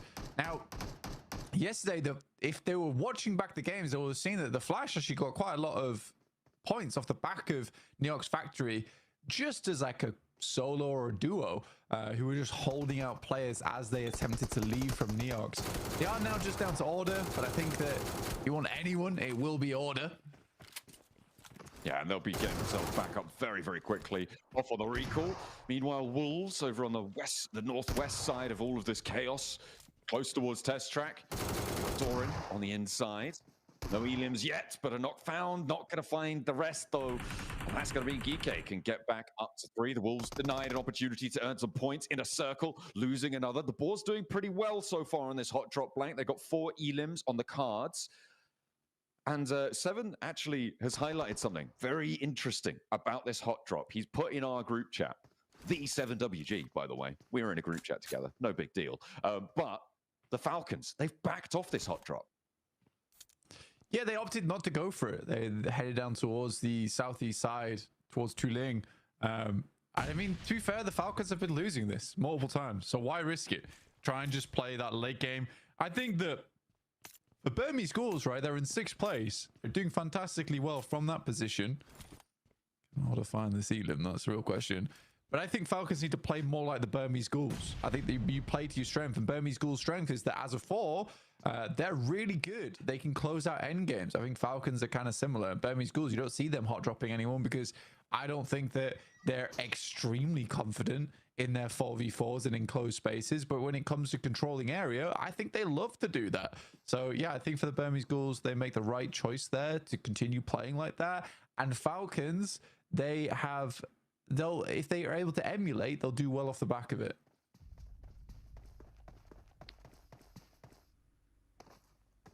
That will hopefully be able to see them a little bit closer. They had that massive game at the end of yesterday on their Miramar. Did come second in the end. Just Noki goes down to a spray. Ragnarok able to win it out. Geeke doing pretty well. Boars doing pretty well. Teams like our teams towards the bottom profiting the most right now, but with Loops on 1, oh dear, they're stuck in this hot drop. Blank, this is nasty. Loops in 3rd place right now, but they've got a lot of GK bearing down upon them. They've overcommitted potentially to this hot drop. Yeah, it's a big overcommit. It's probably come from the fact that a player on the outside got knocked down. And this is the risk you run a lot of times. Even if you go for the 3-1, there's a risk that your player on an outpost does get taken out. And on Neox Factory, I think a lot of teams are kind of willing and understanding that likely all 3 of their members are going to die in that location. It's very rare you win that out. And if you do, I think you also understand that you also got a little bit lucky to win that out. The challenge in a circle. Are going to win it though. They are still as 4, and actually IQ still stepping in the Neox Factory. The rest of IQ, they're all the way out on the northwest side. Blank, they've got to recall out to the northwest side of the circle, so it is just IQ seeing how many points he can get. Team Flash also racking up 1 or 2 against Influence Rage. This is after a rotate as well. The recalls might be a little bit shabby, but Team Flash going to keep themselves nice and topped up, but Gen G around the corner. In the meantime, though, it's still, in my mind, all about what Loops are going to do here, with Vitinho wanting to stay alive, probably more than anyone else right now on these hot drops. Weibo? Yeah, that is crazy. I was going to say that Alter Ego fall into the trap of letting Rosemary die first again, but there is an immediate clap back from the rest of the squad over towards Weibo, which gets a little bit awkward now, right? Where you have order, and I think that the rest of the players, that they were quickly rezzed actually on Weibo's side. Not sure about Alter Ego, though. I think because they diverted, they are struggling now. A nade in from Vitinho, again looking for order. Finding these last few stragglers in Neox Factory would be brilliant. He's able to find another. The rest of his team are now back. Where did that recall come from? Okay, sneaking that one on through. Loops able to stay up as 4, and that is huge news for them. We're going to cut over towards the Gen G fight with Team Flash right now. Both teams have got an outpost not committed to this fight, but Claws coming in actually commits Gen G fully to this engagement. With just tops remaining, though, you've got to think this is probably going to go well for them. They may lose 1, they may lose 2, but they can't afford to do so. Tops hopping around on the pagoda, looking for the shots down the stairs. It's lined up, and it will be Tops going down. Flash with 1 on the outside. They're going to send out for those recalls. Bozo can see if he can catch a player lacking, maybe being a little bit lazy on the hold there. The rest of the Flash are going to get their players back in action. Already got a boatload of points, taking down the majority of Influence Rage, not before they got that recall off. That's all the way towards the eastern side of the map, though, so a little bit of a longer rotate for Influence Rage because of that. I do think that the Flash would like to reclaim this position, and I think that the players are much closer than Gen G maybe assumes. They are back up. 14 Flash. Correct. Staying as 4. Vitinho, we're back on board with him, and he's still got his teammates, but he wants to keep scrapping it out. He's on 4 elims already. Well, the team is on 4 elims already, and the nade should bring them up to 5. I don't think Geeke are going to be able to get this res. It's quite a long path, and the cross is treacherous. He's out in the open, though. Oh, just about makes the cross, has to hit the deck right behind it, but crawls away. Doesn't quite connect to the cover, and a little bit overzealous on the run out there. A nice pickup for Geeke. There's a great fight going on, by the way. Is that the Flash actually do find the shots over towards Gen G, and Gen G were caught slacking there.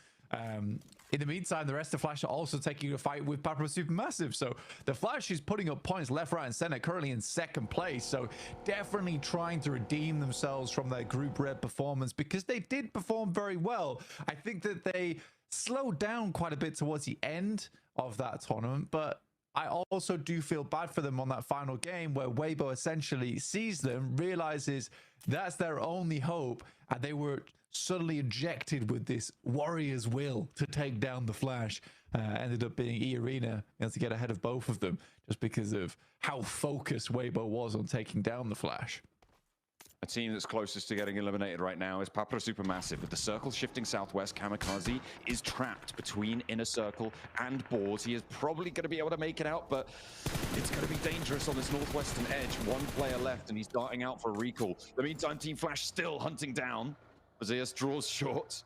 The momentum on the vehicle, not quite there. Loops again, getting those recalls on board, but Kamikaze for Papra Supermassive yet to pull his team back to their full four. Not too sure what he's diverting for. Maybe worried there's a player camping out on that recall, or wants to go for a different one, potentially on the western side. In the meantime, Zeus still under pressure. Will go down, sprays from claws, and neither team can get away from one another right now on the northeast side. Yeah, definitely struggling. I mean, it's kind of a back and forth here where Gen G's able to catch the Flash, and then suddenly the Flash is able to catch Gen G. Both of them not quite respecting one another enough. Bose doesn't quite find the first shot, so has to back off. There's a nice tag on the side of the car there. Will immediately go for the flush, and that's the correct play. Does limit the Flash's potential. There was also a shot down the hill, which leaves Zeus high and dry, and now Win needs to send out very quickly. If they can get ahead of this, though, they can get over towards Bamboo and actually pick themselves up the recall in front of Gen G. But they've got to be quick. That's what they're doing right now. Win is already on his way. Gen G not quite close enough to stop it. EK, they've got 6 elims so far, Blank. As the recalls do come through for Papra Supermassive. They were branching out to the recall just northwest of Yaotin. And they will play in there rather than playing up from the northwest side. I suppose you know there's a lot of teams around the area. You want to rotate further south. Why not do it as one? Save the damage from the blue zone for the rest of your roster. Playing on that side. Circle. On your screens, you could see there's the recalls for Team Flash on the northeast side. And Gen G do need to be careful on their step-in. Will not be free of danger for them. We'll see where we're going to go. A little bit closer to Stadium. Alliance in the middle. Alter Ego. Control. A recall beacon inside the zone. That is a pretty powerful spot. It's great for Alter Ego, and it's going to be great for picking up stragglers as well. There isn't all that many in this squad at the moment. We have 64 players, which I know, very surprising considering the amount of limbs we've seen go through on our screens. Weibo is rotating off towards the western side of this ridgeline. Fair enough to them. And the Burmese ghouls once again taking advantage of this big old stone pillar, which seems to be like a lot of teams are starting to realize how strong these things are. Very good at isolating sightlines. You can also wrap around it multiple times. Only trouble is that sometimes you open up sightlines from other squads, but it can be a very fantastic team fight tool.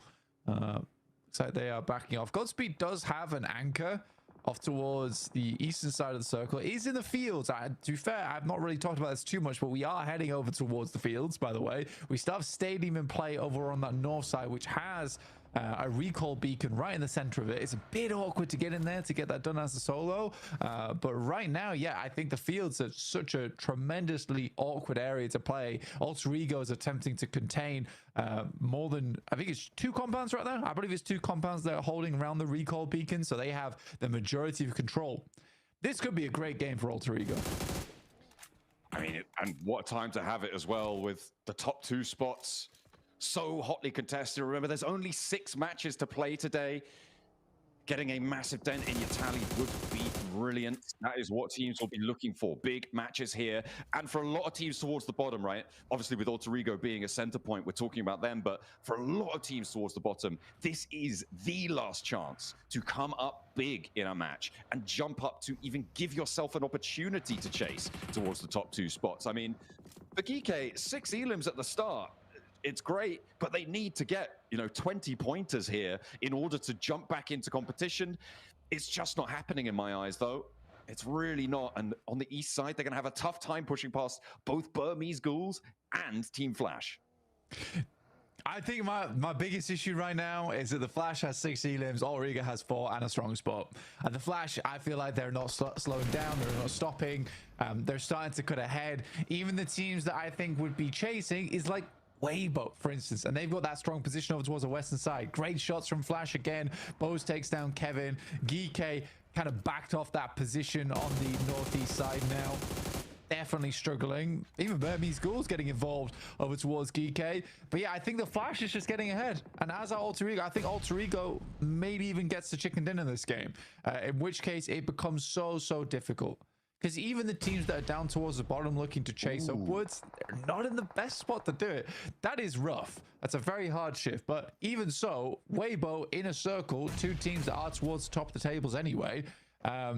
I think the bottom of the tables are just sort of bowing out now.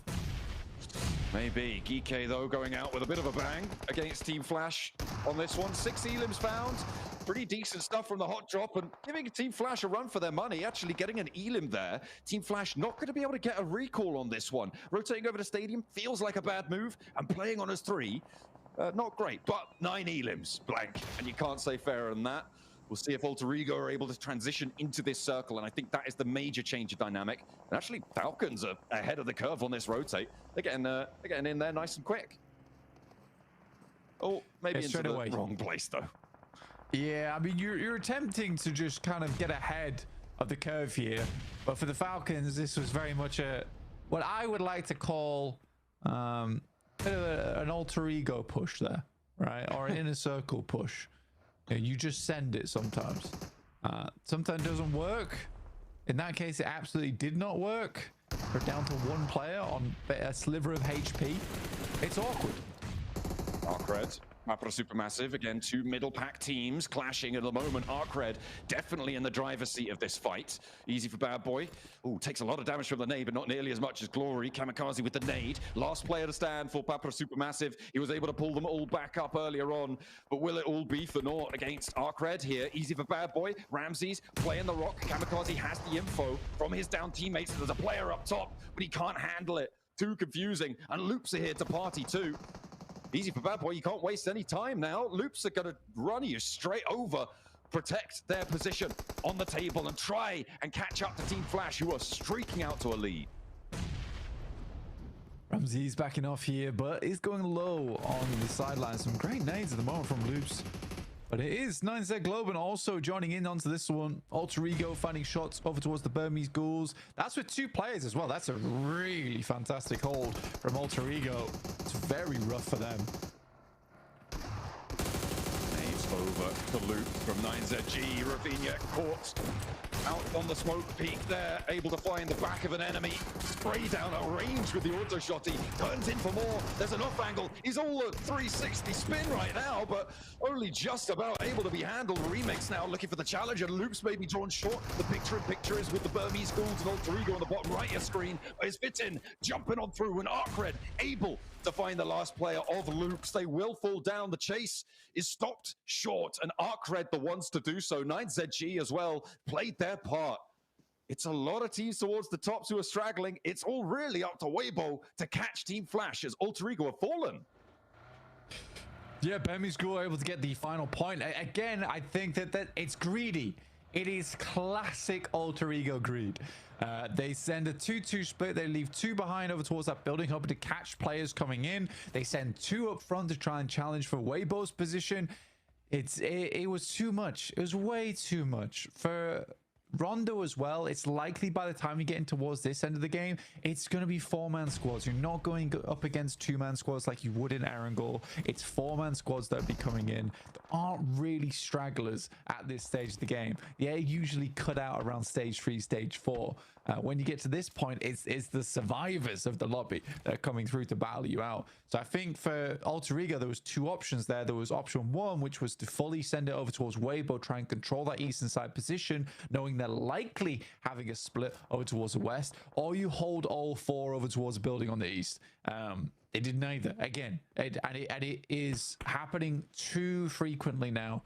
That I'd like to see. I think we've complained about it so many times. Even Alter Ego know it exists, know it's a problem. Why is it still happening? I mean, they still get 8 points on the match though, Blank, and that may be enough to just keep them ticking over. The question is, how far can Weibo go? Because they are in command right now. A center position on this circle, controlling a lot of the open area in a circle with that chance as well on the western side with a decent chunk of it. I don't think Burmese Ghouls make it out. It's a question of who picks up the rest of these points. Can anyone stop Team Flash from earning double digits, going even further beyond than that, breaking their limits? On that northeast side, though, they do still have to push in, and they do, crucially, only have 3. Still possible, though. Still very possible. I think for the Flash, the amount of times they've gone down this game, And the amount of times they pick themselves back up again, it's actually quite admirable how far they've got into this one. And with 9 elims, no less. Weibo, though, genuinely from this spot, if they continue playing smart and playing clean, they could vault towards the top side of the table. Depends how quickly Flash get there, though. Flash on the double digi, looking for the elims. Wolves looking for more as well. They will hold the run out from Gen G, who are eliminated. 2 knocks, but that's not really going to be capitalized on here. Inner Circle thought maybe, oh, we'll go for a third party. Team Flash actually running up into this is probably a wise decision. Wolves will still be a little bit lacking, might be the softest fight they'll find, and actually getting ahead of them is great, but the healing is going to start, and they need to be faster. They need to go a little bit quicker here, and the time is starting to run low. There's third party shots coming down from the boards as well, out to their east side. Bows waste no time. Pops is clipped on the sidelines. There's angles. There's just not going to be anything, though, for them to find, and 10 points will be what they see on their tally at the end of this one. 66 and 64 are top 2 teams sit, but Weibo looking to mount their assault. Yeah, that's so sad for the Wolves. Like, what is Flash doing over the ruining Wolves' game?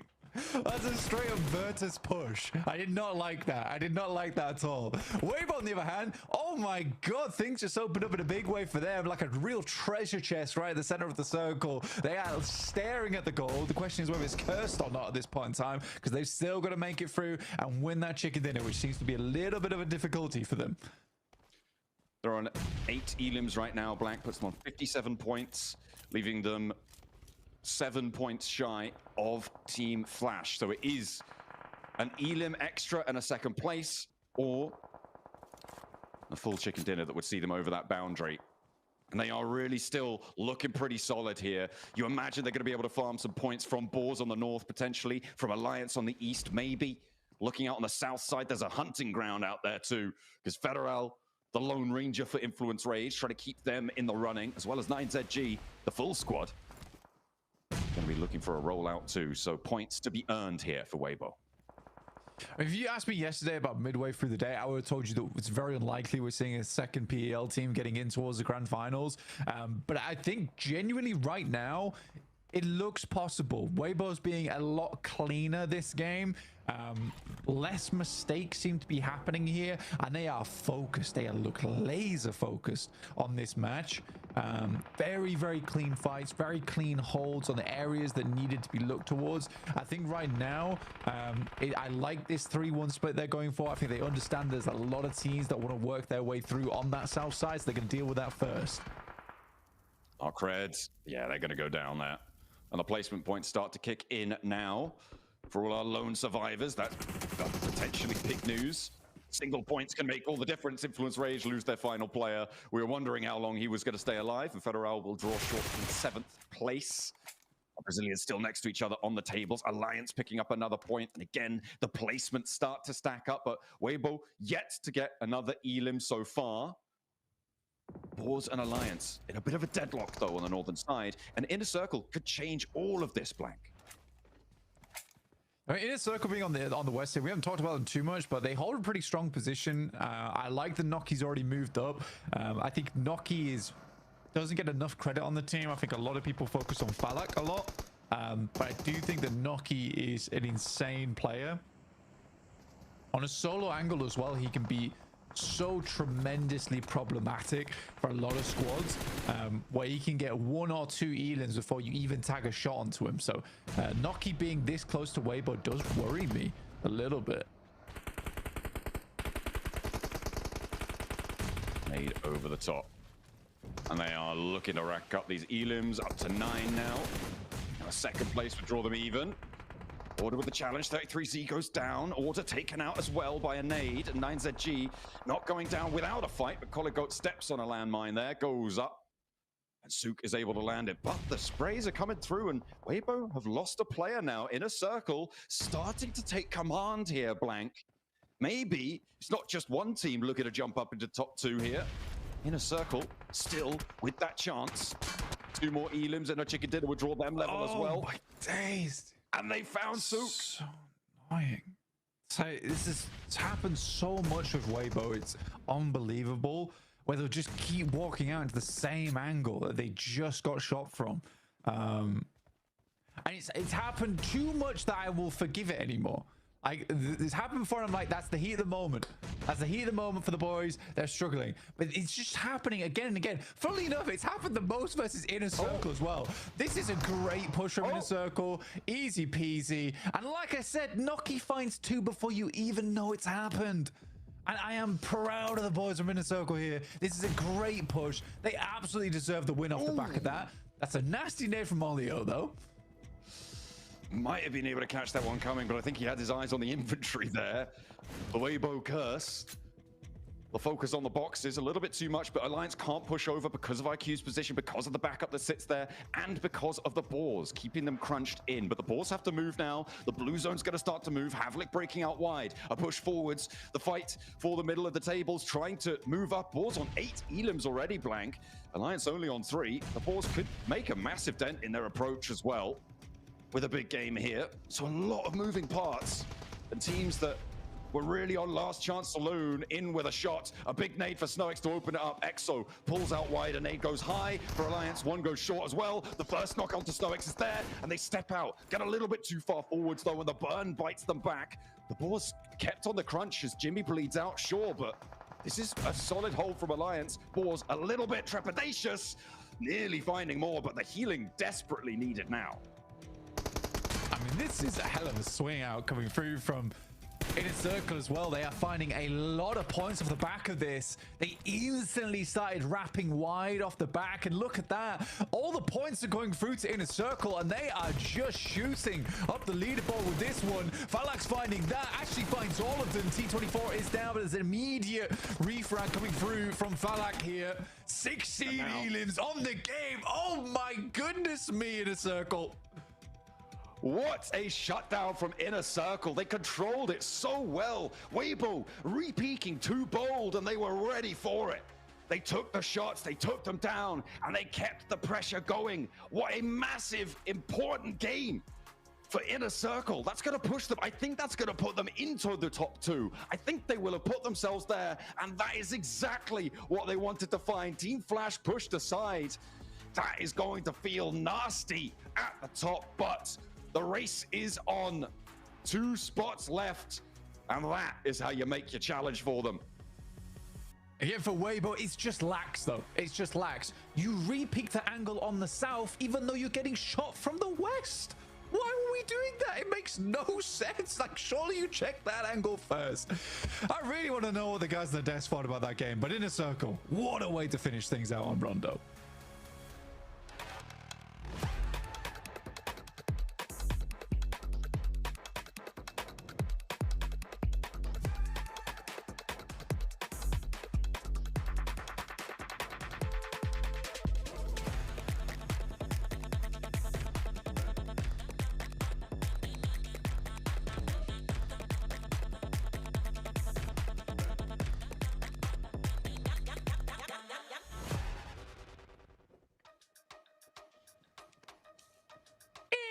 Circle, are you kidding me? 17 elimination chicken dinner off the rip. That is how you start the last day in the last chance. Neptura, break down this historical start for Inner Circle today. I love this team so much, Jukes! I love Inner Circle so much for this very reason. Look at the control they had on this Inner Circle, on this final circle here, the zone. They were able to push everybody out to the zone, really careful with their angles. That 3-1 split coming in really clutch there, using IQ as their anchor point, just able to just push everybody out to that blue zone, make them panic, make them not have time to make any decisions for themselves. They were just controlling from start to finish. I love this from the Max. I want to echo a point that Blank had earlier on in this tournament about Inner Circle, which is we were seeing Falak pop off, we were not seeing the rest of the team. T24, 6 eliminations. Noki, 3 eliminations. IQ, 3 eliminations. This is the Inner Circle we were waiting for, and they have showed up big on this Rondo game. And you know what? The good rotations, down to the recall, right? Neptura, they had the recall from T24 OP next to Bailey, northwest of Rondo. And that allows them to avoid any big early to mid-game skirmishes to get control of this open area on the west of these finishing circles. oh my goodness, like the entire setup was just so well executed, like a well-oiled machine. And they wrap it up well. Like the third parties at the end there, beautiful. What I love so much is that how careful it all was, right? They didn't full send anything. They used the terrain to their advantage. They made sure that they were able to just get exactly what they needed without any risk themselves. And I love that from them. And I just love as well what we saw here is like they were backing off of the hot drop as well, like just well backing off, making sure that they had exactly what they needed and weren't getting too caught up in those big fights. So I really appreciate that from them, and they were able to actually be able to set up a much better game for themselves without all of that. Yeah, I mean, this game was just amazing. You know what? I said it already. I wish we had 2 rondos per day, man. Oh, These so matches bad. are so fun. I know everyone's been like, oh, we don't want rondo in esports. And now I see everywhere people are like, yeah, Rondo is actually really fun to watch. It's actually really good. But yeah, in some of these plays, actually this Wolves push, we saw there was Genji pushing onto it, then the third party coming in from Team Flash. I love that play from Team Flash, but I mean, Hot Drinks, Wolves, that fight, not using a single player in that engagement was literally so unexpected. Yeah, I mean, it was so clutch for them there. It's just right there towards the end. After all that fight is said and done, they try to stand her up with a circle, and Weibo just had such a beautiful position on the high ground there. 27 points, though, from inner circle. I'm telling you, all this team needs is to get 4 players in the final circle. And they're going to make it happen here, guys. They were in 7th place, Maxman, before the day started. With 27 points, this is gonna like take them to infinity and beyond. That is insane. Yeah, the demons from Pakistan have arisen in this. Well, it's not the Gauls, but you know what? Well, I can steal that and use it for Inner Circle this one. But you know what? We're talking about the big squads at the top of the leaderboards getting points. Inner Circle, Weibo, Flash. You know, of course, some really good double-digit games. But Boar, Niptura, they were standing in 11th position before this match. 25 points. This game alone puts them in reach of a top 2 position if they keep getting good points on board. So Boar's perfect timing to get a decent game here.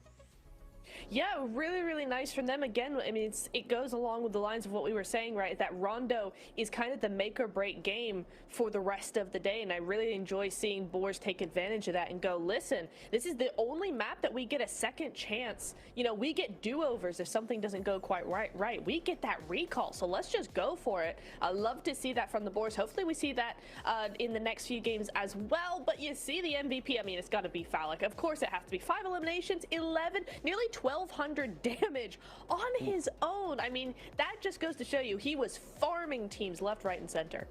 Look how he's just looking into that camera right now. He scares me. I don't want to be in the 200-meter radius of this guy, or you're dead. But you know what? We're talking about the teams that did so well, also just like Boars.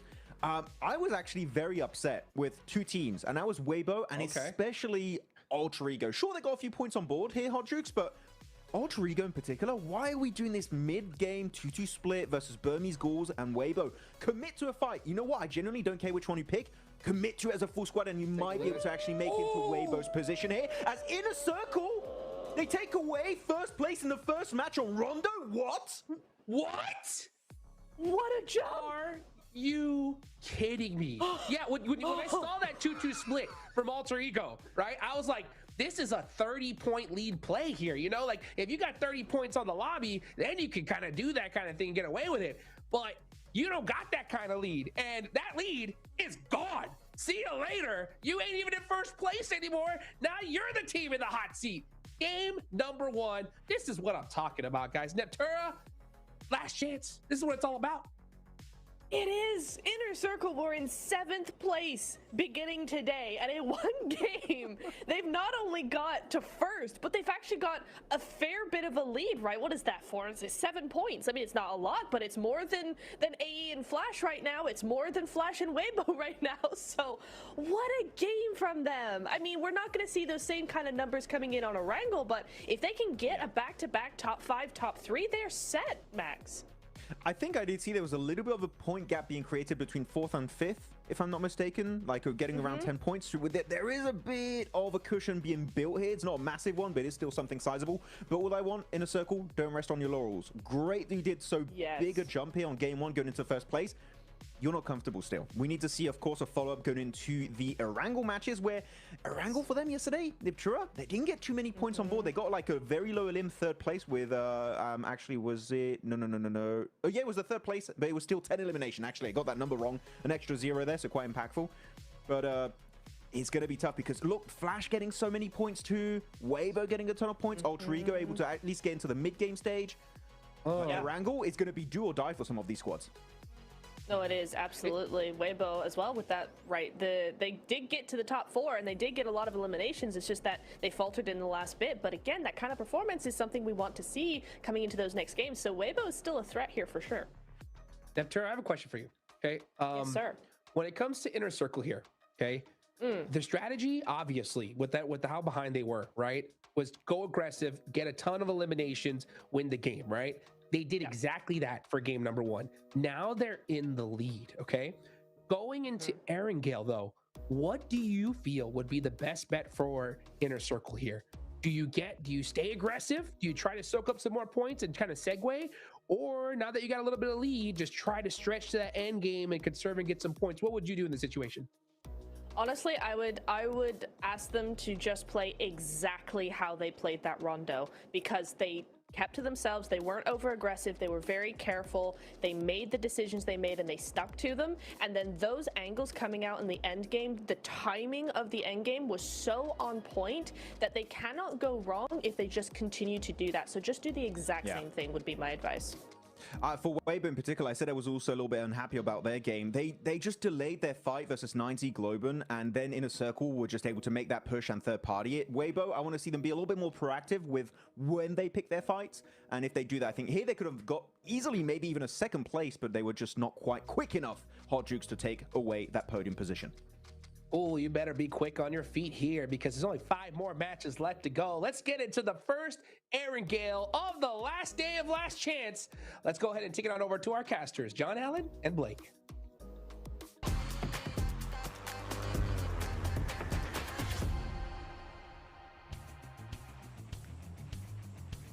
Oh, what a mad one to kick things off. Inner Circle up in first place. We are unmuted, unleashed, and ready to rock this lobby once more. We're into Erangel for our final stretch of 3 for a lot of these teams. 14 will never see the grassy pastures again until 2026.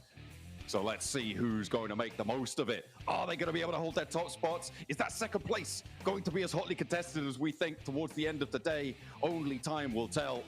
And let's get cracking. It's quite a few teams right now actually chasing for top 2. I'm kind of surprised by the amount of teams who are in close contention for it. Usually at this point of the day, you're starting to see at least 4 teams break away, but I still think there's around about 7 teams that can still make it in at the moment, or with a fighting chance at least. I think after our next match, match 3, we'll start counting some teams out. If I'm honest, we'll start counting some teams out. It looks like we're getting a hot drop straight away, though. It is Alter Ego immediately getting harassed here by Papazu. Massive, great spray down from Rosemary. You expect nothing less from the guy. I mean, this is a good start for Alter Ego. This is very, very dangerous stuff for them, though, after getting pushed down to second place. You can't really afford things to go wrong for you, but it's all going right. Krypton on the window doesn't get taken down, and Papa Supermassive really suffering now. As the hop in for Krypton, he's on the chase, he's looking for more, putting pressure on. Rosemary has fallen. You do not want to let this one get flushed away. 2 players go down as well. Snake keeping things under control, but Papa Supermassive losing their players. Alter Ego fighting for their second place. Up 3 elims are now just 1 player on the rooftops. Kamikaze, was that with the bow that he got a double knock? Does he think he's Sook? What's going on here? Kamikaze, put that one back. You're not in Weibo. I know. He's going to drop down, though. He's going to go for the rest of the fight. The spray down with the UMP. He's hopping in. He's up for the window. Snape controls it. Snape explodes at his feet, but it's not going to do the damage. And he will find it. Papa Supermassive fall and Alter Ego cling on. I mean, they made the right play there. Full reset, or at least attempted to 1 player holding. Alter Ego with 4 points there. Very much needed points, but I guess a bit of a heart attack moment for them there as they dropped over towards hospital. Didn't expect to be receiving injuries in the operating room, but there you go. That's how it all breaks down here on Erangel. Sometimes it's quite violent. But we do have a northwest circle over towards Ruins, which is unoccupied at the moment. Papra Supermassive, they might have just stamped their ticket out. We do have an interview coming up very shortly, and I believe that it will be with IQ from Inner Circle to get a little bit of an insight into what's going on over on that squad and how they're feeling after that massive win. Welcome to a quick report with the 7WG. I'm here joined by Falak from Inner Circle, putting up 1,100 damage, and with that performance, pushing yourself up to first place. I want to know, you guys made an adjustment in Rondo in regards to the solo player with the 3-1 split. You made sure T24 went further away. What led to that decision? We just went to Nuke so we can take some kills, and even if we die, T24 will just recall us and we will loot and belly and just rotate. And then zone favored us, and it was a very good match for us. That's it. I mean, I wouldn't say Zone just favored you. You guys, the timing was great, especially with WBG. As I mentioned earlier, you're in first place. What can you do to keep this momentum going and maintain yourself within the top 2? We are very confident now. We will just try to play good and continue this momentum so we can qualify for grand finals. Inshallah, you'll be in grand finals. You got T24 performing. You're performing too. Everybody's performing. Let's see how Inner Circle can continue on the last day of Last Chance. Oh, okay. Well, I mean, they profited a huge amount in those final moments, Blank. I mean, going in towards the final circles, they only had something like 2 elims on that last rondo. And they were able to rack up so many from those final fights. Really masterfully played. They played very, very passive until that point, holding their position well. But now they're on the Millie Island, and they're going to have to transition north. So get that loot on board. Get trucking, because your destiny's just across that bridge. I mean, for Inner Circle, it's pretty free and clear right now. On the south side, no one really challenging them. On Sosnovka, so an easy approach over towards the northwest. Genji are holding Western Bridge, though, so a little bit interesting there. Finished out on 7th place, I believe it was, there showing on day 1, so it's a really big jump up after one game. Then again, I think it was roughly 27 points they got off that match, so fairly gigantic amount of points they were able to accrue. Alter Ego, a little bit of damage still on their side, but should be easily healed up. I don't really have any teams around them at the moment. Everest Circle, potentially, maybe. We'll see how it plays out. A bit worried for Alter Ego, because typically on these sorts of circles, and we head over towards Ruins, your Fields, Everest, teams do want to take splits. I think it's a frustrating one, because I think when you watch Alter Ego and they take their splits and it goes well, everyone at home is clapping. Everyone's, wow, Alter Ego, well done, well done. And we're all like, well done, nice split, nice split. But at the same time, in the back of my head, I'm always looking at them and being like, I don't know. Is this too greedy? It feels a little bit greedy to me. And then it works out. But then there's those clear moments where they'll do it again, and it's wrong. It's the wrong play. I think that because they are so good at the game, they can make some of these splits work out.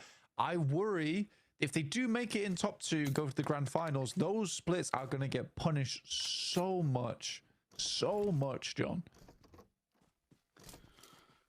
I mean, just getting there in the first place already is going to be a monumental achievement, right? In the grand finals, the minimum prize you can earn is $25,000 in that 16th place. And if you get through from last chance, you're earning 10 or 9,500, depending on if you're first or second.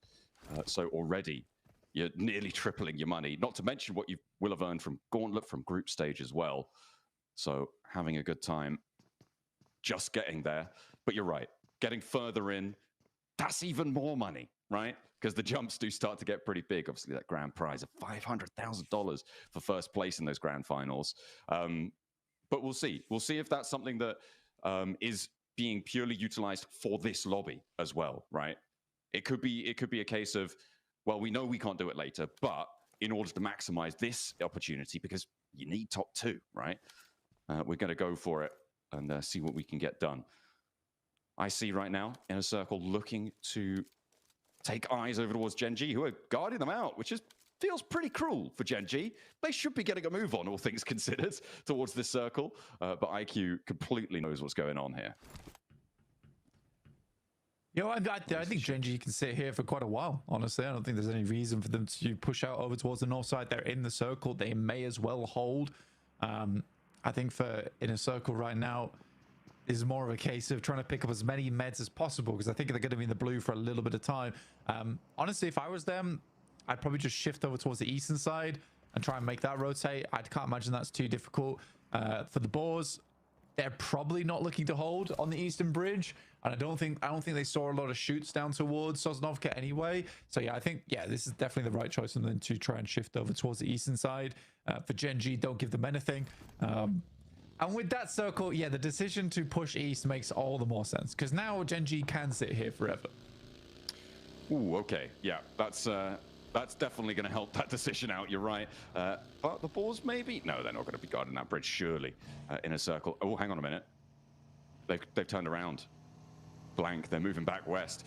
In the meantime, though, everybody who moved over to the Gatka fields is moving back down towards the south, to the hills to the southwest of Pachinki, to the mouth of Quarry on that southwest side.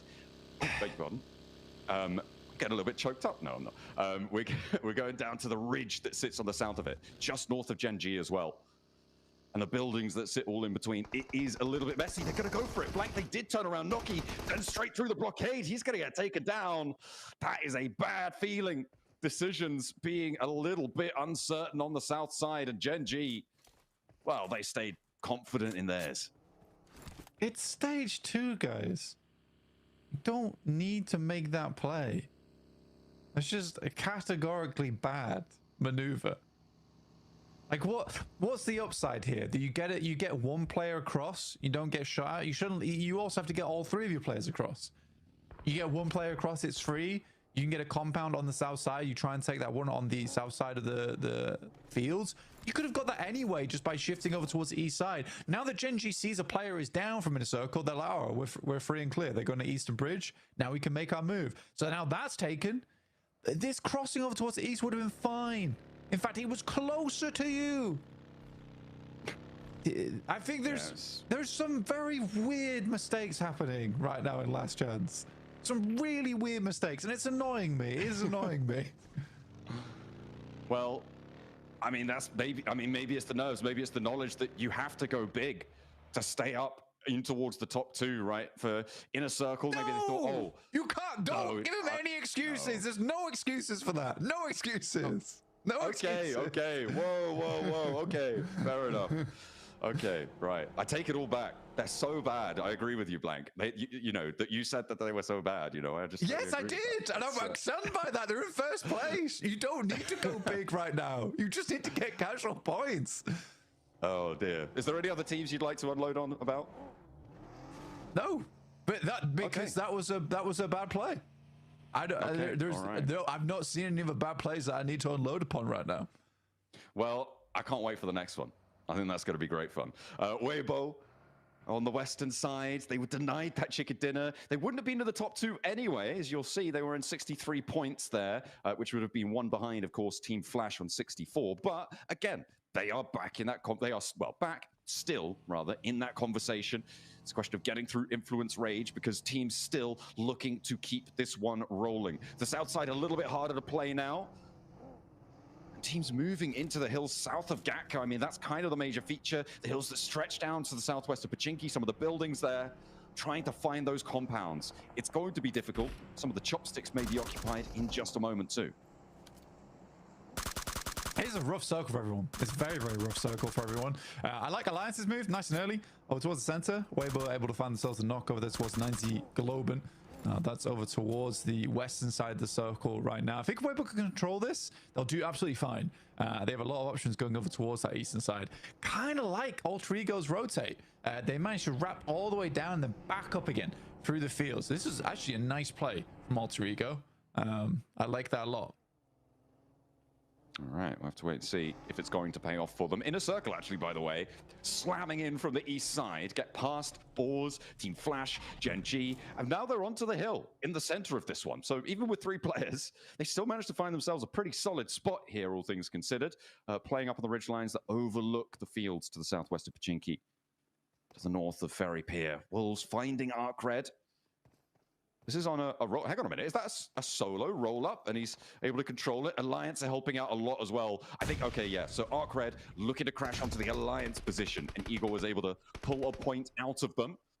They're looking for more. Alliance still have the crossfire sight lines. And Arc Red, I mean, third partying just not enough here in last chance stages. They are having a tough time of it.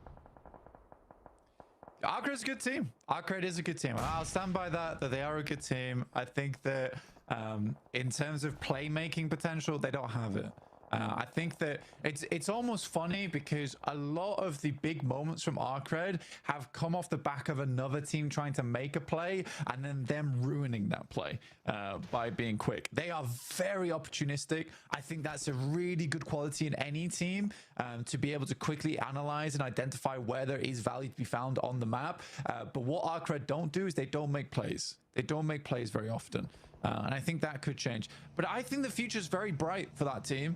And Uzbekistan coming into the region in a big way now, I think that they have a bright future ahead of them. Honestly, just getting to the last chance here, I do think they've got a bright future ahead of them. They need to solve some of their problems, be a little bit more proactive in the circle. But other than that, I think that their gun skill is good. I think their opportunity making is good.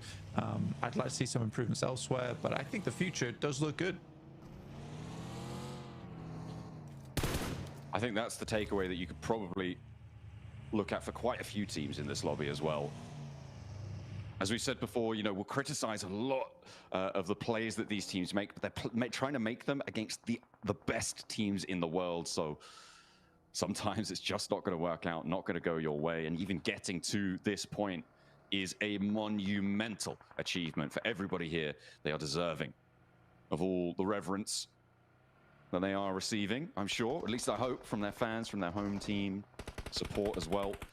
Alter Ego diverting one of the players that remains from 90 Globen.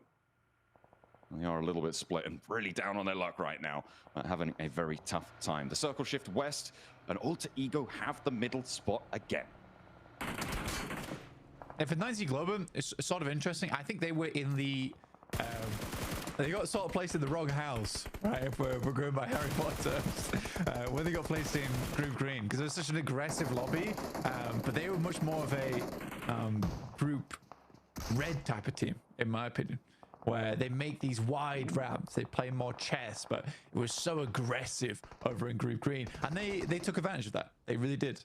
In terms of their rotates. Here, the teams are very much willing to make smart rotations, and 9ZG is struggling to find those entryways, which they found so often in the past. Neil Zard is very lucky. He keeps taking shit down. This should finish the job, I'm pretty sure. Yeah.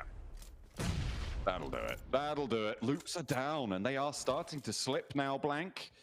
The Brazilians not having the best of time, but Influence Rage may be able to keep the banner flying over on the western side right now. As they still are in with a chance. They've got a compound, one of the few solid spots, but kind of crashable for me if I'm looking at a team like Weibo, although the question is, do they want to at this stage? And actually with Gen G bearing down upon them, the Boars also pushing in. I think Weibo have bigger fish to fry right now. Sook holding the first. We'll go for the flush as well. Weibo diverting Gen G, but they're going to slam straight in for the rest of the fight. Spray downs look good. Sook is down and actually flushed away. Gen G giving them a bit of a runaround here, but 93Z with a lineup. Spray down, blitzing Gen G, putting them in the blender. They are not to play the rest of this match. They'll get the res and play on as 3 for Weibo. They're challenging. Team Flash making their move as well, up towards Inner Circle, who've been on this position for a while. IQ split apart from the rest, and now Inner Circle playing just as one. A nice run up for Team Flash to claim their spot back, potentially, because it is still all to play for. Yeah, T24 last alive here. And it's an awkward position on the map to be playing too for T24. So open. You got this small dip. It's a tiny dip, essentially, to work with. But I think that he should be going down in the next couple of stages.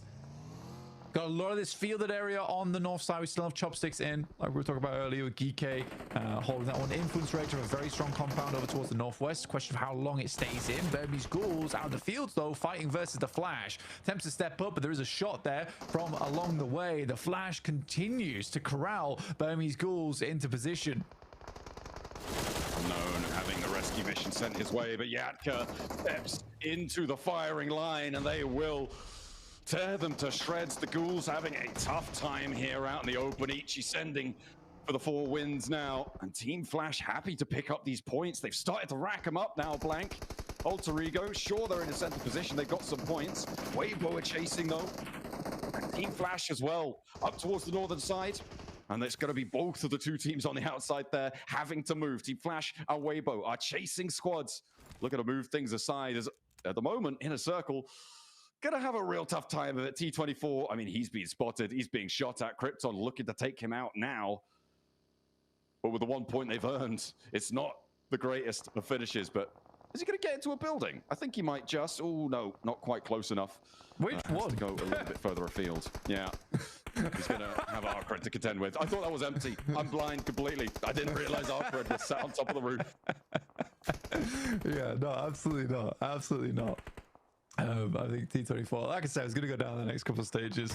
Very difficult to play the solo from this position. There really isn't many areas to play. And honestly, by this point in time, you even have these shacks, which are usually designated for like 1 player. Teams are wanting them. Teams are wanting them.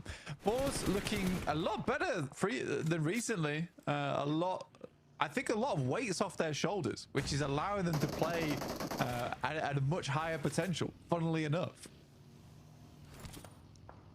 So kind of letting them go, you know, a little bit off the leash. And this is, again, a team that we were really not expecting a lot from. I've given them a lot of flack over the course of this one, but they have found some cheeky little engagements.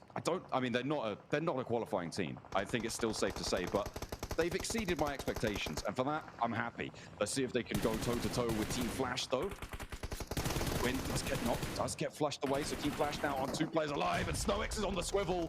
Maybe they're going to exceed my expectations once more, because Team Flash having a bit of a nightmare here. Just the 1 player left standing, and Bose is on low HP as well. Really struggling from up on high, needs to connect, look for the spray downs. Alter Ego not getting stuck in either. They're busy fending off the southwest edge from Influence Rage. In the meantime, Weibo as well, suffering against Alliance. I mean, Weibo just crashed Alliance. Kind of respect this maneuver from them, to be honest. This is so much more aggressive than we've seen Weibo in the past. They're up to 7 elims on this game. And I think they're really feeling themselves here.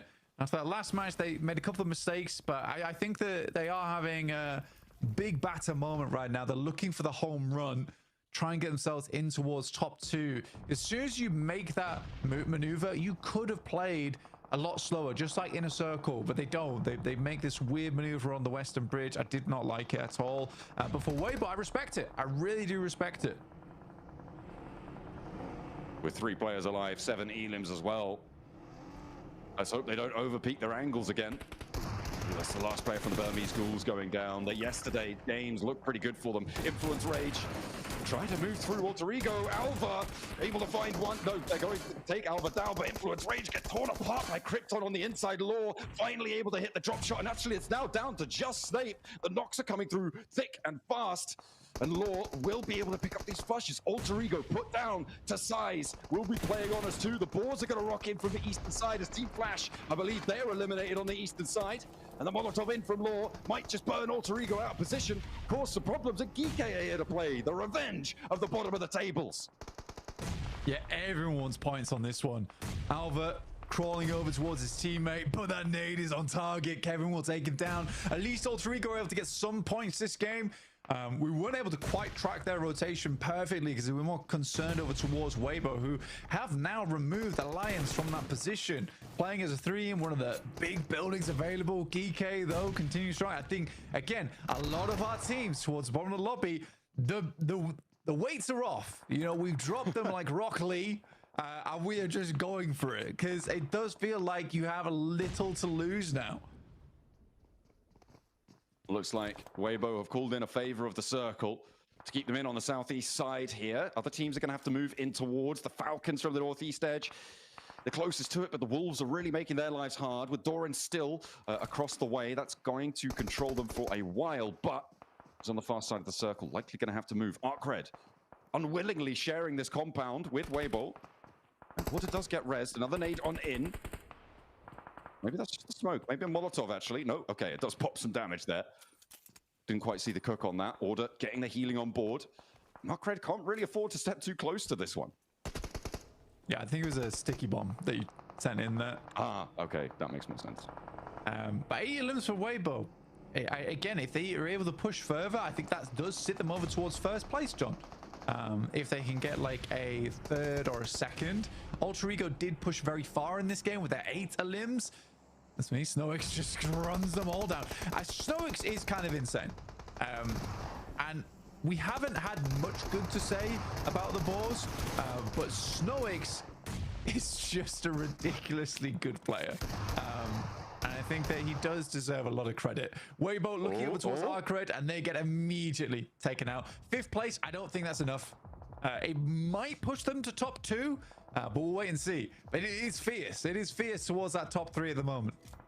We called it on the tower graphic on the right-hand side. It's a dead heat right now between Weibo and Inner Circle. The tiebreaker, though, won by Inner Circle. So it's still just outside, but currently it's a 3-way tie, including Alter Ego, actually, with 74 points. 1st, 2nd, and 3rd right now.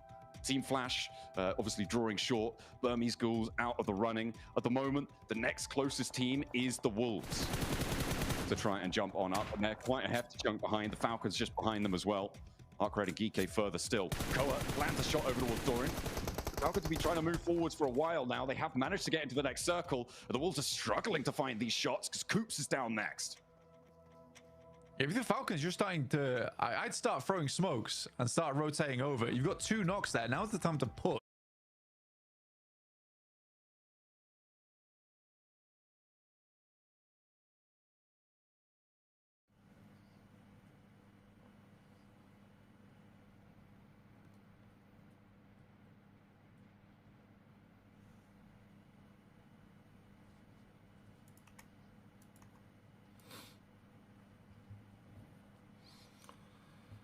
Jauh Nasir Bude.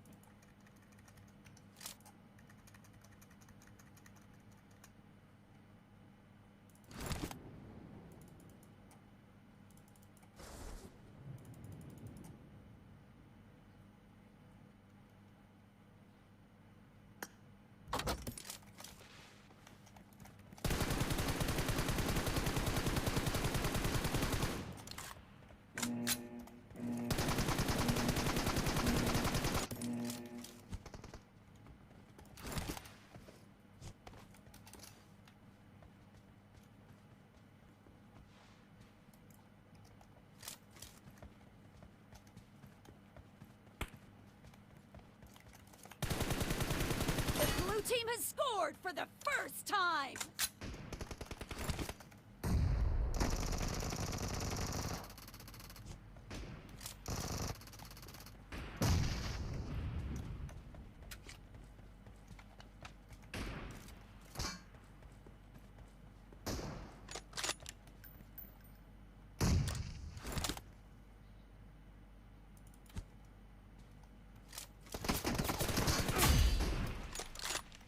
يا ورد الناس تيها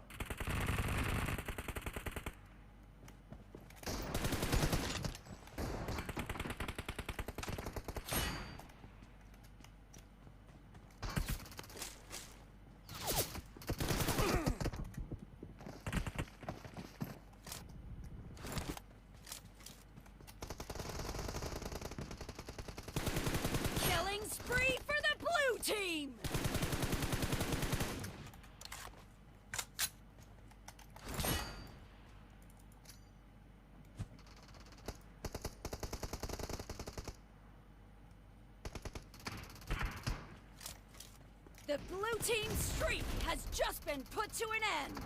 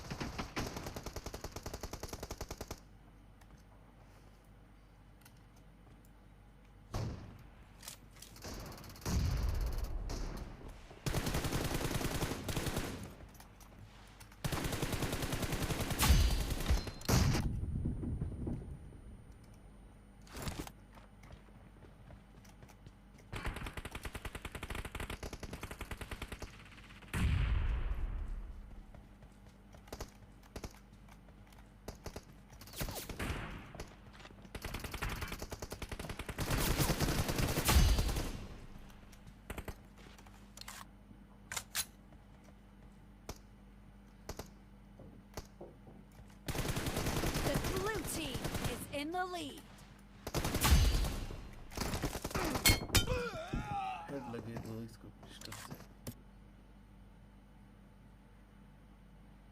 Fall back to safe zone. Watch out. Watch out.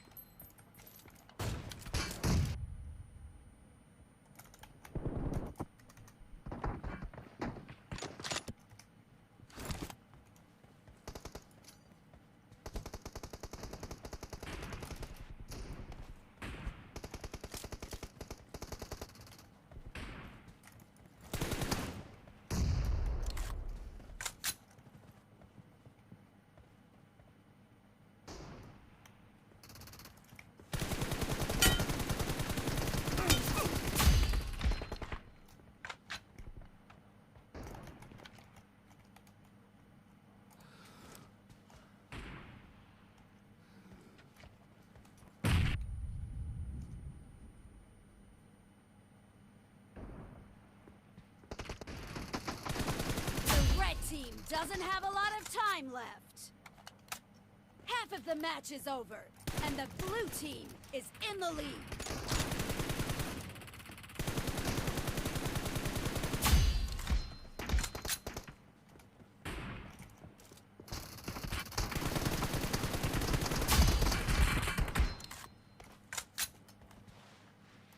Killing spree for the blue team!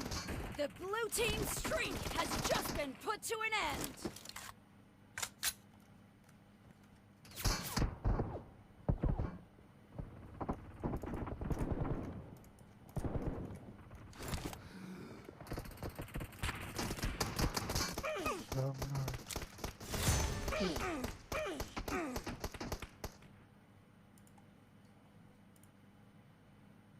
Aí وزیر اول د کړی بلا گیم نه سره وای ته په ما گیم سٹارټ کې سړی په لوبي شنه یو لاړ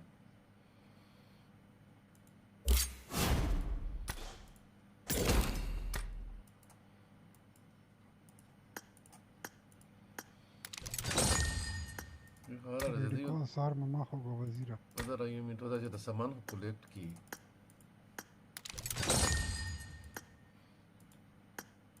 یو خو راځي نو وای اپډیټ وروغلای ویشا او کنه امریکا وزیرستان Substana. Plaza Whitey usta. Brigade chasa zuratta. Nuba. Very clear racer ko gayi. Clear kadiya.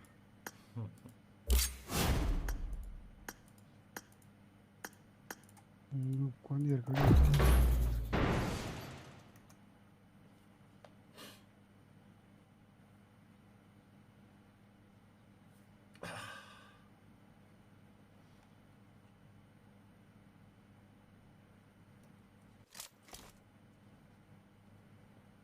I won my last match.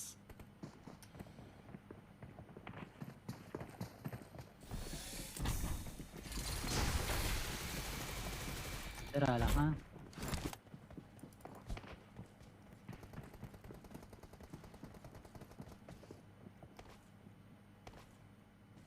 دولي اگاڑی دا سکین ما سره ډاونلوډ نه کیږي صاحب دیار I won my last match. Awesome. Marked a vehicle. مجھے په دې ګاډي سکین نشته It is showtime. نشته وی کنه او کنه مې چې ما سره ډاونلوډ نه کیږي صاحب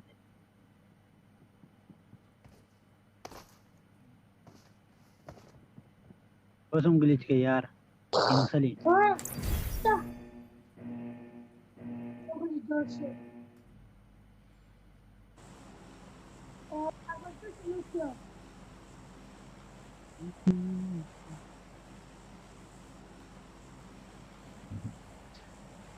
اللدغة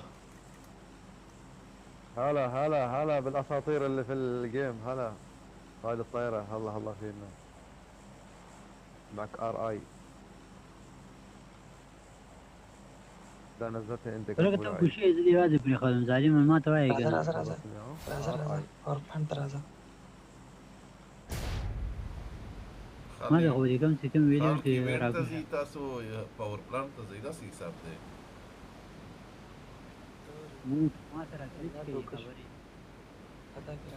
ما سره موږ په ګلیچ کې مې بګي مو په دې رانه او صحیح ده بیا خو فری غاده فری ریکول دی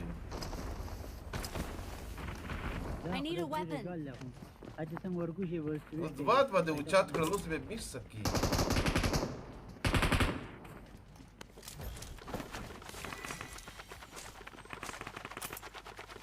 څنګه ورګوشي وشي او یو خو به ښکاري نه هر څه دي چې څه دي نظر چشمه چوري راځه شاته راځه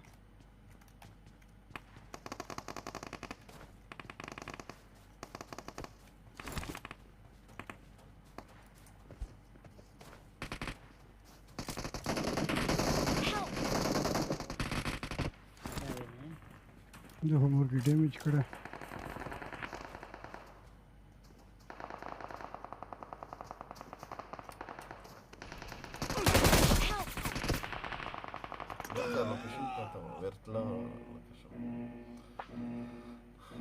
Raja power plant तो राजा आदि यूजे game को यूजे game खाई तेरा glitch की मुझे लग गया का राजा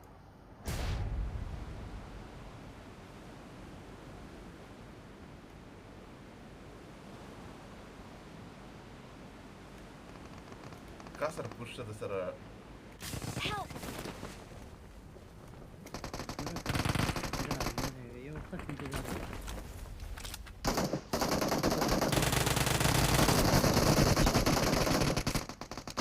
वाह मोरकिड तवली Awesome. يو بل ما هيلبني يلا كذا والله مخلي جيم سو تراكي ¿Dónde da ahí? Watch out. ما يشتو رفيق ما هيل نشتخا ما نشتو ما دينا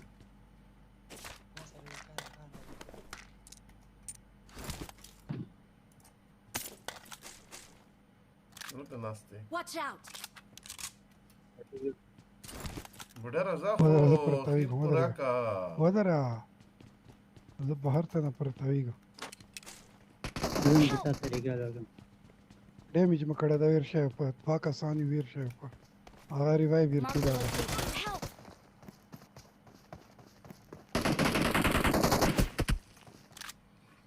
Very good. نصیر بھائی چې سړی د طبیعي Dia جیل څنګه kharaulide shi, dia kharaulide shi. ها نه مانه غلی تخت بلا گیم په غول کر بنده قسم په خدای دغه شاده طرف ته لاړ شه ځه. بس ځه. زرکه حسینه وکسه کا کیټ در سي راکا. ډېر وي په زمري ګل ده. کیټ کا در سي. ټیک ما سره نشته وړي بینډیج دي هغه هم څلور دي. کور ته ورننه ځي کنه راغلی. وکړل ته ځم.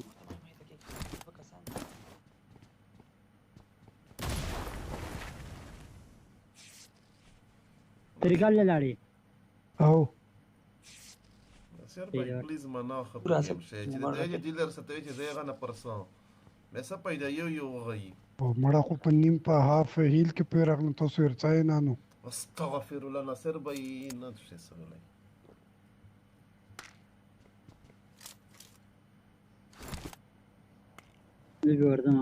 I'm recalling a teammate. ودر د کسان ته صبر او کسره پیر. Thanks. الکه ټول په ورته کنه حسین.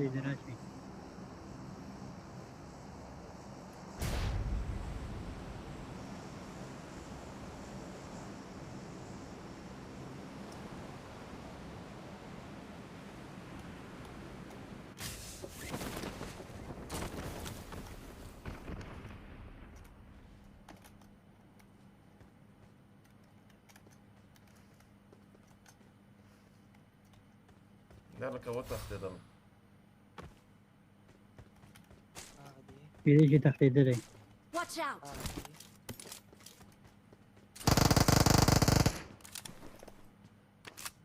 پدې شو کوم دی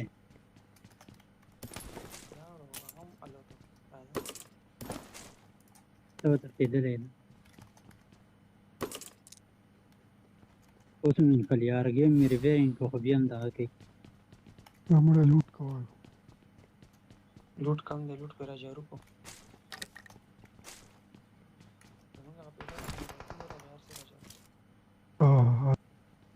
هغه سره څه نه وو ګناه چې څنګه راوګرځېدو راشه ما سره 70 روپۍ شته راشه والا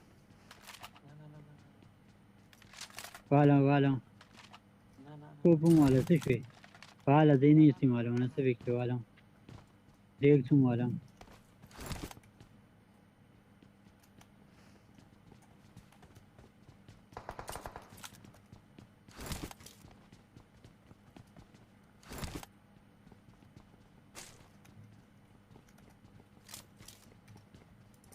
والله مې څوم برابر دی بیا هم ګیم دونه کې دي یور ته معلوم شي چې دا چیرته کیو راشي زما اخته راشي دلته دی ها درا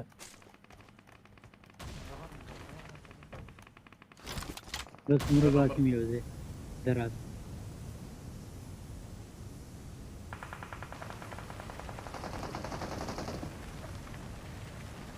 کېږدو پړوا کړي یو چات قدرنا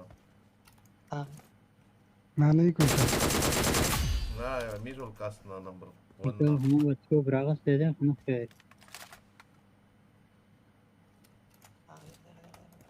دا غلم لاسته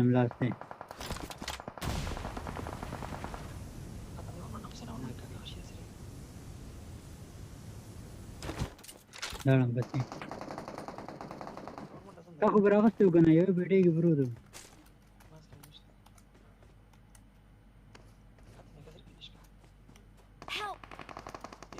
دا تر نور کسان دي Awesome.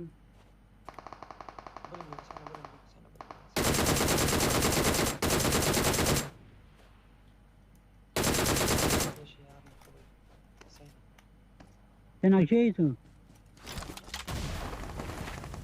در عالم 2 منټه کې در عالم کس کم طرف ته مارک لگا ماذا رفيق أفلك ما تقول أنا خير ما ترى قلت كي ما كخاتم من ما تنخير زودر أخطر ابتزم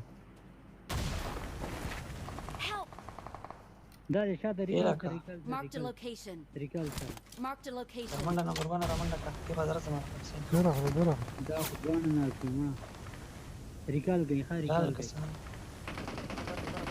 راغي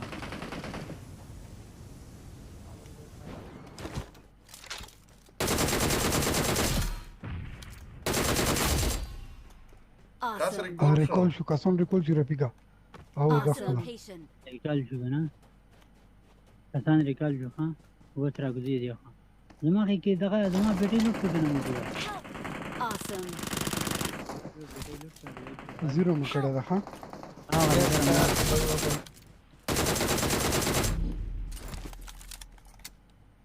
يو كاسا خبر ملاسته يو كاسا خبر ملاسته فناشا ده شاطر عنده فينش كا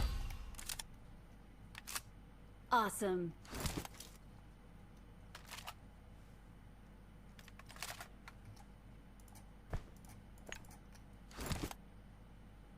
Number 4 na kiri.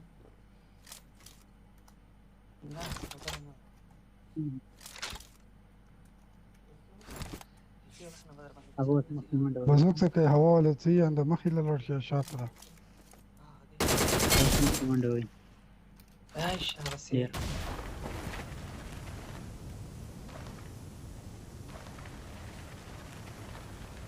ده كور بيتشات وخجا كور بيتشات وخجا دل دبري قوتم لازم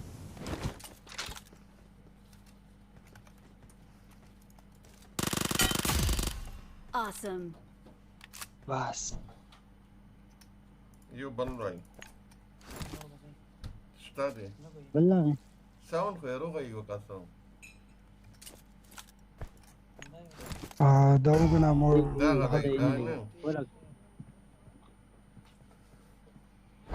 دي كوني بچه 70 ناستا كامپینگ کې دي کونی بچه Pakistanai da yo. راځي بل لګو راځي راځي ریکویسټ چت کوي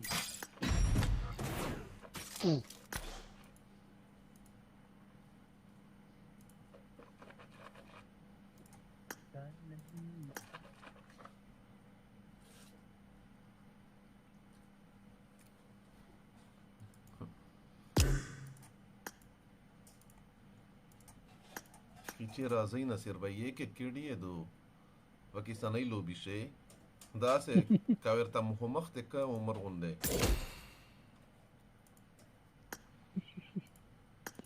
راغاړي Lewanaiye ka pagaliye.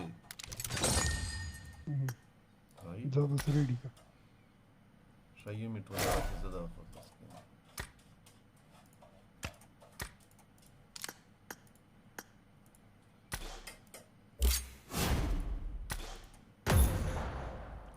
نو برا ولا نو شي زیاده ګای خدای وغینو بیا د سره کړی دي تا د نو سره ایتم نه مړه هغه وروشي دو د نیټ هم نه چلیږي مړه علي رتی گیم خرابوي زه خو دو دو گیمونه نیټ یې نه چلیږي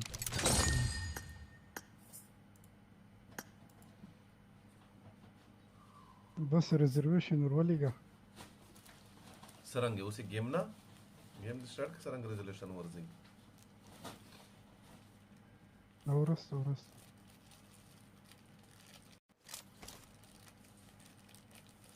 دغه خبرې کوه راغلو درته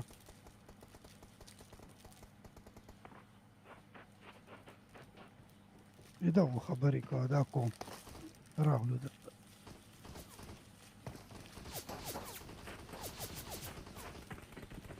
I won my last match.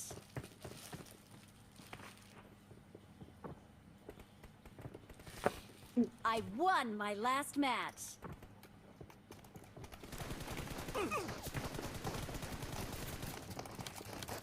That even में धोर से कर back even में धार का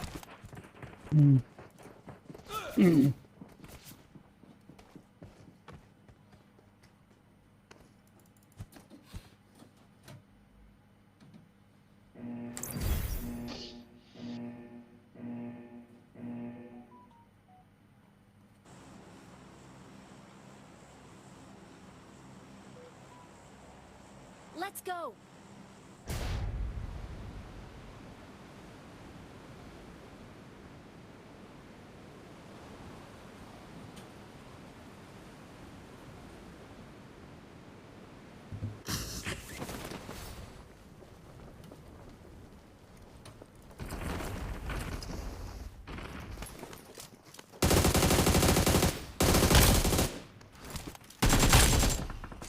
या so number 3 मेरा सामान तो ना उठाओ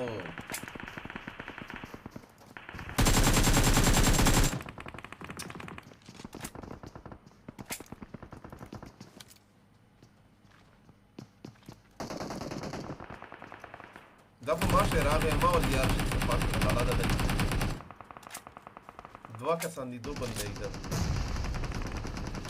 رضا پہ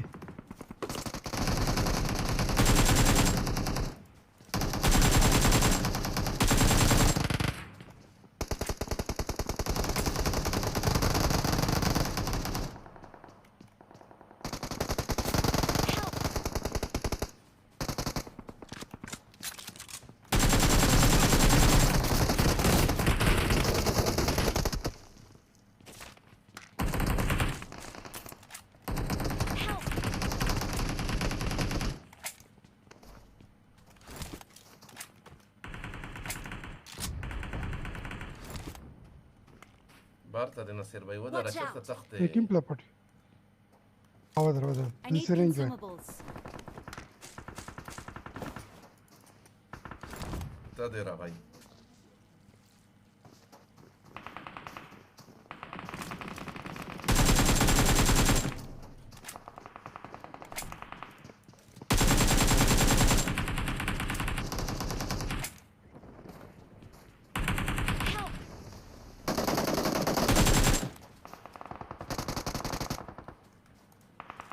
नेपाल जमीन के अंदर बैठा हुआ कोई जमीन के अंदर नहीं नसीर भाई देता है दलता राशा पर खुदे कसम चिका लूट फलू कवल के ورزا پی که نویل نه ورزي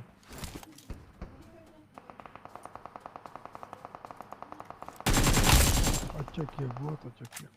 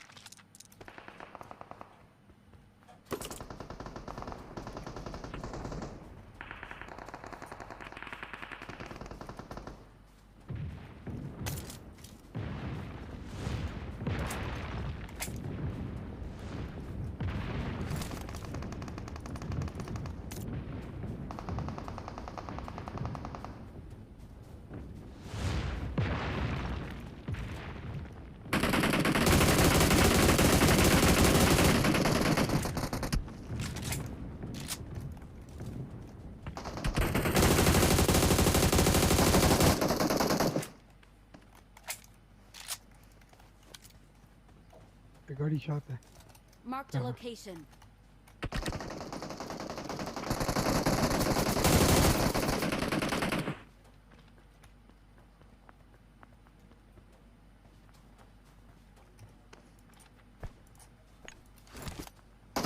Help! Watch out!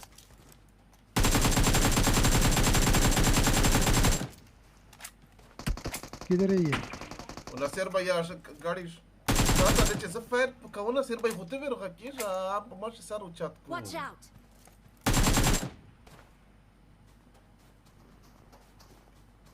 Watch out! इधर आओ पीछे आओ पीछे आओ पीछे आओ पीछे आओ नेपाली भाई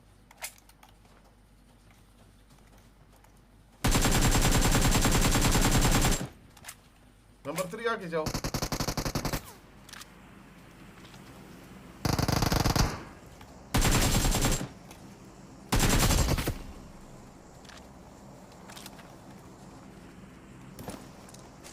तो पूरा नेपाली है I got supplies.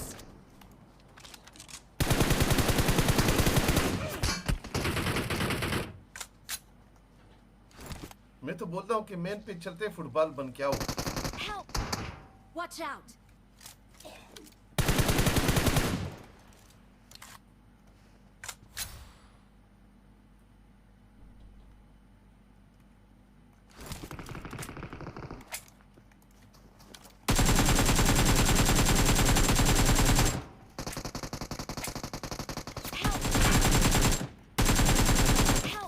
डैमेज खड़ा है चेरता डैमेज में खड़ा है नंबर 4 ऐसा पागलपन कौन करता है इधर सब लोग यार وخوك سيوقع ستول يوري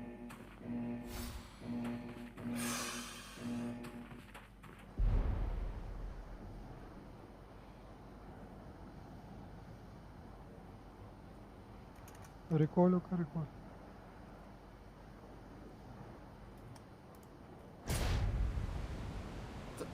استغفر الله تاخدت ولا يا ځکه خو زما خیله نه تللی نه ما ریکول نه و تاسو ته ورځئ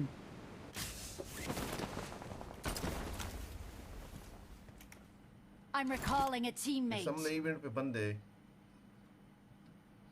Thanks.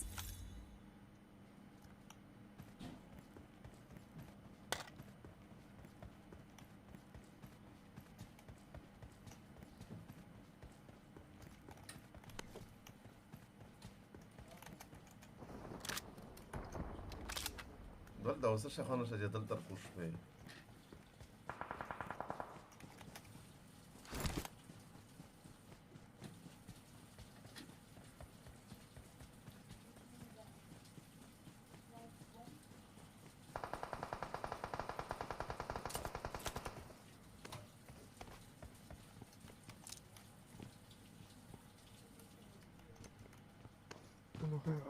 रोटेट के राहुल खान नंबर 3 प्ले हो राहुल नंबर 3 तुम्हारी तरफ है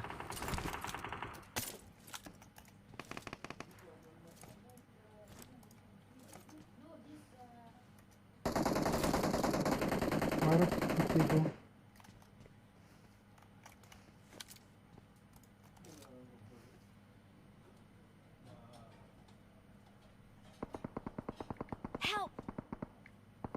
अब ये नेपाली देखो वो उधर लेटे हुए है नेपाली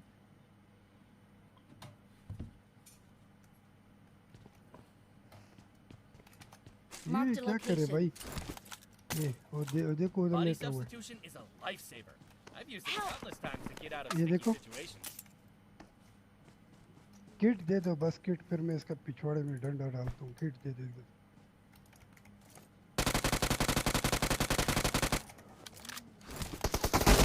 जीरो है भाई टच करो सिर्फ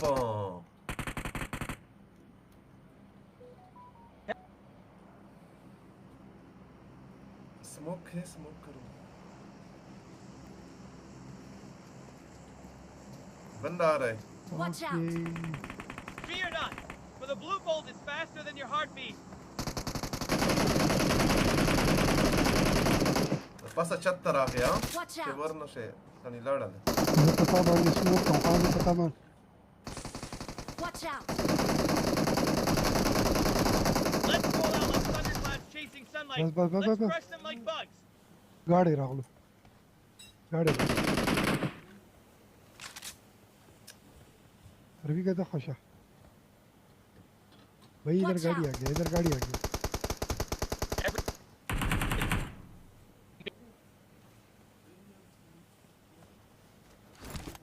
लेफ्ट से आ रहा है लेफ्ट से लेफ्ट ना से रहा Higa, more like 0G. My moves are so smooth. They're practically weightless.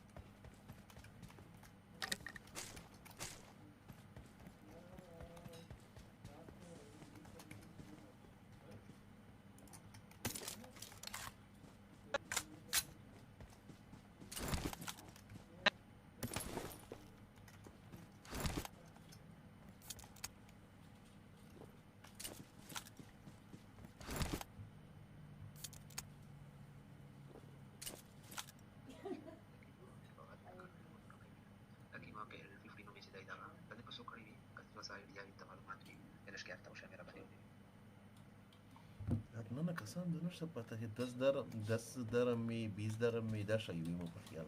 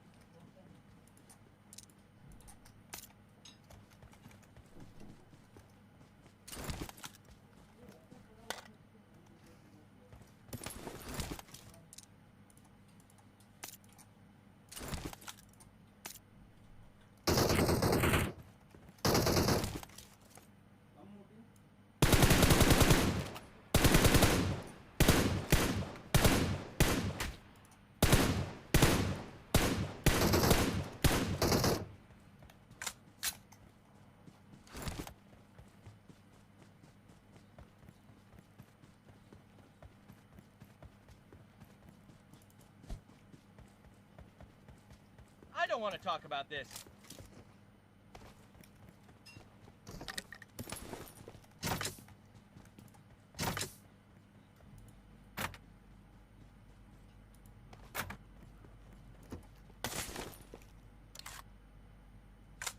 पैसे निष्ठा 3 पैसे नहीं 3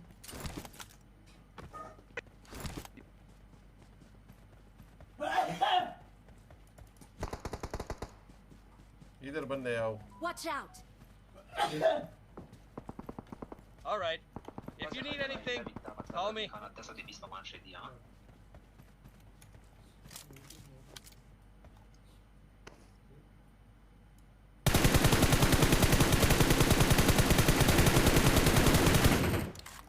डैमेज में कड़ा था नो डैमेज करेंगे याद ना पता गा rate Shani I'll let you know if I spot the weapons you want.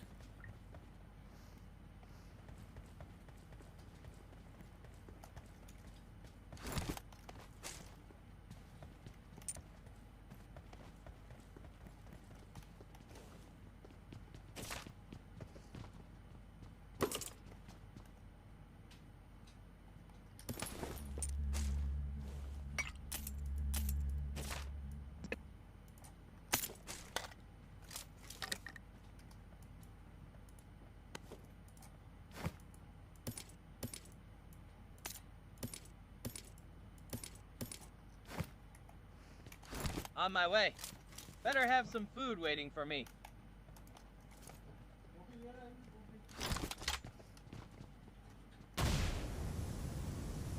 Marked a location.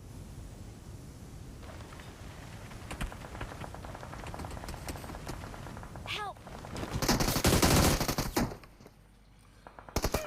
ये कुत्ता देखो ये इधर कसम खुदा की कैसे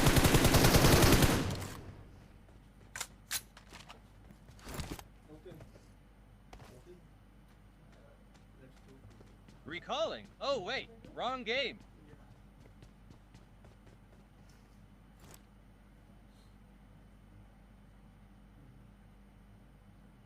Damn it.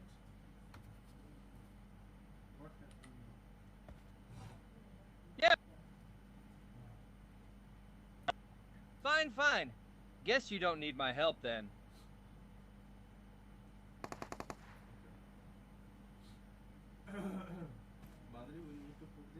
Nice shot.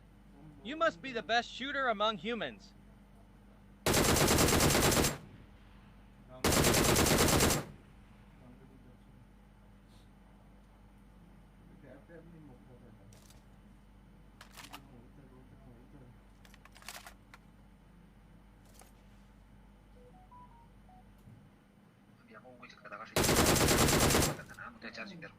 कुपड़े मोर के मोता का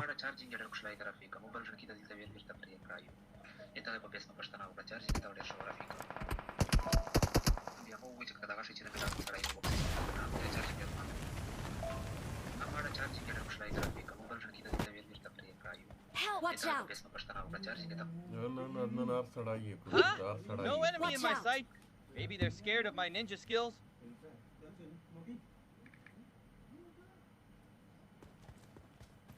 मैं 2 जोन का ध्यान नहीं दिया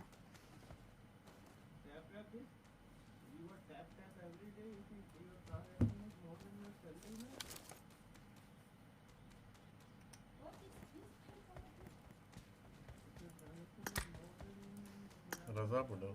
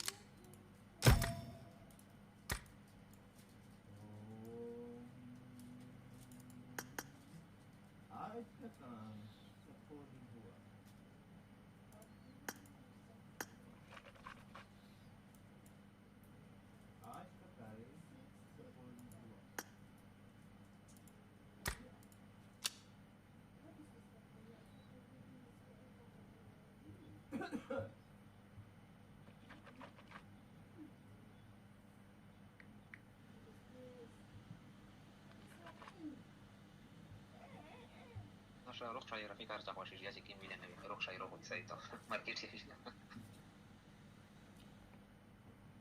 نه دا وخله سوکا خدي وشوكشلي تشاركو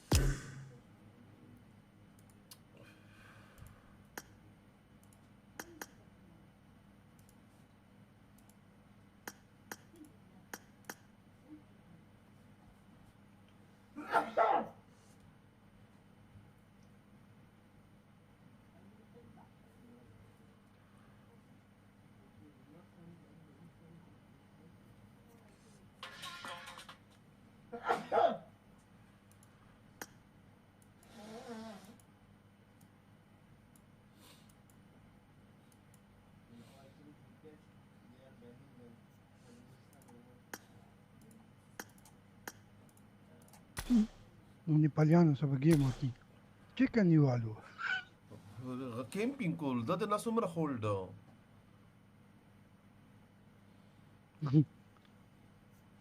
دا چوکتا ترى وسط السلام عليكم چوکتا حسن اچھا موسا دے سلام ده چوکتا موسا بدا سرنګ Yeah. یو غواړي کته ته ریکویسټ وکړه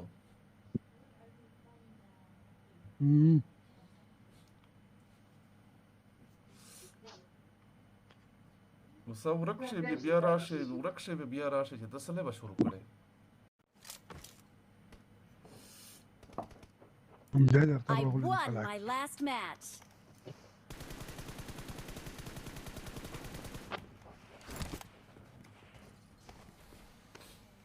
داسې خراب کیمپینګ یو کو نیپالي او په نیټ باندې ها په فایر نه په نیټ باندې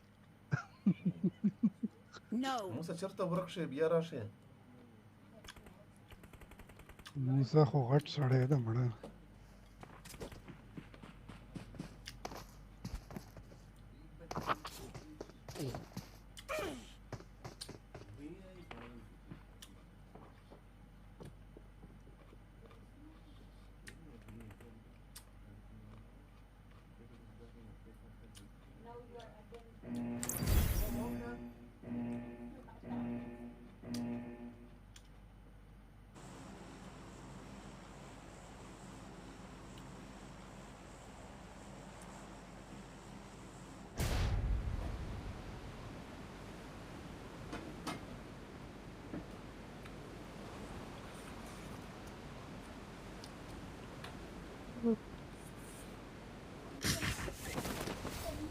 ته نصیر بھائی په داخلي شي ورسلو کې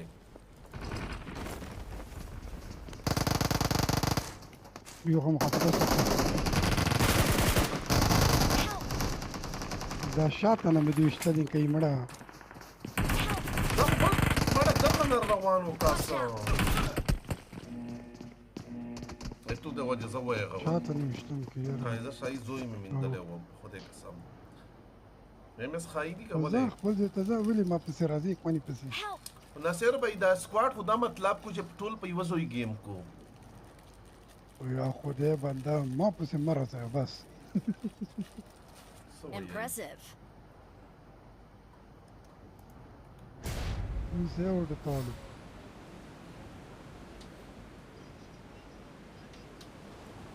لینډینګ مو ته پرېږده شا بس نن د ورځې نه چې لینډینګ ته ټچ نه کې لینډینګ ولا لینډینګ کوي مړه خدای قسم چې تو سټرایکر میل وغه ولې په دغه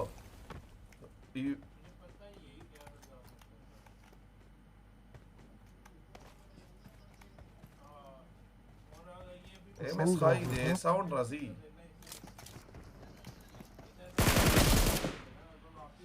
دا څه ولې نه ما ور دروازه کولا هوا ته مې سوچو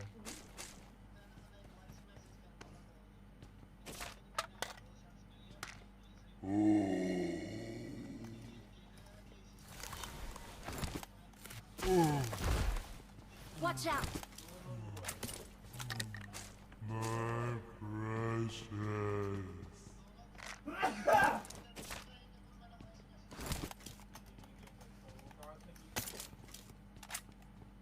انت هوا المفروض I got supplies.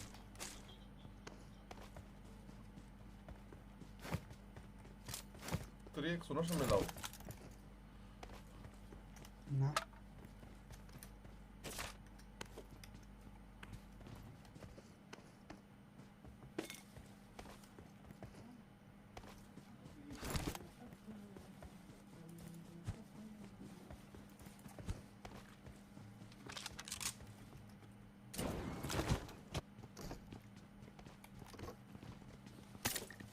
पैसे está موسى. No.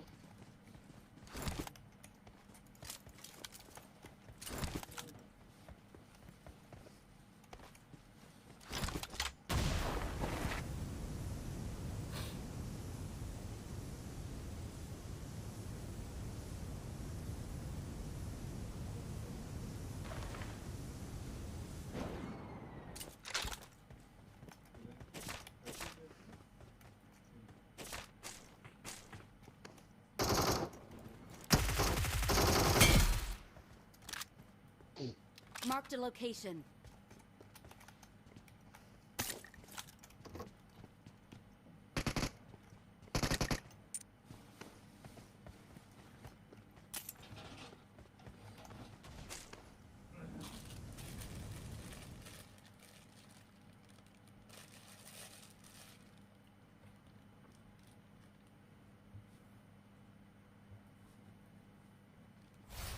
Marked a location. مرفور بيكيا هي مرد اللوكيشن. دلته وزير بروت. وګوره خپل بیل سار ده. भाई किधर हो आप? आओ आगे हवा से.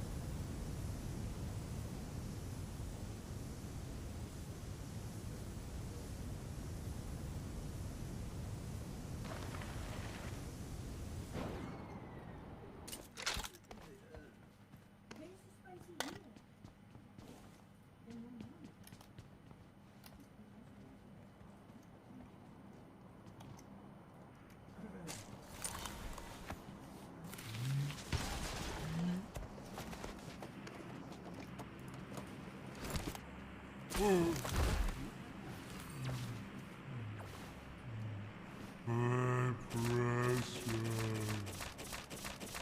I got supplies. भाई पैसा ही पैसा उफो. Form up on me.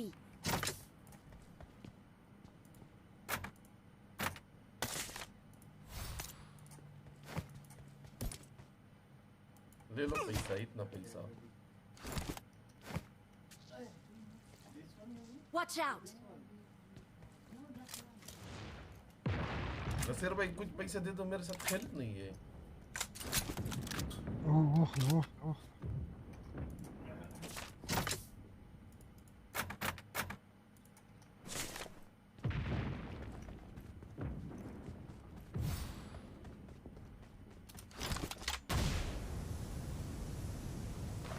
Turkiz.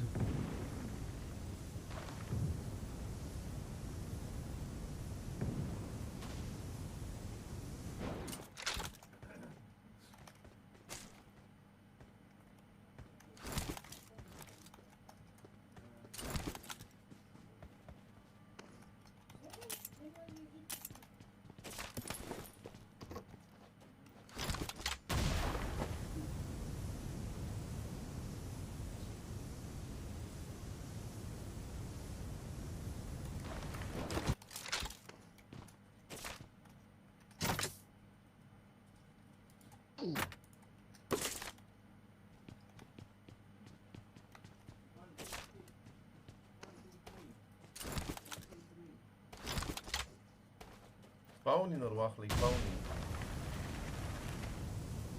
Turkey da. Watch out.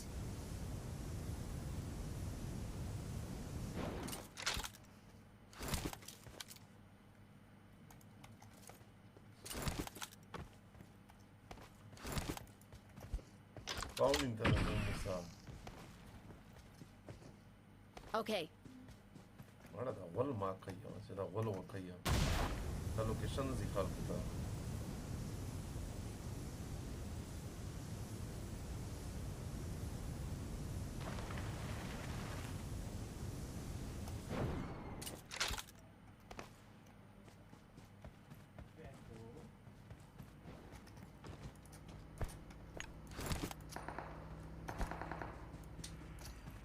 وده راجع زير واخلا A qualified ninja needs the eyes of an eagle, the speed of a leopard, and the strength of a bear.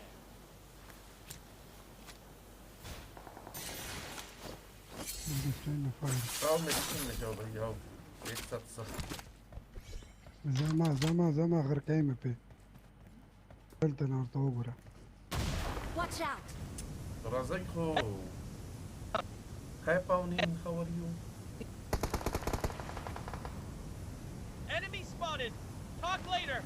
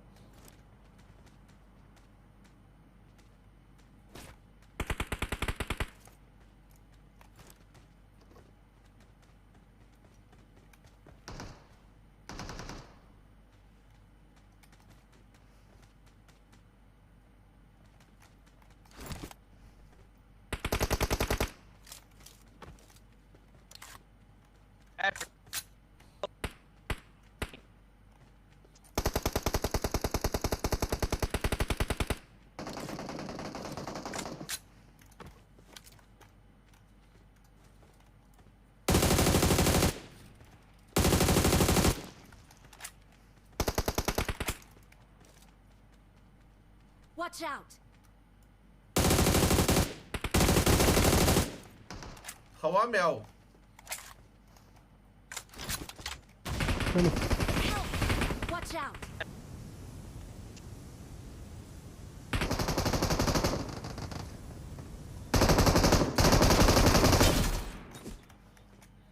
Impressive. Help! صبر باد داي وناصير خداي قصان دفيك. I may need to reorganize my thoughts.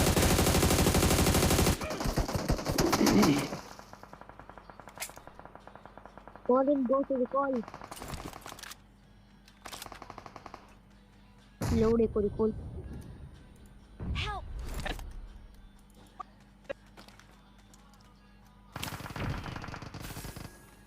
चाचा दूसरे को recall कर दीजिए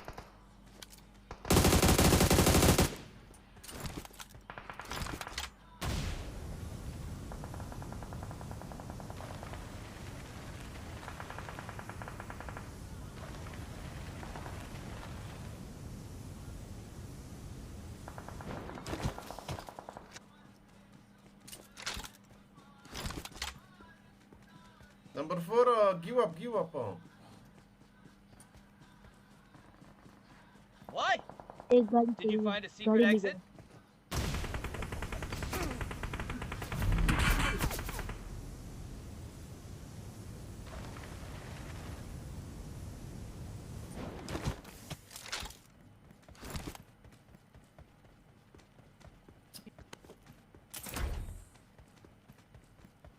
مارك مكړه دلته I'm راځه recalling a teammate.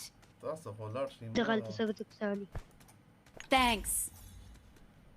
Yeah, it's basically a death trap wrapped in shiny paper.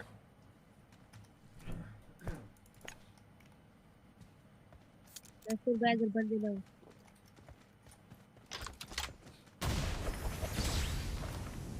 نو مخکې ایونت کسان دي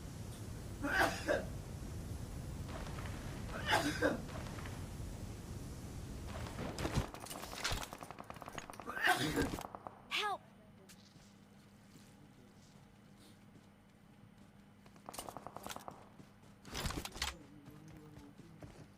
Help! Help!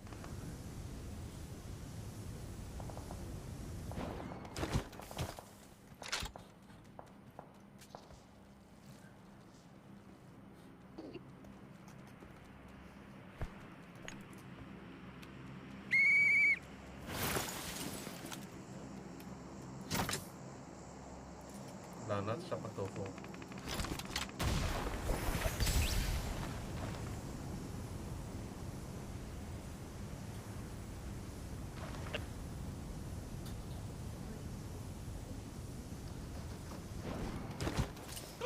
Loaded again.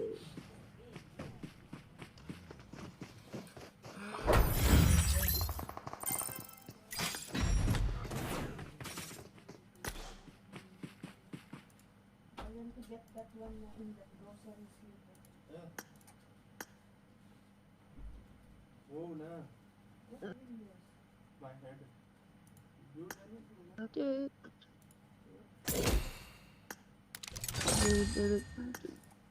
बुढ़ा लो भी change का मूसा का leader बुढ़ा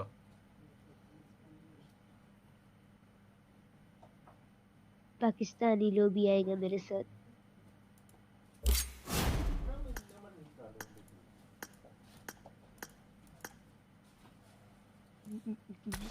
ये वाला स्पेक्टेटिंग को तब ये क्या लगेगा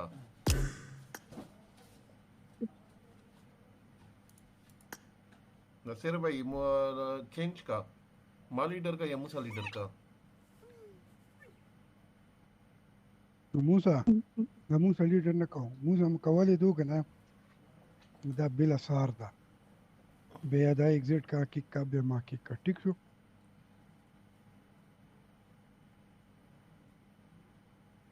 रेडी कवा बुढ़ा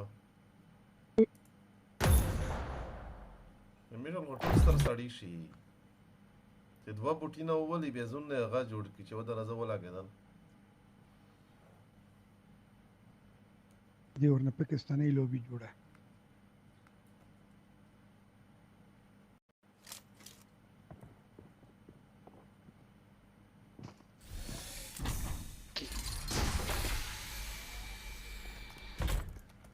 It is showtime. Watch Naseer out. भाई ना मुते प्रेजदा लैंडिंग भाव की गोल भाव की ना बे इंशाल्लाह उसे कसा दिंगवाना के गोल को दमीर को दगार कर ली तो नदवासी तना दोस्तों फोन फॉलो न कोई पकौन और ना होते खालको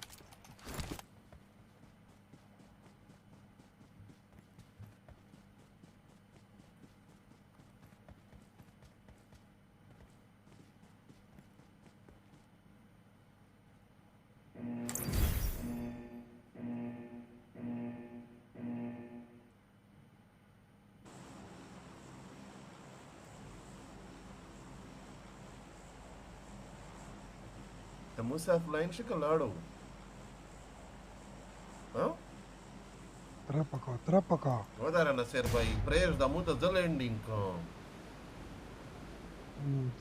The landing good.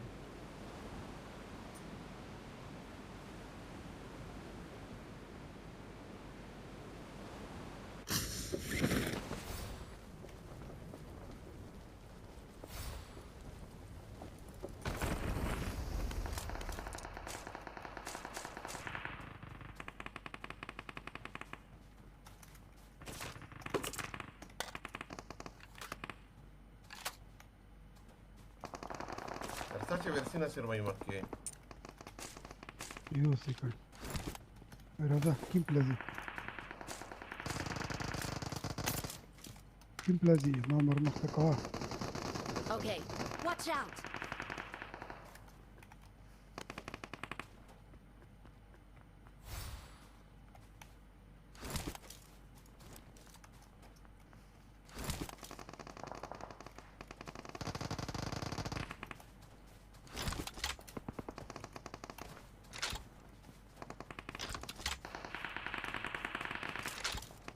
Okay.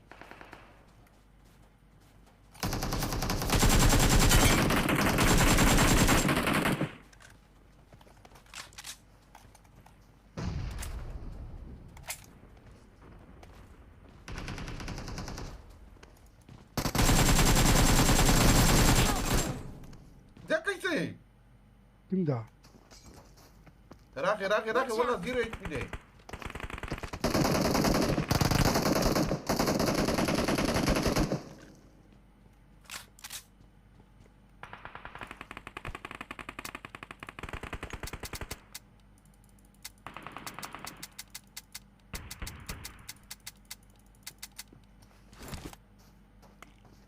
راغلو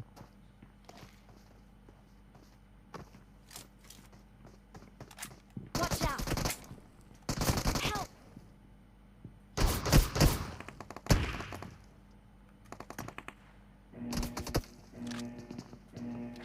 امور اصفهان السعوديه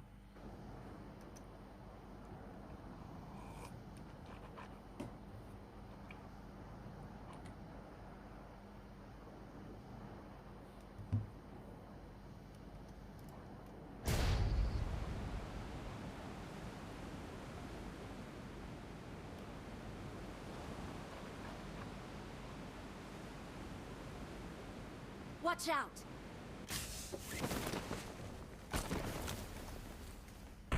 Help! Watch out!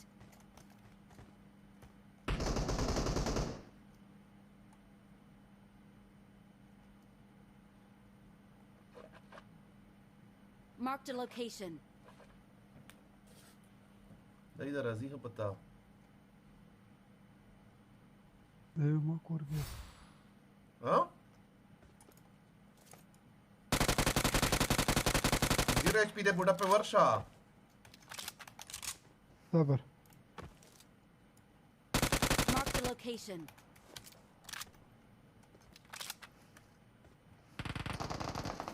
Watch out! اي موسى ولا كومدا Watch out!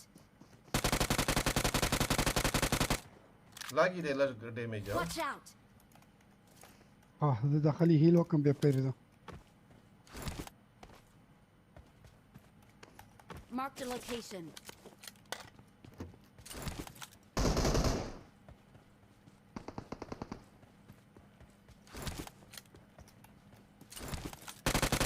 está شاطر ريكول شو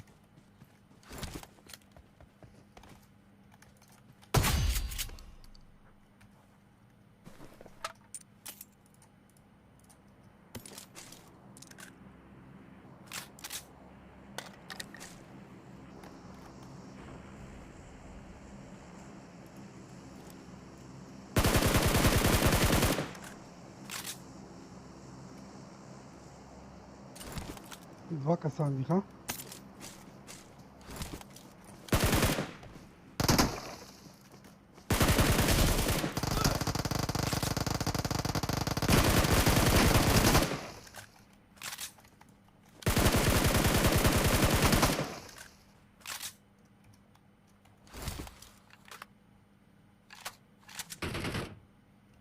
Idi net 4 na kudi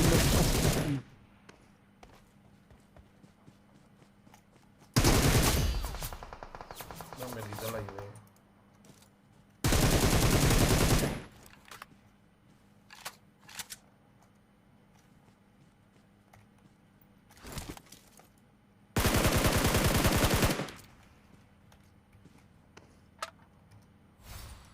Please recall me. يكون بلاير بيكا दान दे देने से هاغي تختي دي ريكول بلا ريكول بلا وتخلو دلتا Marked a دلتا ده location.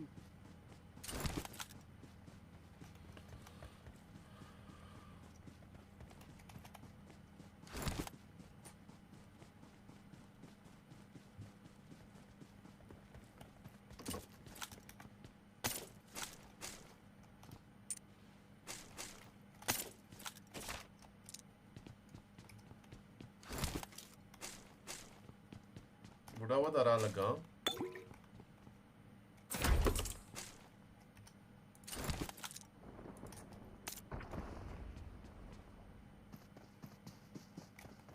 ولا دي شرط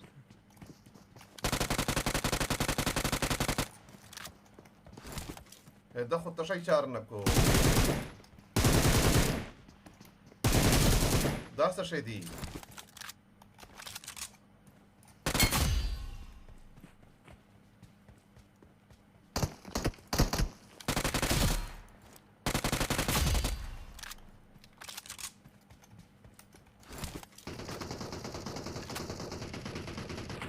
मार पूरा एक और पचाते दो वो नहीं है चचा वो बंदा नहीं है वो शॉप वाला बंदा है खुश شوف ندى डैमेज दोने लिदो तुम देखो शॉप आकाशजम दी زدر تنتر डैमेज दो شو ته د مته ته شوپ دا غدا نه ګوريډون دي Kawar rakawa buda masalah ini mati rawa.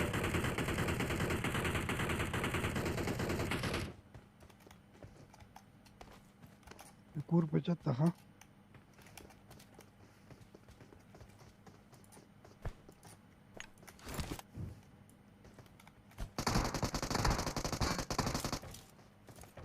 I'm recalling a Moli beta teammate. lagi tu. Thanks.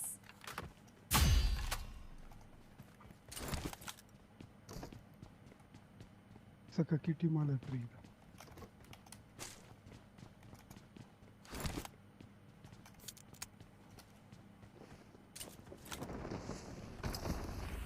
چشو کیمپل لاړو Lande kush, lande.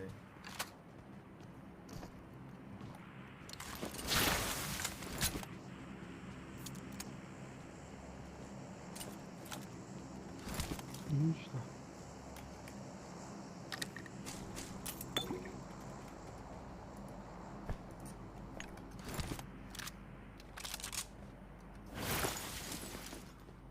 Sir भाई जरा हेल्थ ले लो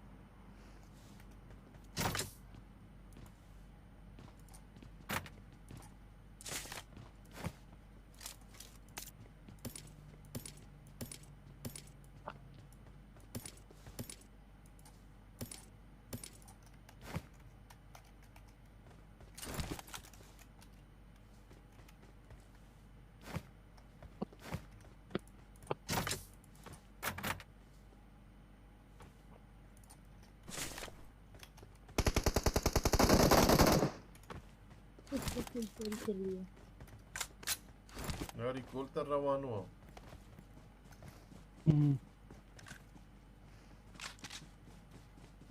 बहुत आता Khabe wala nahi mila. نه لوټ نو شو کنه کرونا سکین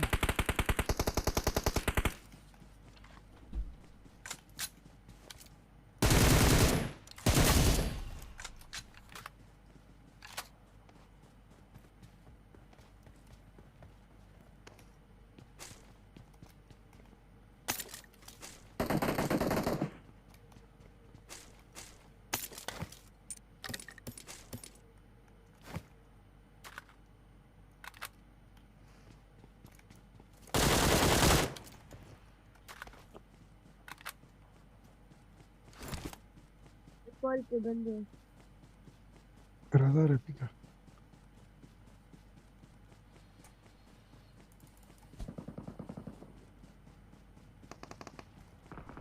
आवाज زون ته شه به فایر کوو اوري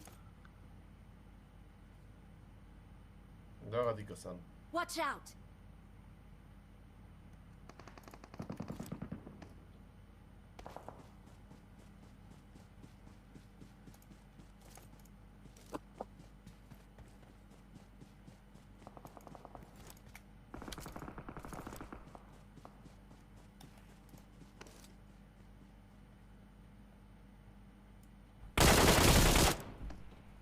ये किल चोरी किया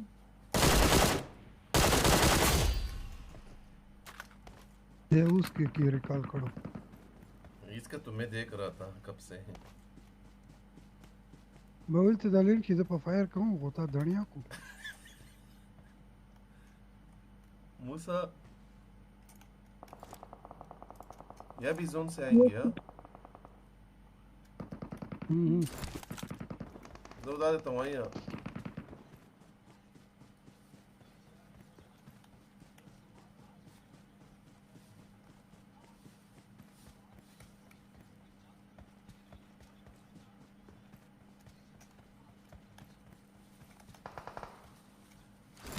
इसने सबको मारा.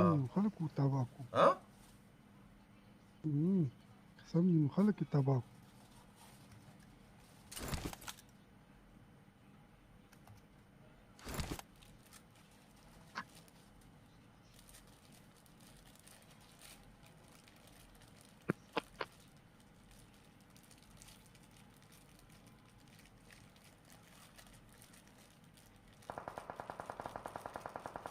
ورشه موسى وسام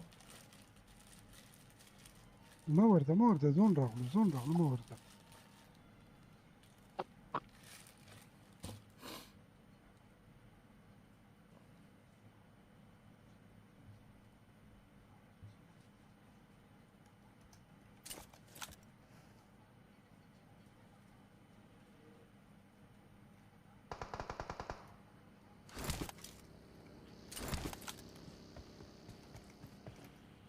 روډ طرف ته لاړله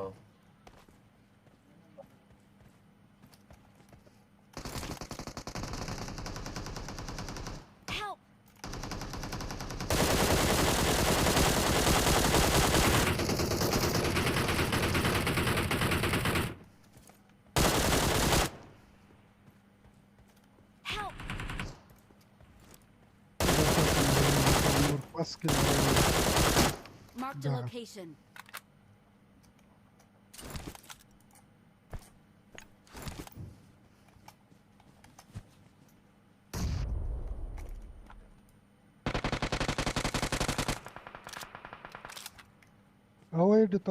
ويد طول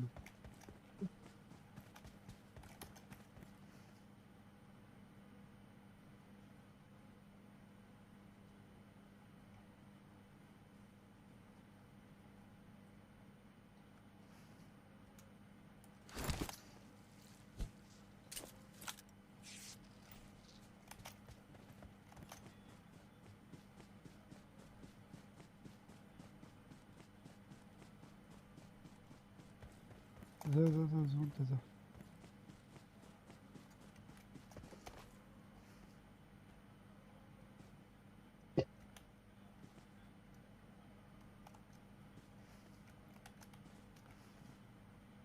زون की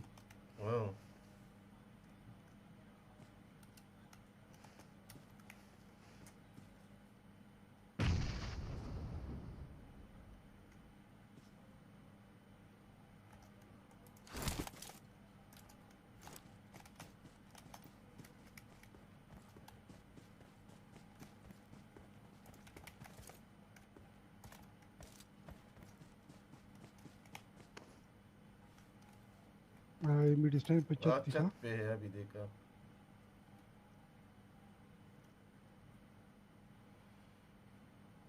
ما خلا بتسنجي شو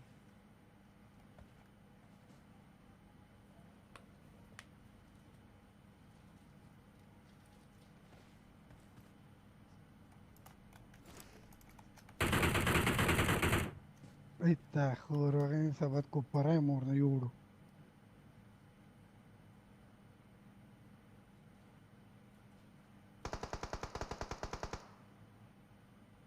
ته وکړل دې ها ما یو کوم زون طرف لاو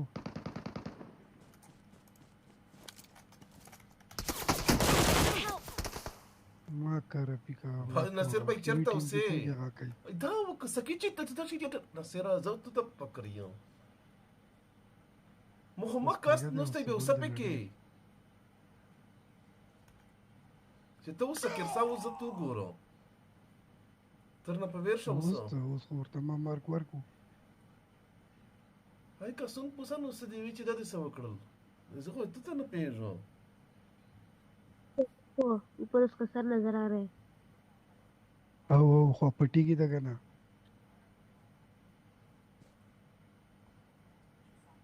نه پټیږي ولاړ دی ولا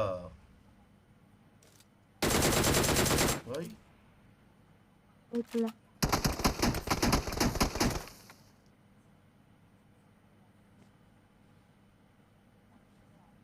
دغه ده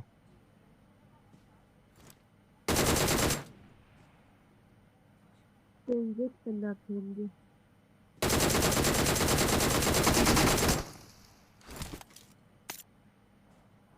سم په خوده کته مانه ای دا په کور کې ولګیدو کور کې ولګیدو غول له وکړه دا اوس کیسه کا په کور کې ما فایرو کو سیټ ته شم په کور کې ولګیدو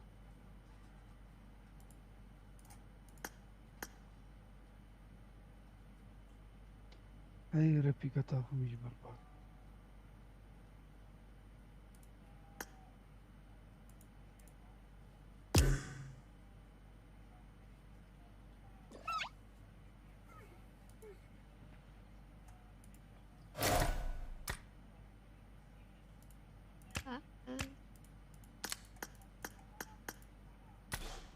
नीचे का केड़ी देख मैं केड़ी के लौड़े लगे हुए मेरा रिकॉल ऐसे बर्बाद हुआ है पीरा मालूम नहीं क्या मसला है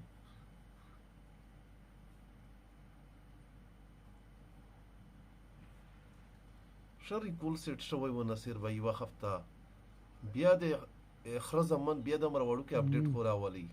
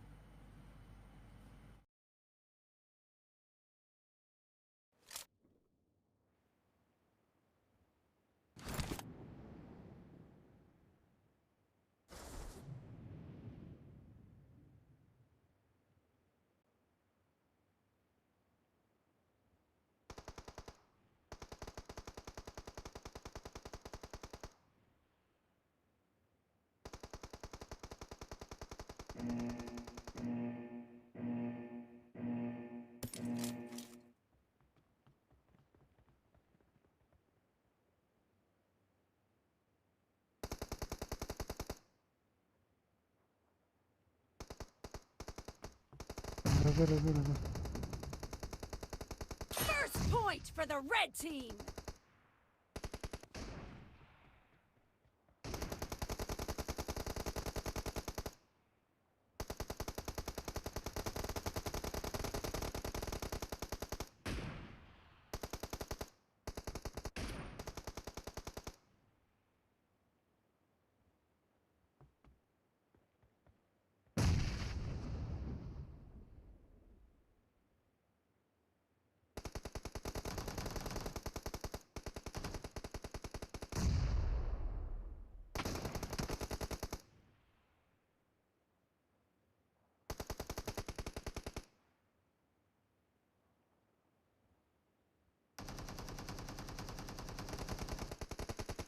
Watch out!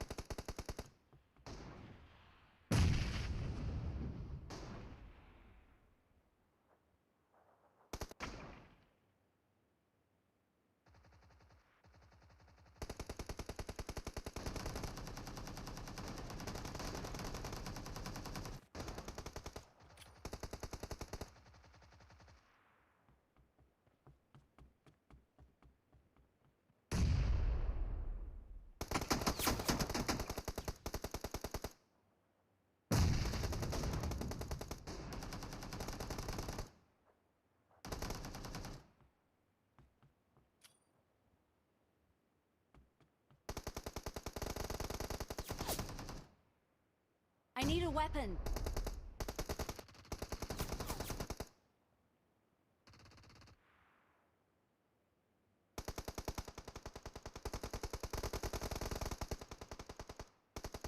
I need a weapon.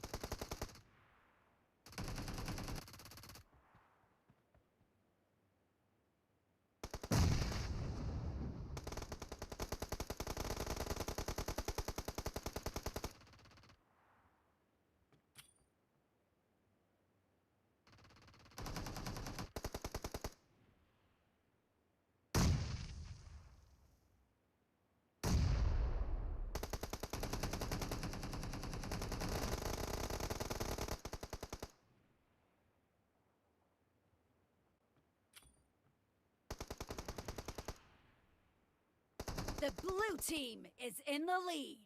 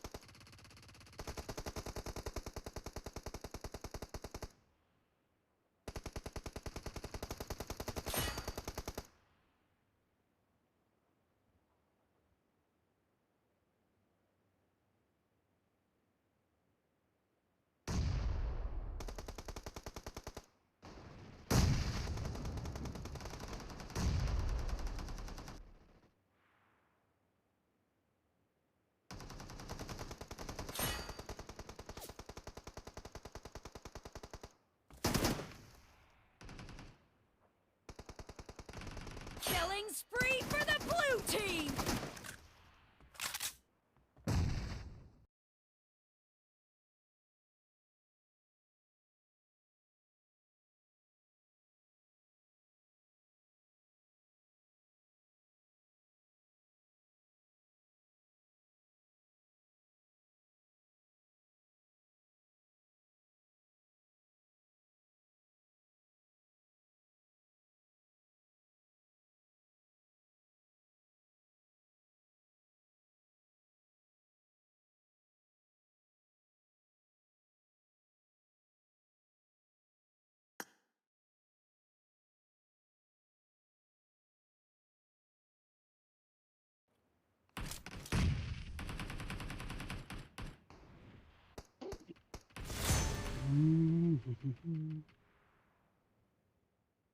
Gol do cu repica.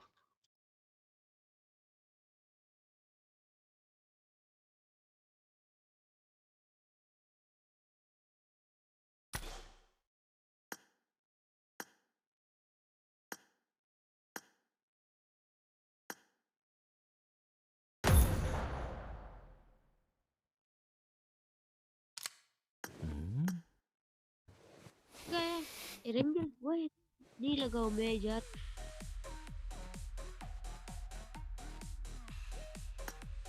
तो मेरे घर पे मेहमान आ गए ओए मुजरा करने वाली माइक कॉल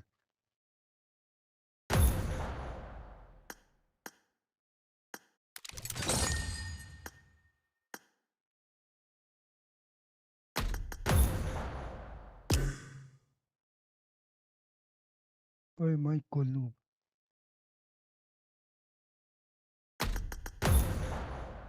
अस्सलाम वालेकुम वालेकुम अस्सलाम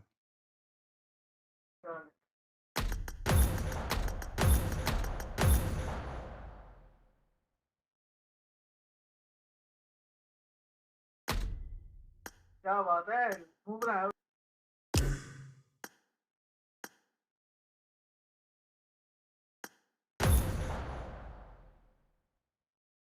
30 में इनका चलता नहीं है 30 में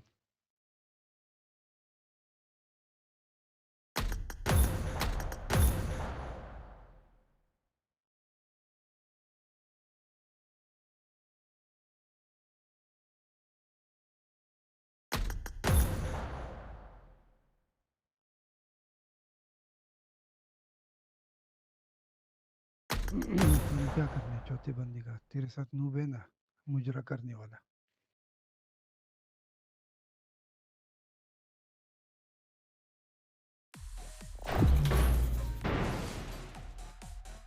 नूब भाई द 30 में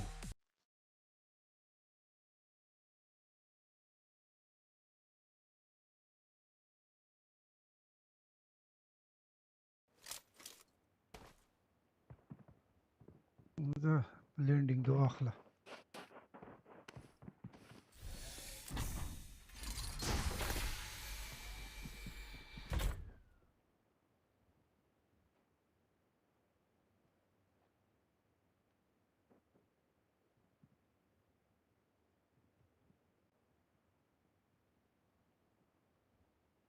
क्या बगैरत है मेरा कसम से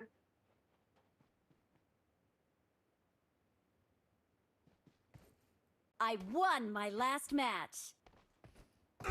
यार ठीक है आप लोग चले गए रात को थोड़ा समझ रहा है मैंने शाम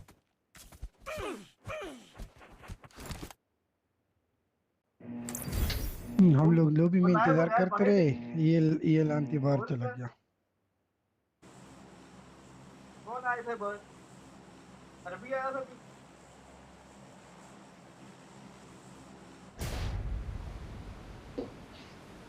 अब मेरे तो 20 आ रहे तेरा पता नहीं कितना 72 आ रहे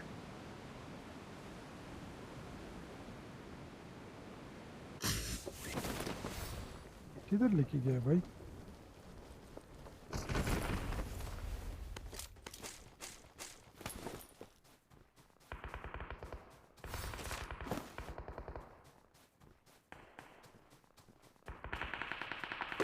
Watch out! चलो किधर भी चलो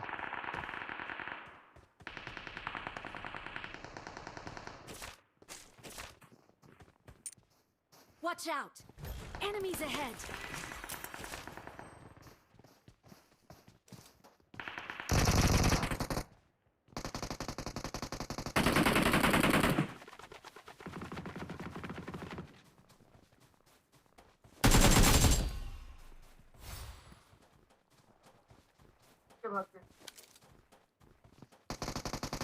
एक इधर एक इधर एक इधर ये घर पे मेरे घर पे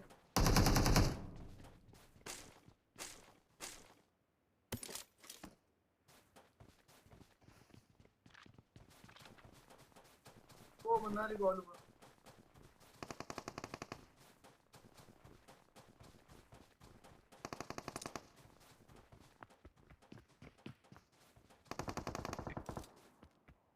ये कुत्ते को भी नहीं छोड़ के मेरा किल होता है मारना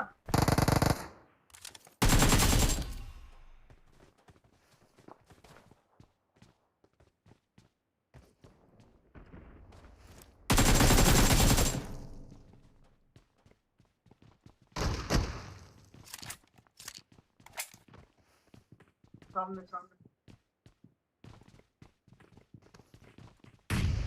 ओए बाहर चले गया मेरा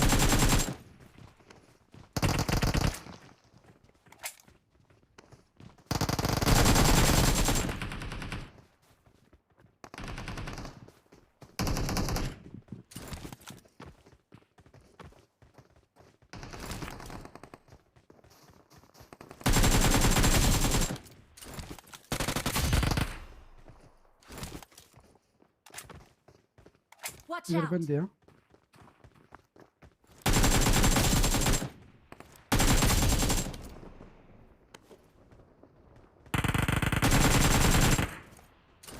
यार मत जा जीरो किया था यार उसे बस ठीक है ना ठीक है तुम लोग तीन एक साथ तो मैं अकेला हूँ क्या हो गया करो फाइट करो क्या हो गया भाई ये देखो बोलते क्या फायदा अभी मैं ओपन में होऊंगा बिला हो जाओ मारेगा क्या फायदा बस तुम लोग फाइट लेते रहो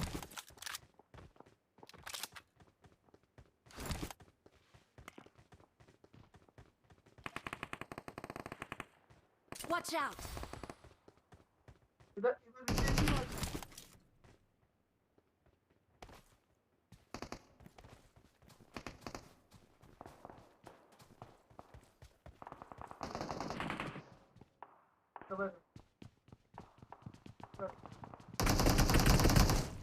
Oh my god.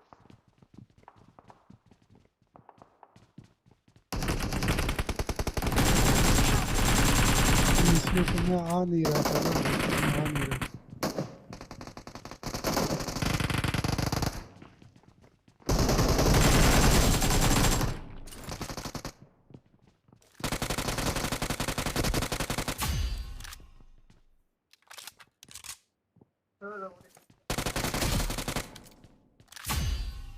किट दे दे यार अगर है।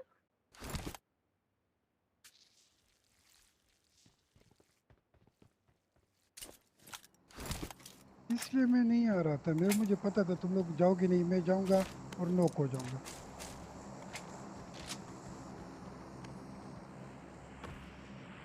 ये तो नंबर 4 लेकिन फिर आपको बचाया भी तो है ना स्क्वाड में एक मरता ही है आगे जा रहा है मालूम है भाई मालूम है ये लोग नहीं आएंगे आप आए तो आए ये लोग नहीं आने वाले थे मुझे पता है ना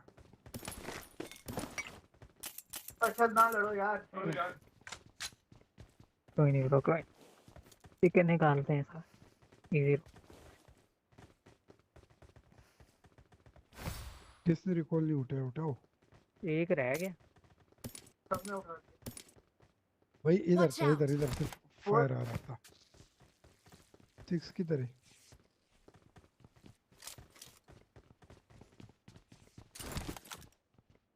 मेरे पास है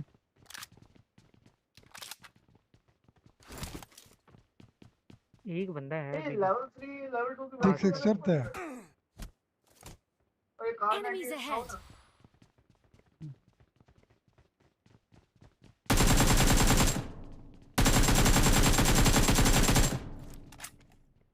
क्या कर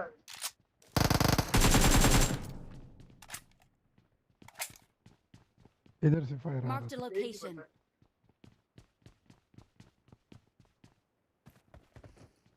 Watch out. चलो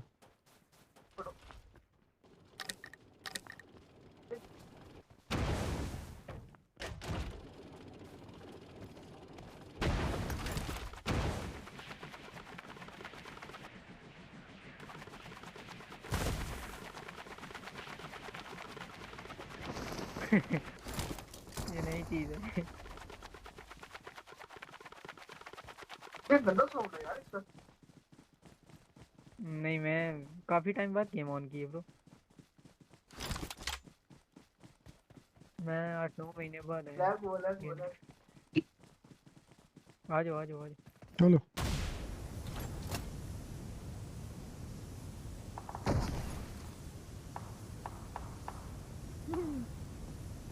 बॉट है।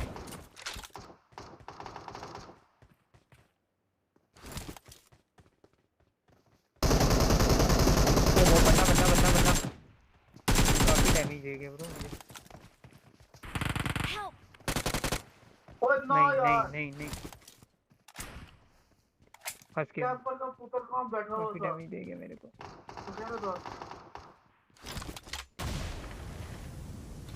सीढ़ियों के अंदर छुप के बैठा हुआ।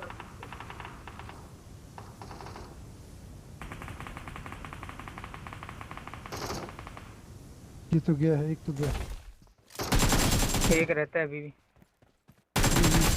नीचे नीचे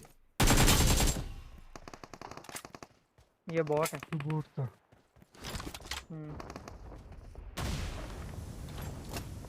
क्या हुआ? हाँ है अभी है। एक और है। हाँ इधर ही ऐसी साइड था। मुझे डैमेज इसी से पड़ा था।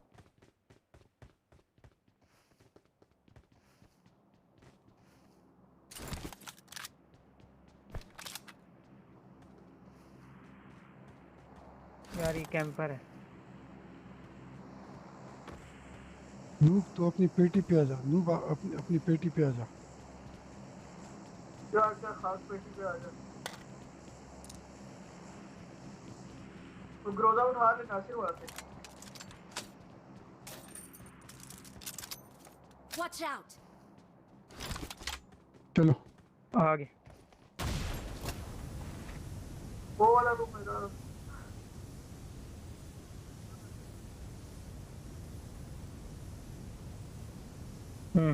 ठीक।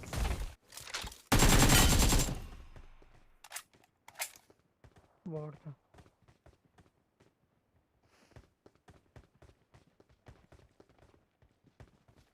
आओ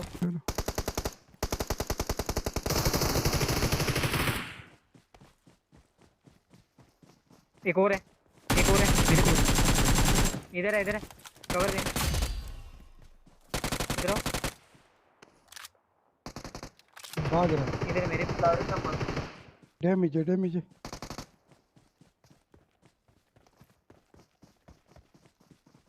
पीछे भाग।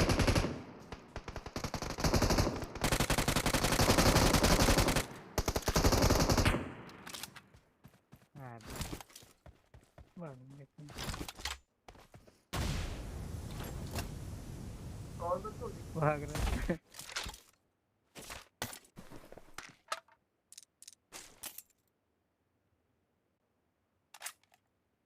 Watch out.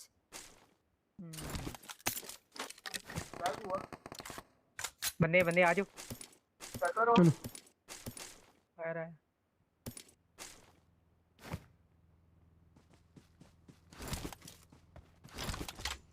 मोटरसाइकिल है।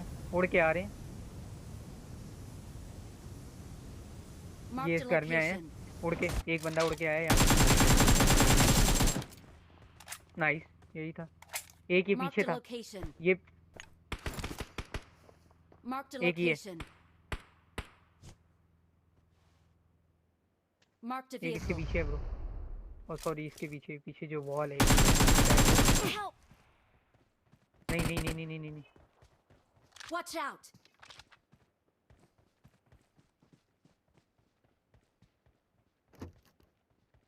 भाई आपको कहाँ से पड़ी है?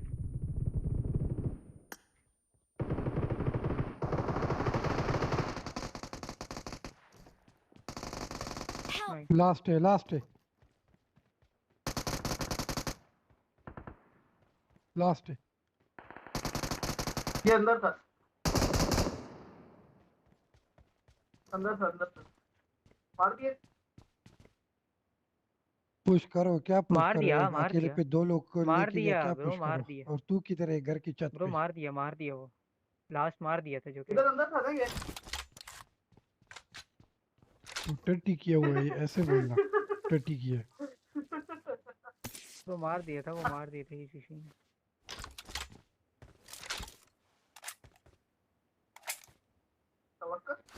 वो इजी सी है, आराम से खेलो, कोई चक्कर नहीं है, गेम ही है। मिला नहीं कभी कौन था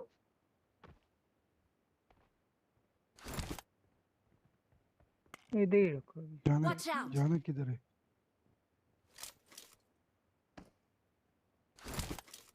लास्ट में एक बंदा इस साइड था। नूब भाई मैं तुझे देख रहा हूँ तू बहुत आजकल टट्टी पे बैठता है फिर हाँ को पकड़ो, जोन से बाहर है वैसे तो, पर चलो नॉक नहीं होना, फिर टाइम नहीं मिलेगा।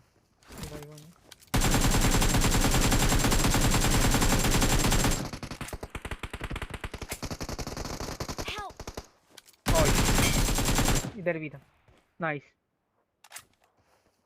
इंजेक्शन लगाओ इंजेक्शन लगाओ कैरी इसको करके ले जाना, इंजेक्शन दो बच्चों, मुझे इंजेक्शन देना। उठाओ उठाओ उठाओ उठाओ उठाओ उठाओ इसको लेके जाओ, इसका जिंदा रहना हमारे लिए वो है। उठाओ चलो मैं लगा रहा हूँ, अगर मुझे इसने जाने दिया।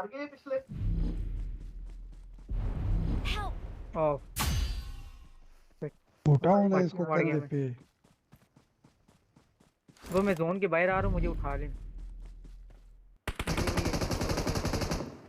ये देखो ये कुत्ता देखो, ये कुत्ता देखो।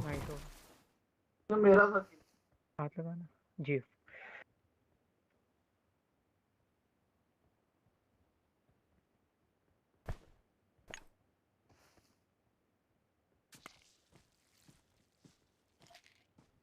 ये देखो जाने दो यार, एंजॉय करो। अरे कहाँ फंस गया मैं?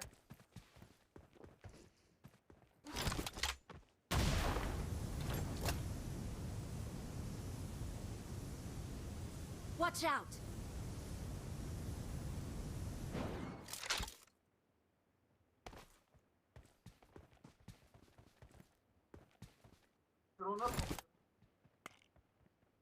ये ऊपर वाली साइड ही होंगे, कहीं पहाड़ी वाली साइड पे हुए भी था। ये ग्रोन्स की साइड पे मुझे शक है।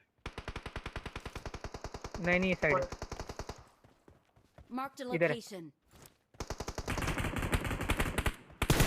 शक्ल नहीं दिखाएगा, उसके कोपड़ी पे मारा है। एक ऊपर है, नहीं ये यार कैसे नहीं मरा ये? ओह शिट यार, किधर है नूब? वो उसी घर में है ब्रो, ऊपर से पड़ गई इन वाली साइड। Marked a location. पहले नहीं बोलते ये बड़ा कमाल है। वो आप वाली साइड जो आप वाली साइड से पड़ी ऊपर से। ये मार के यार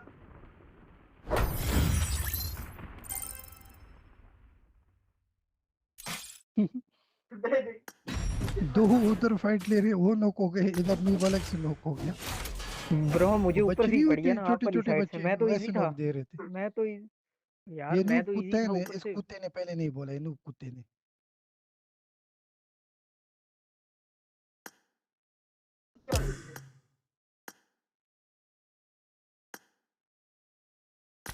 ये वाउचर मिले, ये किस चीज के? टट्टी करवा टट्टी। चलो मैं निकलता हूँ, एटीरियम लगाऊं, मैं निकलता हूँ बच्चे को लेके जाने में। तो कहाँ लेके जा रहे हैं? बच्चे फिर आप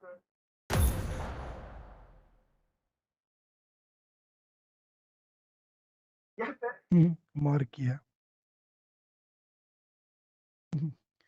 5 साल में पहली मर्तबे से मार किया। ये मुजरे वाला है ना कुत्ता, ये इसको नॉक किया, ये जा रहा है, रेंगता हुआ जा रहा है, बॉल नहीं रहा। जब मुझे नॉक किया उसके बाद बोल रहे कि नासिर भाई पत्थर पे। जरा वो रिवाइव का वो रिवाइंड करके देखो स्ट्रीम, तूने दरख्त नहीं तूने पत्थर बोला है।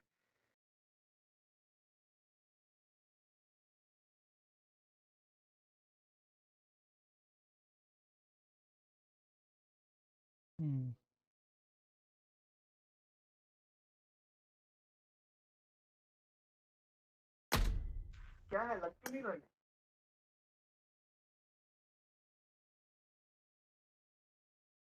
ग्राउंड में क्या करने में,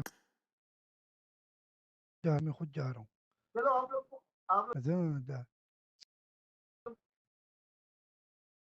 खाटिक तज़े बे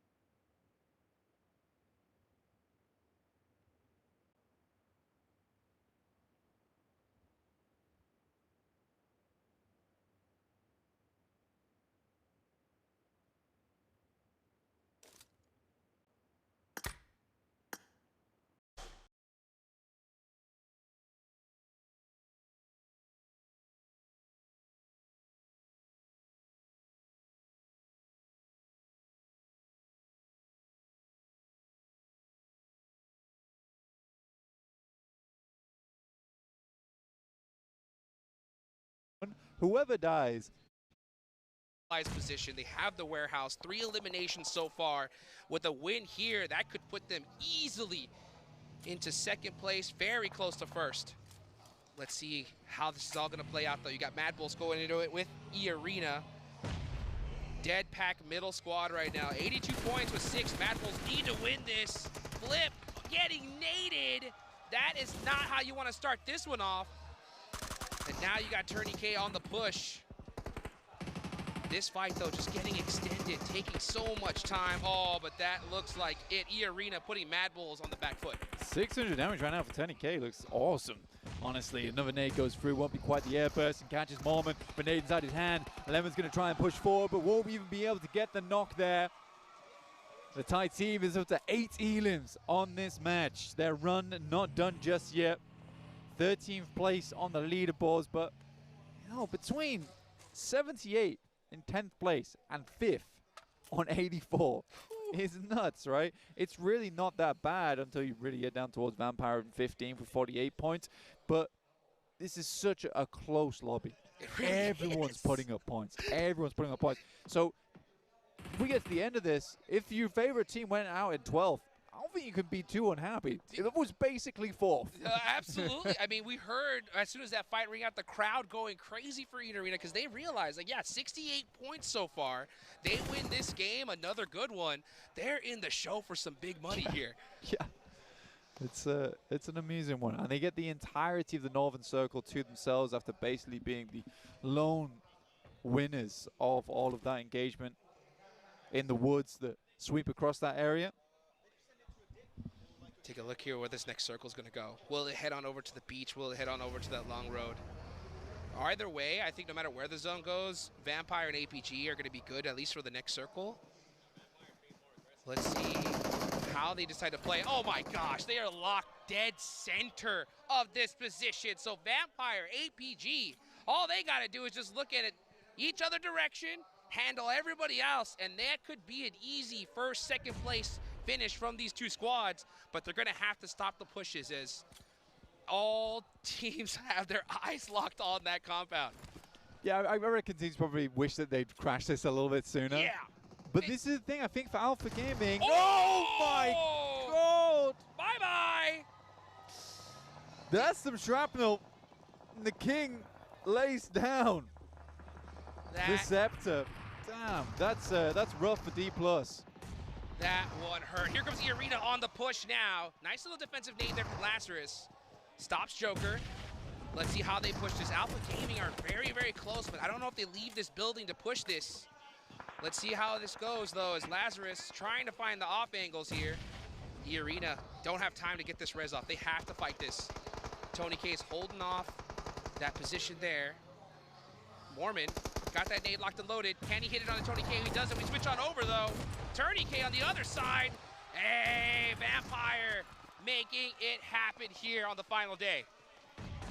We ain't the only Thai squad in the lobby. That's right. All right. I'll put some respect on the name. Good shots, but for APG, they're starting to sweep right now. Jukes, they're moving through. Alpha Gaming looking to get something done. Mialak is down. Lazarus, Tony K looking to hold out. A long nade into the building. Doesn't find anything of the sort, though.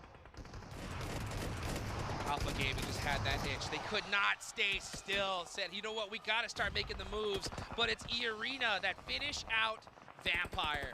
11 eliminations on the match. What a great game it has been here for E-Arena. Marcel makes his way in, but pretty sure NC2 knows, no? Yes, he does. He has to know. Yep. Uh-oh. Just missed that nade there. NC2 playing it very quiet. Oh, and not going to be able to get that one. As now, look, DRX on the push. Xavier have just been holding this little beach for the whole time, though, being very, very quiet. I think NC2 might be safe, though, because APG pretty sure now they've cleared him. That's fact. They thought he was the last player. Marcel's the one who kind of creeps in, plays body double right there for NC2. Works out for him here, and now APG are just battling it out with DRX. There's still so many top squads in this one, Blink. You got 2nd through 4th still alive, Xavier in 6th. big threats. And then, man, it's still so crazy to me looking at these numbers. 12th and 13th place are not that far away. 71-72 at the moment. Thunder Talk, after all the good they did over in their PMGC, clearing away one of the most dominant teams throughout the league stage, just have not been able to truly transition that through over towards the grand finals. Can we even say that with how close this lobby is? I think we just have such strong teams here. Alpha Gaming, though, I was going to talk about this earlier before we started getting some fighting on board, is that they were the only team with the balls to make this move. That's right. All right? Yep. They had the gusto to go for it, and I think that that's what a lot of other teams are missing at the moment. I don't think they would have gone for that, but Alpha Gaming is like, this is the winning play. I love that about Alpha Gaming. You know, like some teams and some players, when everything just starts getting so hectic, they default to a certain play style. And it looks like Alpha Gaming just prefer aggression, right? Let's go and get it the hard way. Just push and see what happens. And this time, it pays off big time. Alpha 7, shockingly, right, decided to go on the passive side of things, and they're getting punished for it. Or they did get punished for it, big time. Yeah, big time. I mean, APG, likely they'll set themselves up with chicken dinner here and a couple more eliminations for a next game match point. Same with Ulf, if they can keep pushing through, but they're down to one player now, so it's a little bit more difficult. DRX, I don't really see them doing it with just the two players they have in the 0 Elim game. Maybe if they get up to a top 3, potentially they've set themselves up for the next match, but probably will have to be a pretty large game off the back of that one. But looking at this circle, likely that DX Xavier, Ulf, as well as Thunder Talk go down in the next shift, which should be coming through soon. You just got a Southeast hard shift. It's not very likely you're going to get another one, in my opinion. It's going to be really tough for DX Xavier here. I mean, they still have a path on into this next zone with a crash. But the problem is you got Thunder Talk on the other side that are looking at them. Yeah, they're both looking at each other. And that's making it difficult for both squads. Honestly, this is one of those times where, like, if you're Thunder Talk and DX Xavier, you should kind of look at each other and be like, hey, let's just push together. Because if we don't fight this out, we're both going out right here, right now. But Alpha Gaming are like, nah, we're not going to risk that. Let's start putting on these shots and get some points on the board. DRX definitely trying to pick something up where they can over towards DX Xavier. And I think DRX understands that, hey, we are center right now. We do need to sort of capitalize off the back of that. And DX Xavier is the team we have angles on towards. Aaron? Okay. Sneaky. Makes it up. Oh, Thunder Talk are so much in trouble right now. As Barajin gets knocked in return, but they'll still have plenty of time to get him back up. That's 5 eliminations from DX Xavier. Next circle goes on over to APG. King still has it, but you're right. It does center up over towards APG, and it ain't easy being the king as he does go down in the circle on that southeast side. DX Xavier slowly mending themselves inside of this circle right now. 86 points. A lot of those points came through from day 1. Day 2 was a complete wash, in my opinion. Absolutely. But this is a big APG game. Huge game for APG. They just broke that 100-point mark. Currently sitting in 3rd place. Oof is still alive, though. They're going to be able to sneak away some placement points here. Aaron's actually in a really good spot on that ridge line. I definitely think he's actually going to get some pretty serious placements. But this fight's going to ring out at any moment. And honestly, it's going to be deciding on who fights first. Like, if you're DX Xavier, what do you do in this position? I think you just kind of wait it out, hope for a fight, and then finally make that push. I mean, to be honest with you, they sort of control center right now. Stage 9 is where it's all at, and there's not an unlikely possibility that DX Xavier could win this game if they play it slow enough and they set it up well enough. But I think this team is battered and bruised, right? The vests are shredded on this squad. That's the X factor right there, though. Doc pushing on out, gets knocked top, though, really quick on the res. I'll tell you what, man, if Doc gets knocked, the whole team goes crazy. Aaron! Oh, yo! Aaron takes the shots, gets the double! Oh, my God, I felt it. I felt that. I felt that. I just got quiet because I was like, I know, this dude. is crazy. I know. I know. I actually saw that happening.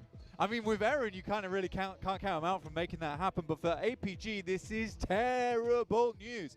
Now this makes their next game that they play, because getting the chicken dinner now, it's not certain. They haven't had the time to set up going into this Zone 9. They've had to get themselves back up to 70% HP, and they haven't had those stims rolling. So none of them are 100% right now. Yeah, good thing for them, though. They have that site cleared out now that Eren's gone. So I mean, look at that, though. Like, that's a lineup, right? That is. You're about to get gunned down. Xavier, oh my goodness. So set up here with this ridge line. So easy. This is definitely not an easy rotation. He's going to go out, and Top's actually going to take that point. Yeah, nice steal indeed. Top. 11 elims is great. I mean, even if they go down now, it's a 17-point game for them, but I think they would love the chicken dinner as well as all of these elims. Because yes, you lose out on the 4 points from not getting the chicken dinner, but you also lose out on the 4 points right here as well on those players. This is a cheeky angle, a very cheeky angle with a nade on top as well. Paragen's very low, and suddenly Xavier running scared. Another nade sent through, and it is perfect and on point. They're stuck. They're completely stuck out. Reefus with this off angle is looking too good. That nade locks and loads it. It's all up to Levis by himself, and that is it. Alpha Gaming get the chicken dinner right when they needed it. It's a massive win for APG. It looked deadly. The two solos almost ruined it for them. Eren able to find a double and then almost find top of the window. That guy's on target, top on top. Such good work from them. And again, that is a huge game. 4+ points off the back of the win, 4+ points off the back of the Xavier players. That is a big jump up in the amount of points they're able to get. They're in the same boat as Alpha 7 now. Yeah. Alpha on Alpha action. Alpha on Alpha I'm telling action, you, this right? is crazy. There can only be one. The battle of the alphas right here. I mean, and you know what? They showed their alphaness by making that push onto Vampire. As we take it on over to the desk. So much, Jukes, a battle.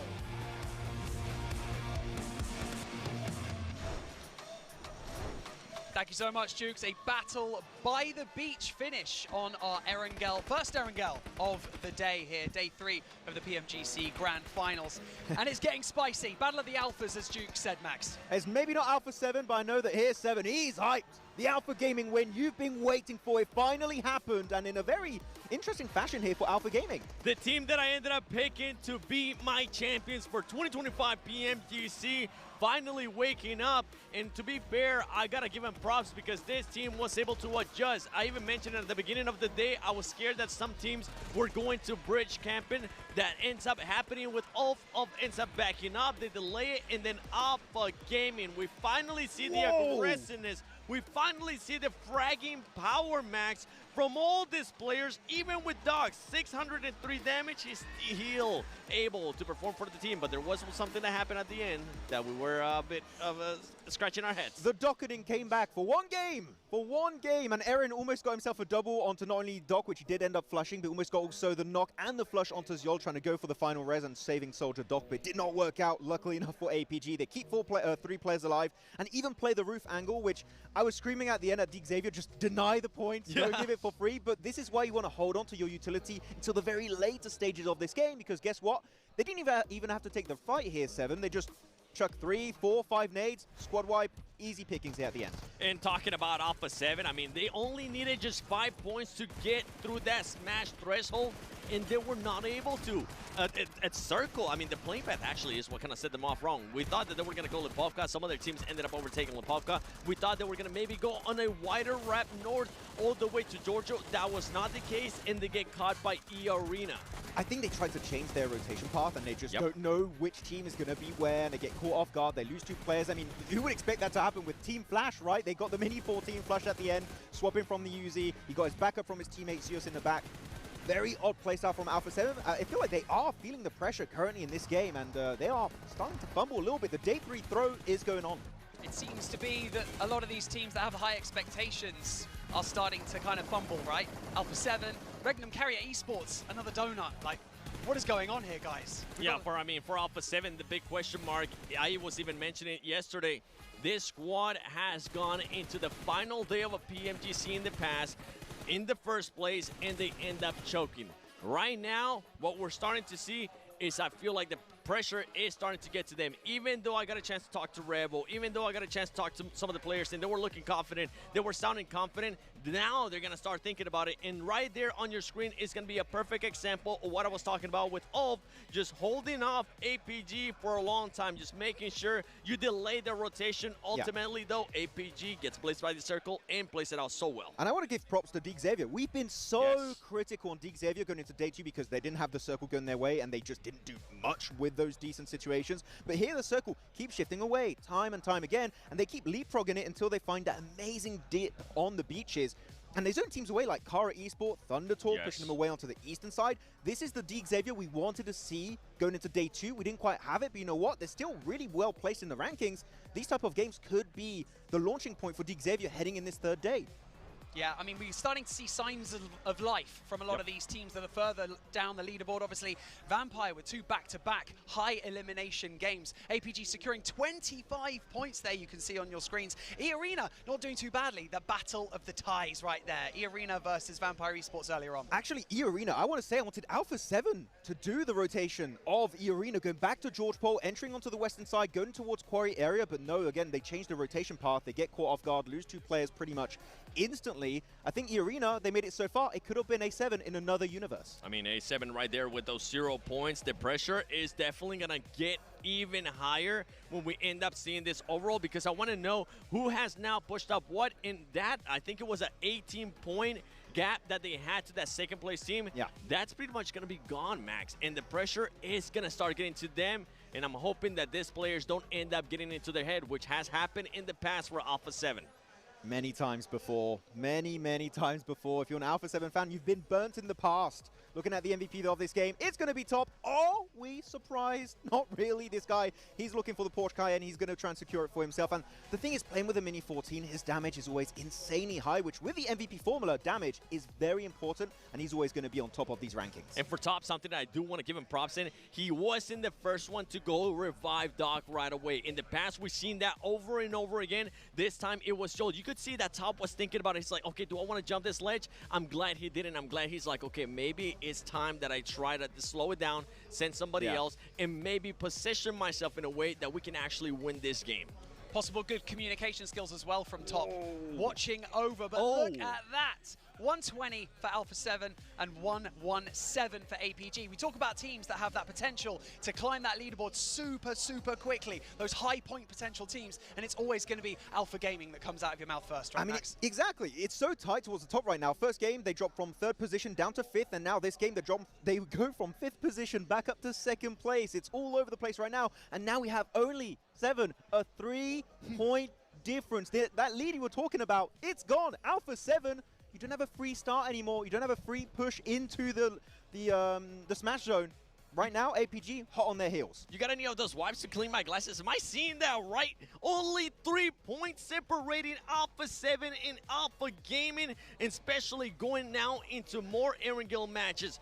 Top, we saw it earlier, he was that match MVP popping off. Refis as well. Remember, Refis was crucial for this squad. Crucial for them to be able to have such a great performance to put him in contention. But now, going for the rest of the day, I do want to see APG being able to get placement points outside of just wins. If we take away their 2 wins that we saw earlier on the overall leaderboard, that squad on all the other matches that we have played have only gotten 7 points. That's just not going to be good enough. Well, didn't they already just get more placement points than the entirety of day 2? Exactly.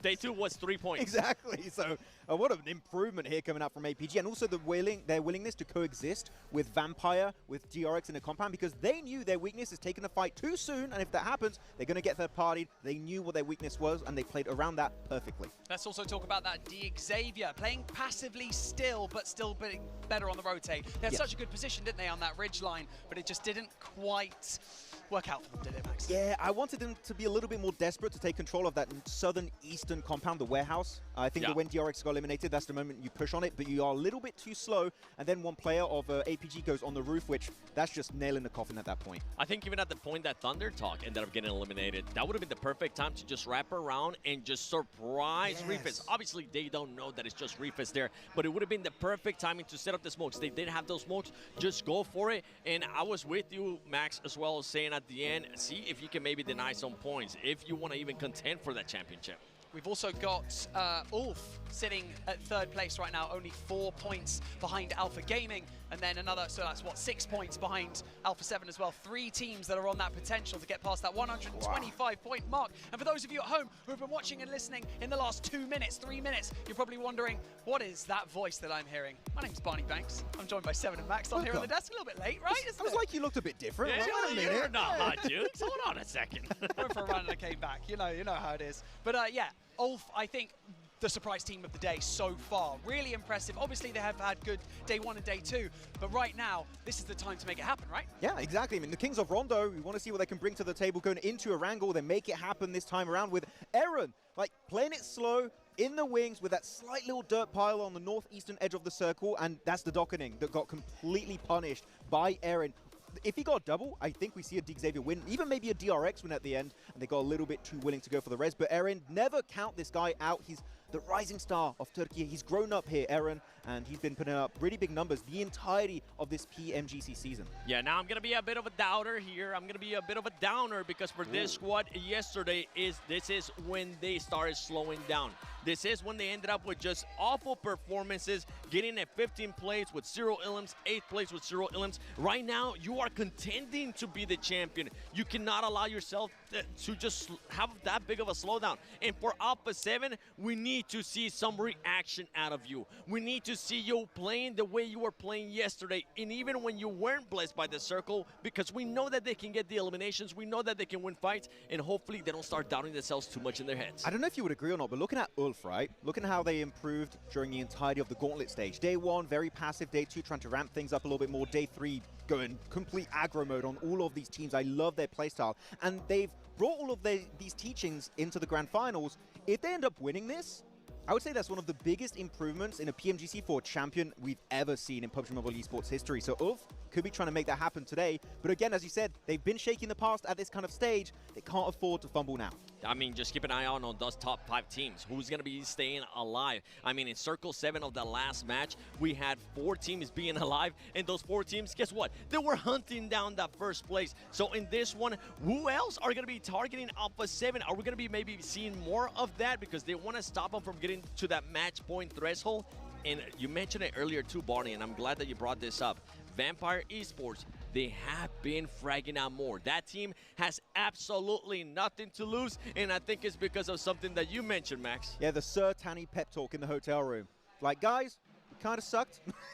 Let's initiate the comeback here. Vampire trying to get to the middle pack. They can make it happen, maybe, on this Erangel match. It's those teams that are showing that signs of life that are dangerous for the teams that are sitting at the top of the table. Vampire Esports, they could spoil it for some of the teams that are sitting right at the top. Alpha 7 really need to watch out because they are the demons on Erangel. But speaking of Erangel, it's time for our second one of the day. Over to Jukes and Blank. There we go. Second match of the day. We're going back to Erangel. Second Erangel match of the day. That's a big one right there. And will it be a big one for Alpha 7? Will they finally wake up and get those 5 points, Blink? I mean, I've been asking it every game. Come on! They've been like a bad supermarket because it's never in stock so far. And hey, it's not a lot of elims need to get. Not a lot of points need to get. This is the same playing path that we saw. Yeah.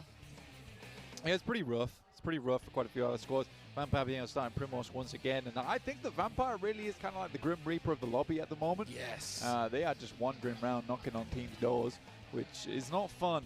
For APG, though, their holdout over towards Very Pier, those teams kind of left a little bit earlier than expected. I thought that they would gatekeep for a little bit longer, but I think because those two teams come together quite soon, it's like Ulf doesn't really want to deal with DXavier, DXavier doesn't really want to deal with Ulf. Both teams don't really want to deal with APG at the same time. So yeah, it's not worth it to him. Alpha 7 going for something different again. No Rup Noya this game. Wow. That's Guys, different. You overthinking this. Dude, and look at the circle. Look at the circle. If they would have landed in the same spot they did in the last game, they would have been so set up perfectly. Could just drop Yaz, man. Man, this is going to be a big challenge for Alpha 7. You know, the good thing that they had for them is that, you know, for the longest time, they have been an edge-style team. Yeah. And they thrive on the edge, right? Being able to get those eliminations. So Great this rotates is, in the end game, yeah, 100%. It's playing into their strengths here a little bit. At the same time, though, center zone would have been nice. It would have been nice. It's tough getting across that bridge versus Kara and Thunder Talk. Oh. Wow. Damn. And wild, too, nonetheless. Guys really are GG no read. I don't want to talk about you anymore. This is tough. That is tough. For Alpha 7, yeah, they don't need to be doing all that. Yeah. You don't need to be doing all that. That's the best way to put it at this point. Like, just, honestly, I'd be so much happier just to see them play their old game. Yeah, because the thing is, it's so, for us, maybe if you're just tuning in today, like you're seeing this and you're thinking to yourself, Alpha 7's kind of all over the place a little bit, or if you're just seeing it's like, Alpha 7's playing a little bit weird. For us, it's strange, having watched the entire league, looking at this Alpha 7 now, because it's a very, very clearly different squad than 2 days ago, or even just yesterday. 24 hours. You know, they had a conversation with each other and decided to make those adaptations, and it's just hasn't been working. Yeah. And that's the hardest part about, you know, PUBG Mobile Esports is you make these changes, and if it works, you're a genius, right? And if it doesn't work, it's like, why didn't you just do what worked before? And it's just a tough situation. I think they looked at what Regnum Kaya did over in 2024, which was a little bit more of an aggressive play style. They didn't try and play too slow getting in towards those final day.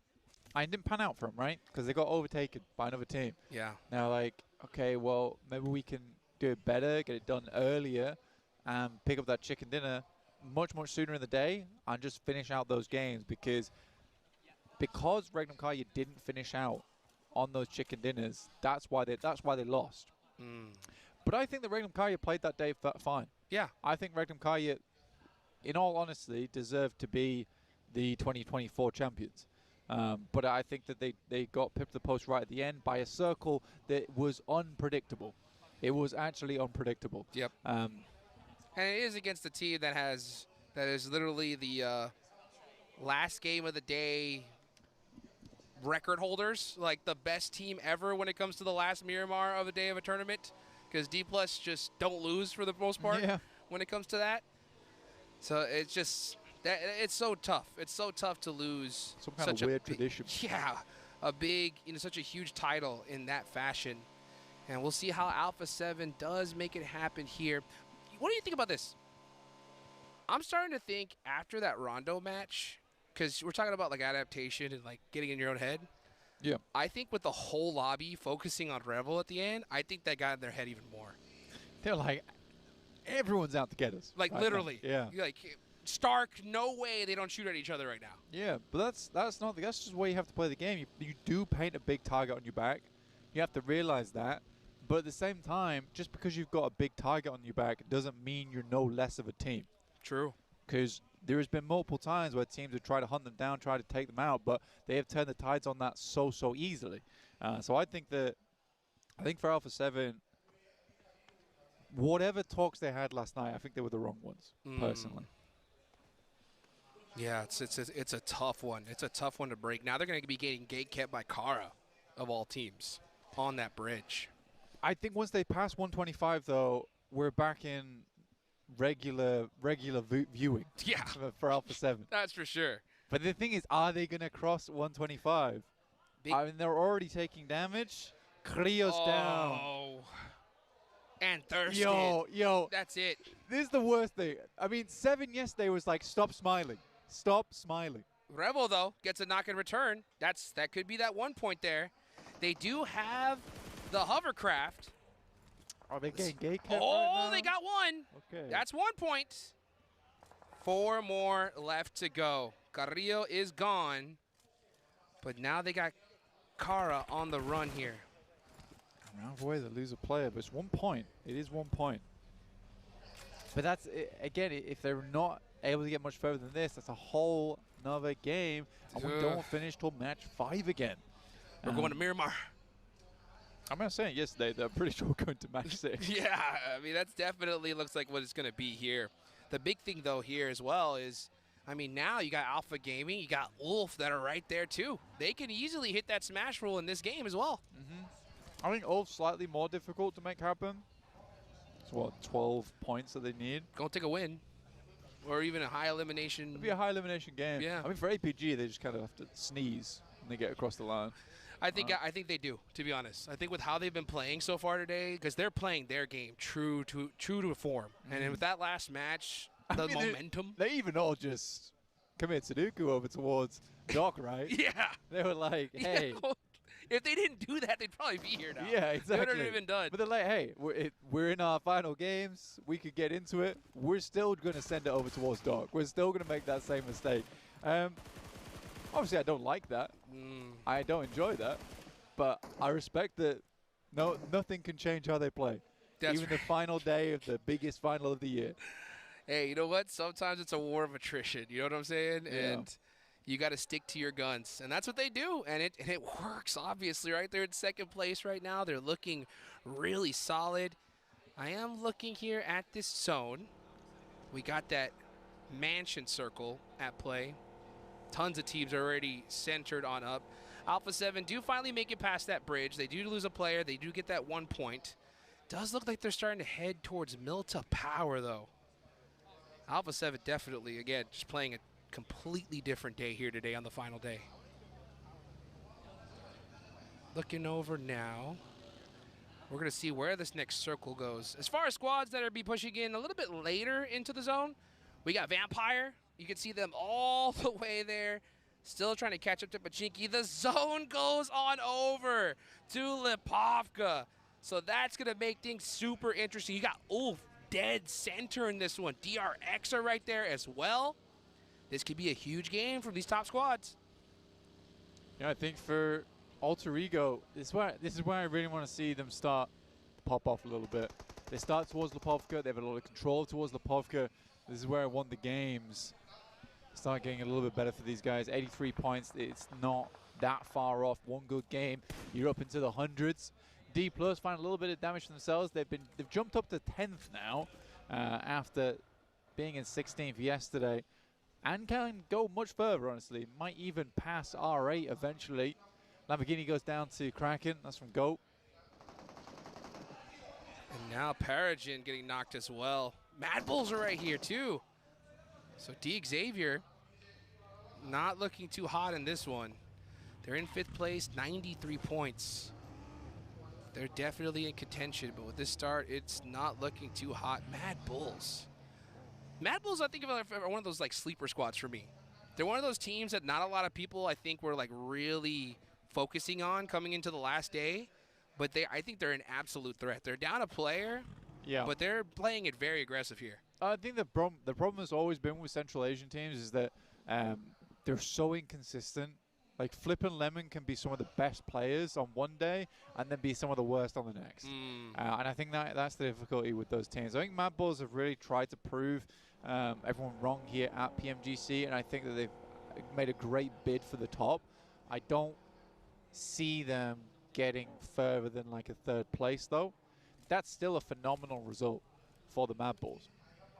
But yeah, I would agree. I would agree. I think a lot of people underestimated this team coming into it. Thought they would be bowing out way earlier in the tournament overall in the league stage. So I still think it's a great result being here at the actual grand finals in Bangkok. Zio goes down to tops though. Uh-oh. That's a bit rough. That is a bit rough. Is he far ahead? He's way far ahead than anyone else. So at least they have the backstab, but look at that. He's bleeding out so fast here. I think APG likely to go down to 3. Yeah, let's see what LZL. Yeah, Zol completely out of this one. So APG are going to be down to 3 here as this zone is starting to close. They do end up getting away from it, though. Sometimes you got to make that little rotational sacrifice. Unfortunately, it was Zol for APG. I mean, losing Zol's not the worst thing in the world. I think they can play on a 3 at least from this stage of the game. It's going to get pretty hectic anyway. Alter Ego's compound is nutty. A really good spot. If they get a Northern Shift on this, I think that Alter Ego can play a massively strong game off the back of it, but it does move down towards Prison once again. We're getting flashbacks to Z7 7Z Globen. Yeah. 7ZG. Dang. That's a throwback right there. Yeah. Front themselves off from the top of Prison. Let's see right now. Are we going to get that Prison finish here? That'd be wild. We saw one before. At least Prison-esque area. Prison-esque. Yeah, Prison-esque. Yeah, Prison-esque. Yeah. We saw some jump downs. That was pretty wild. Let's take a look, though, here at R8. 80 points on the board. You know, that's what's crazy. You were talking about Mad Bulls earlier, you know, like that inconsistent team, right? They have those crazy moments, and then they have those moments where they fall off. The crazy part about this is that there's so close on the leaderboards, and so many teams here have that potential where I just think they get a good zone, and they're going to put up 20 points. And I think that's the biggest threat in this lobby, because I think it's dependent on the team, realistically. I think right now, if you said to me, Regnum Car, you get a strong spot in the lobby, this is zone 5, yeah, they're going to have a great game off the back of that. Am I thinking they're going to get a 20-pointer? Probably not. I think if you gave Alpha 7 a great spot, stage 5, and then, you know, a really good spot in the zone, I think that's a 20-point easy, yeah. Same for APG, same for DRX, and same for Alter Ego. For all 4 of those teams, though, it's so hard for them sometimes to get towards that late game. So difficult. Whereas Regnum sort of has the opposite problem, being center zone, strong spot from zone 1. Let's see if Regnum could put some points on the board, because they haven't been able to do it at all today so far. Let's see right now. Everybody just kind of getting set up in this circle. Alpha 7 did get another elimination, so they have 2. Here comes a push, though, from Flash onto APG. They have the numbers. Let's see what Doc could do here. He gets 1. That's a huge knock. Gets knocked in return, though. Top goes down as well. Reefus is way too far away, and that is Alpha Gaming crumbling here in this match. Well, they certainly sneezed, but it wasn't pretty. So they'll go down to 117 points here with just 1 player remaining. Win is trying to keep himself up. Reefus will find Bose now, looking to make this the 1v3 now versus Flash. Heads on in, spraying through the smoke. Cannot find it, though. And that's APG down to the rookie squad of the year in Flash. And Alpha 7, they find themselves another point, inching themselves closer and closer to match point. I do like that push, though, for Reefus. I think that was the right. I think that was the right play. I mean, he had a couple down. You just had to win that fight. He would have gotten some sick eliminations for his team. Because trying to survive and get placement points here, that's one of the most frustrating things for me. You see a player like, oh, down to 1, let's just go and try to figure out something. Nah, make that push. Try to make it happen. Unfortunately, it just didn't. And at a pretty tough time, too, because they had 117 points. They could have broken into that smash zone in this game, but just weren't able to do it. Yeah, sorry, I punched my mic. Oh. I punched my mic. That was the noise. Probably heard that at home. Sorry about that. Oh, that's all good sometimes. Yeah. I mean, it's it wasn't frustrating. out of anger. No, it wasn't out of anger. It wasn't out. Whoa! Okay, well, I punched my mic. Jukes fell off the stage. We're having a real day today. Well, we're out here. He's still got the headset on, though, which is impressive, even though he's in the crowd right now. It's sick. Dude, the crowd supporting my weight. Yeah. Here. He's like a fallen angel, and they pushed him back up. Victory. Feeling great right now. What a day. What a day, indeed. John's gone. So is the chair. Oh, boy. So is APG. It's all. Yeah, it's not roses and daisies. Yeah. Let's put it that way. Let's take a look at this, though. Hey, Car 98 from Silas. That makes me happy, but unfortunately, we're not going to be able to see him use it as he is getting shredded by R8. Damn, Silas looking more shredded than that chair, man. Oh, yes. Goodness That me. chair is deleted off the server. Oh, boy. All right, all looking over towards Vampire at the moment. 4 players still up, 51 points, looking to push that a little bit more here at this stage of the game. It's definitely possible to go for, but I think for Ulf this means a lot to them. Tony K is taking a heck of a lot of damage here. Bullets are whizzing past him. Mialag with the hovercraft though, and it is covered by smoke, so I don't really think Ulf sees it to take the sprays. Loxy inside the smoke, goes down to the better clutch Maestro in Murray. And what a day it's been for Ragnar. What a terrible day it's been for Ragnar. Gosh, I think 3 in a row, dude. Yeah,